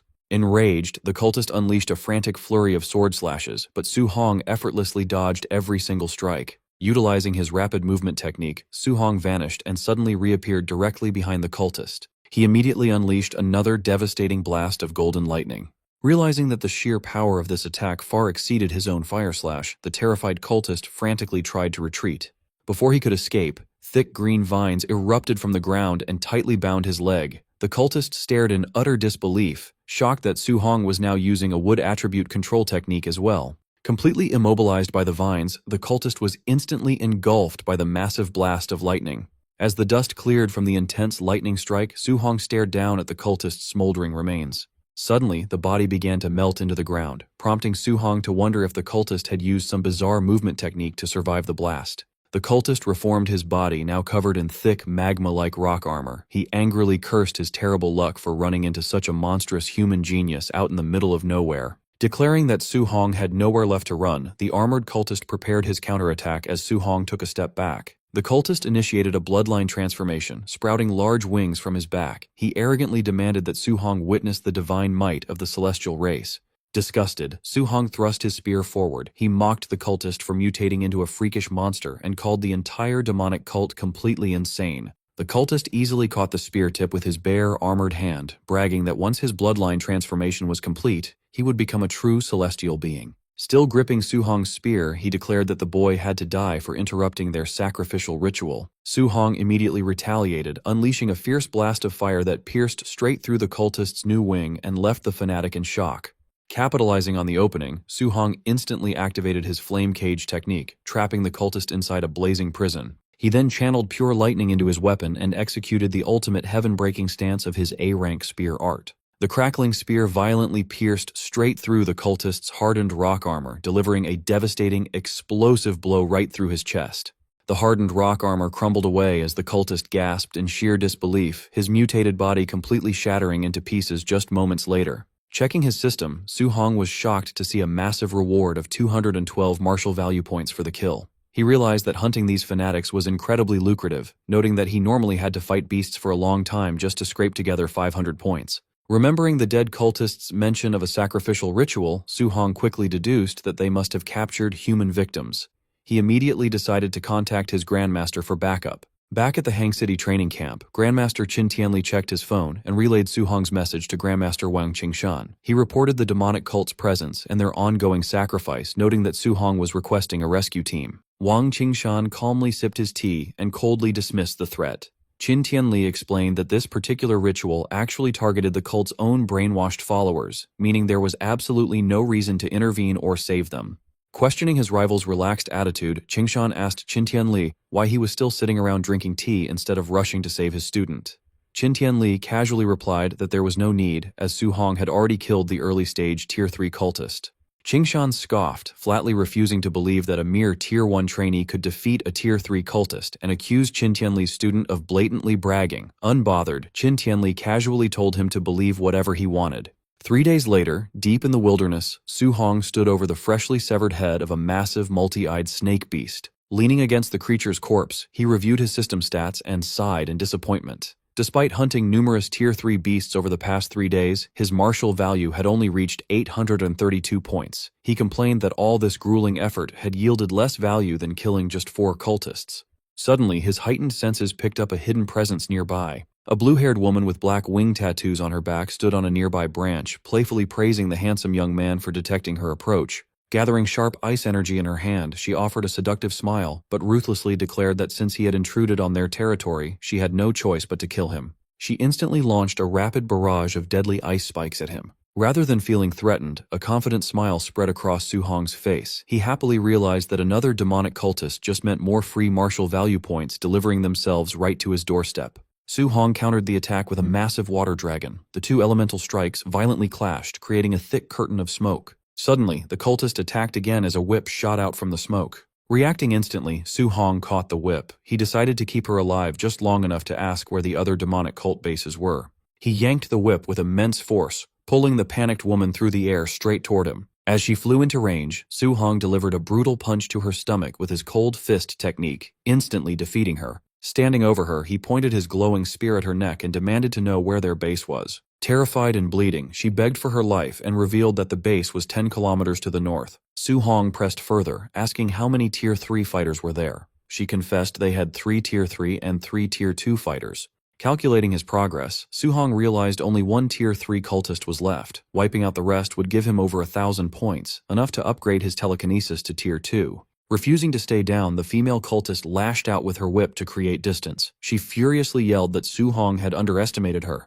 She triggered a blood transformation, sprouting large wings as she turned into a heavenly god race member. Hovering in the air, she arrogantly boasted her strength had doubled and she could easily kill him. Su Hong didn't give her the chance. He immediately countered with a powerful spear thrust, unleashing a massive pillar of golden lightning that pierced straight through her chest. As her mutated form faded, Su Hong pulled his spear from her falling body and coldly told her to hand over her points. His system confirmed a reward of 208 points, leaving him highly satisfied with the easy profit. Meanwhile, at the cult's base, a small group of trainees found themselves completely surrounded by enemies near a massive stone pyramid. The trapped Hang City trainees panicked, realizing it was a deadly trap. They cursed their bad intel, seeing they were facing a large squad of Tier 3 fighters instead of just a few Tier 2s. The Blood Commander coldly ordered his men to execute the intruders. The cultists eagerly charged, spotting the 3 Tier 2 human geniuses. They maliciously declared they would skin them alive as sacrifices. Refusing to go down without a fight, the desperate trainees grouped together. They promised to take out as many cultists as possible, trusting their Grandmaster would avenge them. High above the battlefield, the Grandmasters calmly watched the trap. Qingshan proudly pointed out his 3 top Hang City geniuses to his rival. Qin acknowledged their bravery for standing against Tier 3 enemies. Qingshan planned to let the trainees fight to build experience, promising to step in only if things turned fatal. Smirking confidently, Qin Tianli told Qingshan they didn't need to intervene. He pointed out that his own little monster, Su Hong, was already rushing into the valley to save Qingshan's students. Wang Qingshan glared at Qin in disbelief, asking if he was drunk. He scoffed at the crazy idea that a mere Tier 1 trainee could save anyone from a squad of Tier 3 experts. Down in the valley, one of the top Hang City trainees stepped forward to cover his teammates, bravely declaring they would fight and die together. A cultist lunged at them with glowing red claws, laughing that there was no escape. The trainee braced for the fatal blow, accepting his end. Suddenly, a crackling spear of golden lightning shot past the trainees, violently pinning the cultist to a tree and killing him instantly. The remaining cultists stopped in their tracks, angrily demanding to know who had interfered. Su Hong appeared in front of them in a flash of lightning. Using his lightning skill, he grabbed 2 cultists by their heads and brutally smashed them together. Spinning around, he gathered his energy and unleashed a blinding flurry of lightning punches, instantly clearing out several more enemies nearby. Standing among the defeated bodies, he hid his aura and calmly asked the stunned trainees if they were all right. The Hang City geniuses stared in awe. They recognized him as Su Hong from Star City, amazed by his monstrous strength for easily killing so many Tier 3 experts. Watching from the cliff, Wang Qingshan broke into a nervous sweat. He demanded to know how Qin's student could use a lightning skill when he supposedly needed a healing art. Seeing Su Hong use the high-level skill without getting tired, Qingshan suspected he had already reached Tier 2. Qin Tianli was secretly just as shocked. He panicked when he realized Su Hong had gone from Tier 1 to Tier 2 in just a few days, finding the boy's growth rate completely ridiculous. Back in the valley, Su Hong told the Hang City trainees to retreat while he covered them. Still dazed by his power, they told him to be careful and quickly ran away. Once they left, a greedy grin spread across Su Hong's face. The female cultist had lied about their numbers. There were actually over a dozen Tier 3 experts present. Thrilled, he claimed the remaining cultists as his prey, knowing that at 200 points per kill, this fight would bring a massive profit.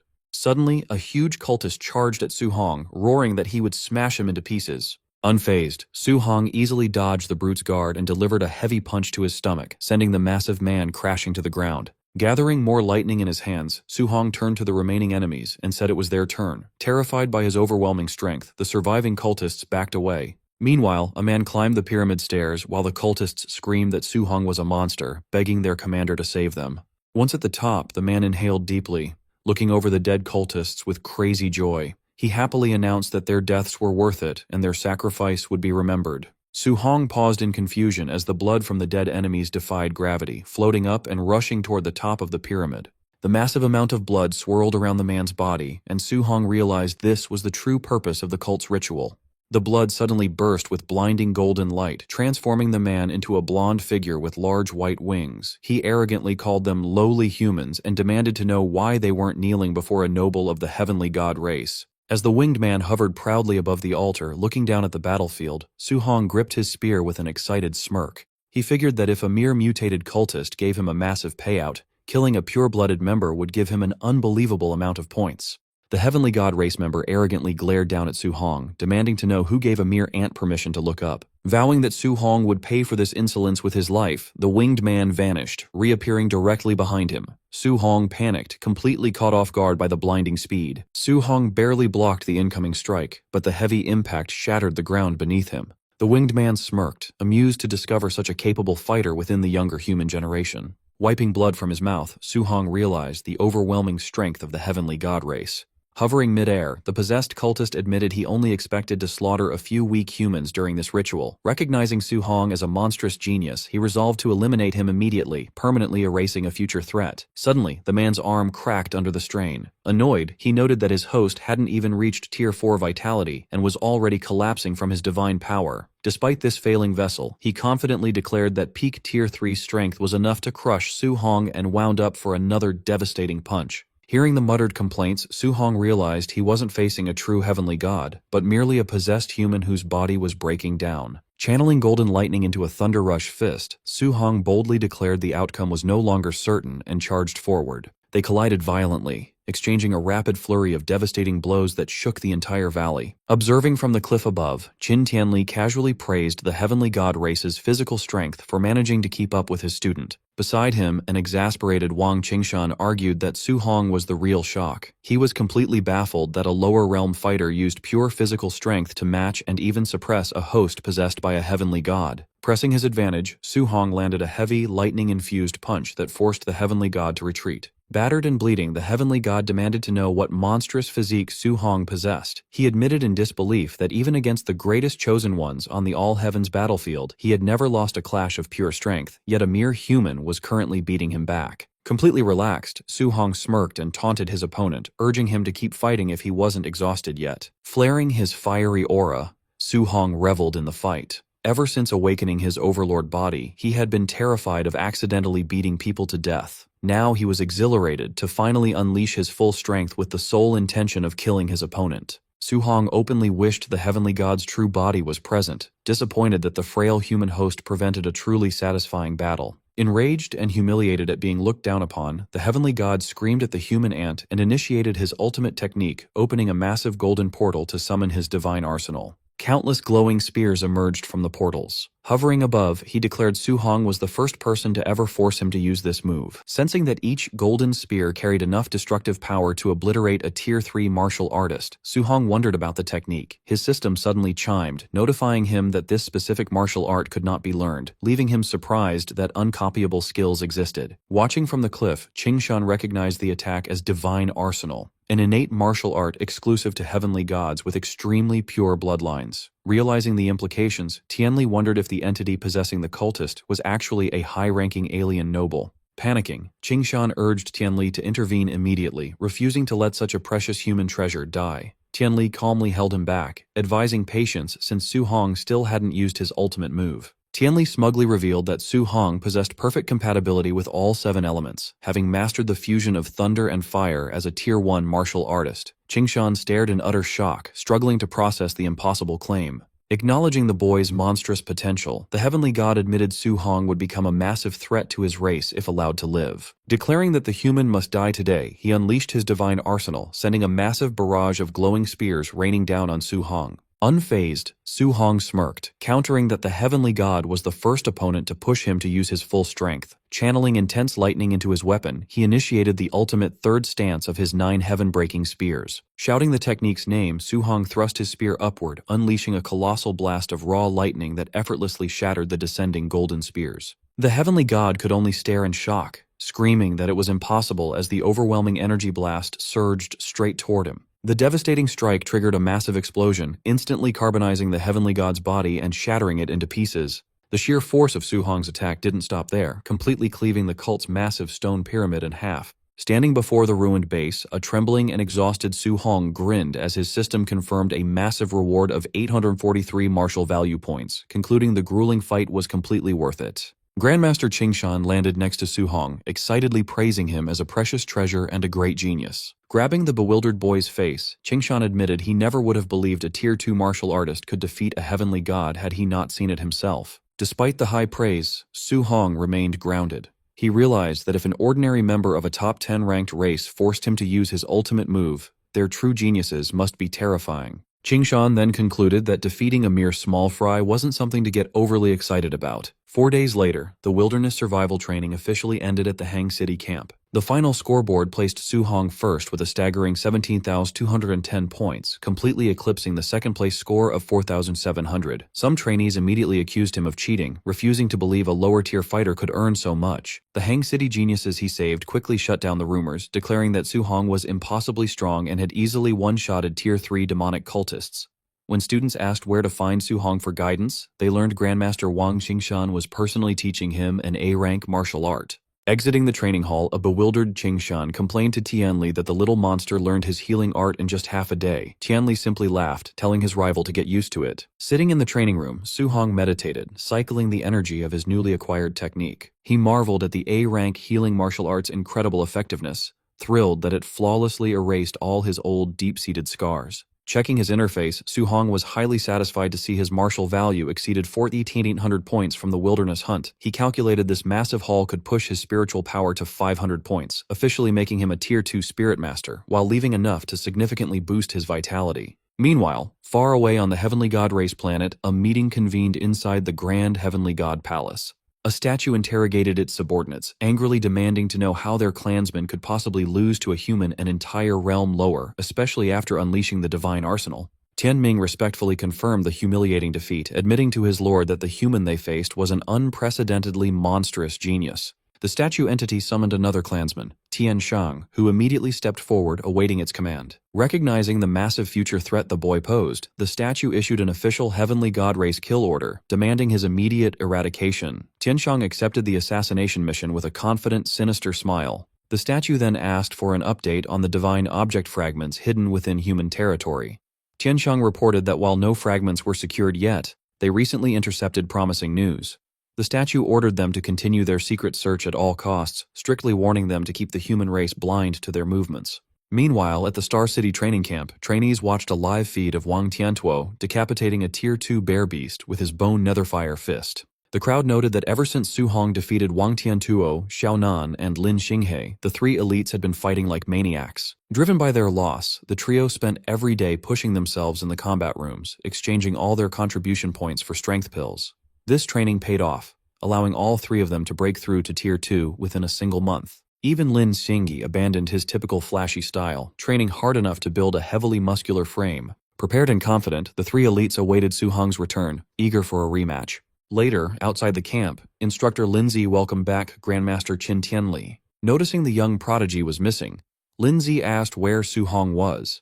Qin Tianli explained that the boy wanted to stay in the woods for a few more days of solo training. When Lindsay worried that Su Hong might miss the end of the camp, the Grandmaster assured him that the kid wasn't stupid enough to be late. 2 days later, deep in the wilderness, Su Hong sat meditating atop a high stone pillar while a snake beast coiled around the rock below. Surging with golden energy, he absorbed his recent gains until his system confirmed his spiritual power had reached the 500-point threshold. Sensing its prey, the giant snake roared and lunged at the meditating trainee. Su Hong casually extended his glowing hand, freezing the beast mid-strike with his telekinesis. Unleashing his amplified power, he activated his weapon condensation art, forming a construct of golden energy to crush his immobilized prey. He shaped the energy into a golden sword and with a single command, brought the blade crashing down, splitting the snake in half. Dispersing the weapon as the beast's remains fell away, he marveled at the damage output he now wielded as a Tier 2 Spirit Master. Eager to test the limits of his enhanced spiritual capacity, he decided to attempt a 3-attribute fusion, gathering thunder, fire, and metal energy in his hands. The moment he forced the 3 elements together, the mixture became unstable. Realizing too late that he had lost control of the energy, the blast detonated, shattering the stone pillar he stood on.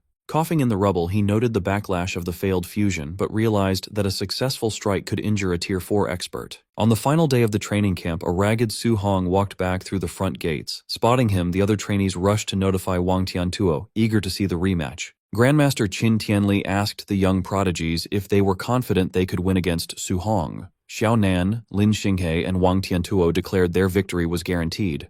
Unfazed by the crowd or their confidence, Su Hong asked the trio if they were sure they wanted to challenge him again. Flaring their new auras, Wang Tiantuo warned Su Hong not to underestimate them now that they had reached Tier 2, while Xiaonan boasted she could defeat him by herself. Offering a sheepish apology, Su Hong interrupted their boasting before erupting in a fiery aura and revealing that he had also broken through to become a Tier 2 martial artist. Despite her shock, Xiaonan ignited her power, declaring that her status as a Tier 1 spirit master meant she wasn't afraid of him. She then activated her weapon condensation art, summoning a giant golden sword from the sky. In response, Su Hong activated his weapon condensation art, summoning a giant golden sword of his own. The blade crushed Xiaonan's spiritual weapon, causing her to cough up blood before it even landed. Pointing his summoned sword at the trio, Su Hong apologized once more before revealing that he was a spirit master as well. The three elites backed away in shock. They realized Su Hong was a dual Tier 2 martial artist and spirit master with a top-tier physique, meaning he hadn't used his full strength during their last sparring session. Finding the trio insufficient for his needs, Su Hong smirked and invited the entire camp to attack him at once, eager to harvest martial value points from the crowd. He unleashed a glare at the surrounding trainees, breaking their fighting spirit. The crowd erupted into panic, screaming their surrenders and begging him to stick to fighting the elites. Watching from the sidelines, instructors Bai Mu and Lin Zhe complained to Grandmaster Qin Tianli, feeling hurt that he had kept Su Hong's spirit master status a secret. However, a sweating and speechless Qin Tianli could only mutter in shock, blindsided by the revelation that his student had reached Tier 2 as a spirit master. Realizing the Grandmaster had been kept in the dark as well, the instructors watched as Qin Tianli threw his head back and burst into laughter. He declared Su Hong a once-in-a-millennium monster destined to save the human race. Watching Su Hong beat down the crowd of trainees, Bai Mu asked if they should intervene. Lin Zhe laughed it off, dismissing the one-sided brawl as youthful energy. Suddenly, Grandmaster Qin Tianli's expression hardened as he sensed a heavy presence approaching. The fiery great rock descended from the sky, ordering the humans to leave its territory since their 30 days were up. Standing victorious over a pile of unconscious trainees, Su Hong looked up and recognized the giant beast. Annoyed by the creature's arrogance, Qin Tianli erupted with his immense aura, declaring he had tolerated the bird long enough, mocking its attempt to intimidate him while asserting his dominance. Before the beast could react, Qin Tianli unleashed a barrage of punches into the giant bird. Watching from below, Su Hong was mesmerized by the heat of a Tier 7 Grandmaster's flames, likening the clash to immortals fighting. Standing atop the battered bird's head, Qin Tianli ignored its cries for mercy. When the beast warned that it had a backer, the Grandmaster challenged it to summon its boss so he could beat him up too. The Grandmaster's confidence vanished when a booming voice ordered him to stop. The sky darkened as a shadowy entity with glowing red eyes materialized behind the clouds, casting a glare over the region. Lin Zhe and Bai Mu stared in horror, realizing the great rock was connected to the legendary Lord of 10,000 Monsters. Gripping his fist, Su Hong broke into a cold sweat as he recognized the entity as one of the supreme rulers of the mountain range, a being guaranteed to be at least Tier 9, or possibly a king-level existence. Staring up at the huge, shadowy Lord of 10,000 Monsters, Su Hong felt the heavy weight of its gaze. The meeting made him realize how weak he was. Compared to experts at Tier 9, his current Tier 2 strength was nothing. A deep sense of fear washed over him as he thought of his family. He knew that if a being that strong ever attacked Star City, he would be helpless to protect his aunt and uncle. Looking at the sky, Su Hong decided to push past his limits, vowing to break through the tiers until he reached the legendary King Realm. Meanwhile, Qin Tianli let go of the beaten Great Rock. Knowing the beast had a powerful backer now, he let it go. The Great Rock angrily swore revenge as it flew away. As the beast left, Qin Tianli was glad that the Lord of 10,000 Monsters was bound by an old agreement with humans, which kept it from attacking casually. Despite the scary interruption, the training camp ended without any more trouble. As the trainees gathered by the buses to go back, Su Hong put on his backpack, eager to see his aunt and uncle after a month away. Just then, a voice called out to him. Li Tu and Chen Shan ran up to greet him. Li Tu cheerfully said Su Hong was sure to become famous in Star City. Chen Shan awkwardly brought up their past issues, asking Su Hong not to hold a grudge. Su Hong sighed, telling them he wasn't that petty. When they got back to Star City, an official welcomed the students, congratulating them on finishing the hard training. The official announced a grand banquet at the City Lord's estate to celebrate their return, with gifts for everyone. While the other trainees cheered, a tired Su-hong wished he could skip the event and go home. Later, guests began arriving at the huge city lord's estate. The fancy banquet hall was soon filled with people. An attendant politely showed two nervous guests to their seats. Su-hong's uncle and auntie sat at a fancy table, looking awkward and out of place. Some wealthy guests noticed them. Judging their simple clothes, they wondered why migrant workers were at the event. Su-hong's auntie worried their clothes would embarrass their nephew. His uncle sighed, saying they were wearing their best clothes, but admitted they shouldn't have come. Their worry was cut short when Principal Lee of No. 1 High School approached, warmly greeting them as Su-hong's relatives. Surprised by the attention from such an important person, the couple nervously returned the greeting. Principal Lee kindly told them to relax. Suddenly, Wu Lingxian, president of the Star City Martial Artist Association, hurried over and enthusiastically shook the uncle's hand. She loudly praised Su-hong as the most promising genius she had ever seen, leaving the uncle even more overwhelmed. The wealthy guests watched in shock as the city officials greeted the seemingly ordinary couple, wondering who Su-hong was. Meanwhile, at the center table, the most powerful leaders of Star City were gathered. Lin Xinghe's father politely complimented the city lord, assuming his son, Wang Tiantuo, easily took first place. The city lord humbly brushed off the praise, complimenting the other family's children. Xiaonan's father confidently argued that his spirit master was stronger, predicting his daughter would win first place. Lin Xinghe's father scoffed, saying his son's speed would beat both of their children. This started a heated argument among the three fathers. Wang Ni angrily slammed the table, insisting his son's attack power guaranteed him first place. As the other two patriarchs fired back, they continued to stubbornly brag that their own child was invincible. Watching from a distance, Principal Lee asked Wu Lingxian if she planned to step in. She refused, joking that she might beat them up if she had to listen to them brag anymore. She confidently added that there was no need to stop the argument, because once Su-hong arrived, the fathers would be silenced. Principal Lee was doubtful, but Wu Lingxian just smirked, saying it was a woman's intuition. Suddenly, a guard urgently announced that the trainee's bus had arrived. Eager to see his son's return, the city lord proudly invited everyone outside to welcome the pride of Star City. The three fathers confidently waited by the red carpet, but their smiles disappeared when their children stepped off the bus. Instead of looking like champions, the three elites were covered in bandages and bruises. The horrified fathers rushed to their children. As the city lord panicked over his son's face, Lin Xinghe dryly said Wang Tiantuo got the worst of it by refusing to surrender. The fathers were stunned, demanding to know who could have defeated all their genius children at once. The shock grew when the city lord sensed their auras and realized all three had broken through to Tier 2. The fathers were confused, wondering what kind of monster had appeared in Star City. The three elites admitted defeat completely. Wang Tiantuo said his opponent's strength was far greater. Lin Xinghe confessed he was outmatched in speed, and Xiaonan revealed she had been easily beaten in spiritual power. Traumatized, the trio warned their fathers that the winner was an absolute monster and told them to look at the bus. As footsteps were heard, the rest of the returning trainees, all equally beaten up, quickly formed two neat rows outside the doors. Su-hong casually stepped onto the red carpet, holding his spear and looking completely unharmed. Feeling awkward about the display from the other trainees, he wished he could just go home. Spotting his aunt and uncle in the crowd, Su-hong immediately called out to them. The surrounding elites were stunned to see that the amazing genius was the child of commoners. As the crowd shifted, Su-hong's aunt tripped, but before she could fall, a soft glow of spiritual energy caught her. Su-hong rushed over, using his telekinesis to gently lower her to the ground. He quickly checked if they were hurt. Amazed, his uncle marveled at the technique, while his aunt said she was fine. Relieved, his uncle admitted they had been worried sick. Su-hong smiled and comforted them. Watching this display of power, the city lord and Xiaoyan's father were shocked. Realizing Su-hong was a Tier 2 spirit master, Xiaoyan's father finally understood why his daughter lost so badly.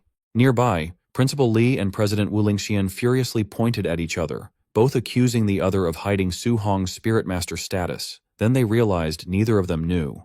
Recovering quickly, President Wu gloated that no one would challenge her now. Equally happy, Principal Li cheered that No. 1 High School would dominate the city.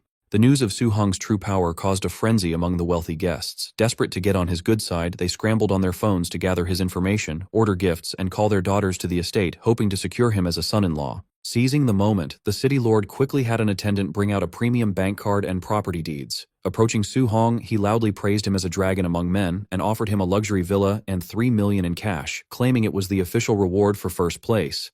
The other fathers silently cursed the city lord for being a sly old fox, knowing he had just made up the reward to buy the boy's loyalty. Extending his hand, the city lord promised to fully support Su Hong in the future. Su Hong quickly thought about his options. He knew the city lord was trying to win him over in public. Refusing the gift would offend the powerful man, but accepting meant he would owe him and couldn't refuse his future requests.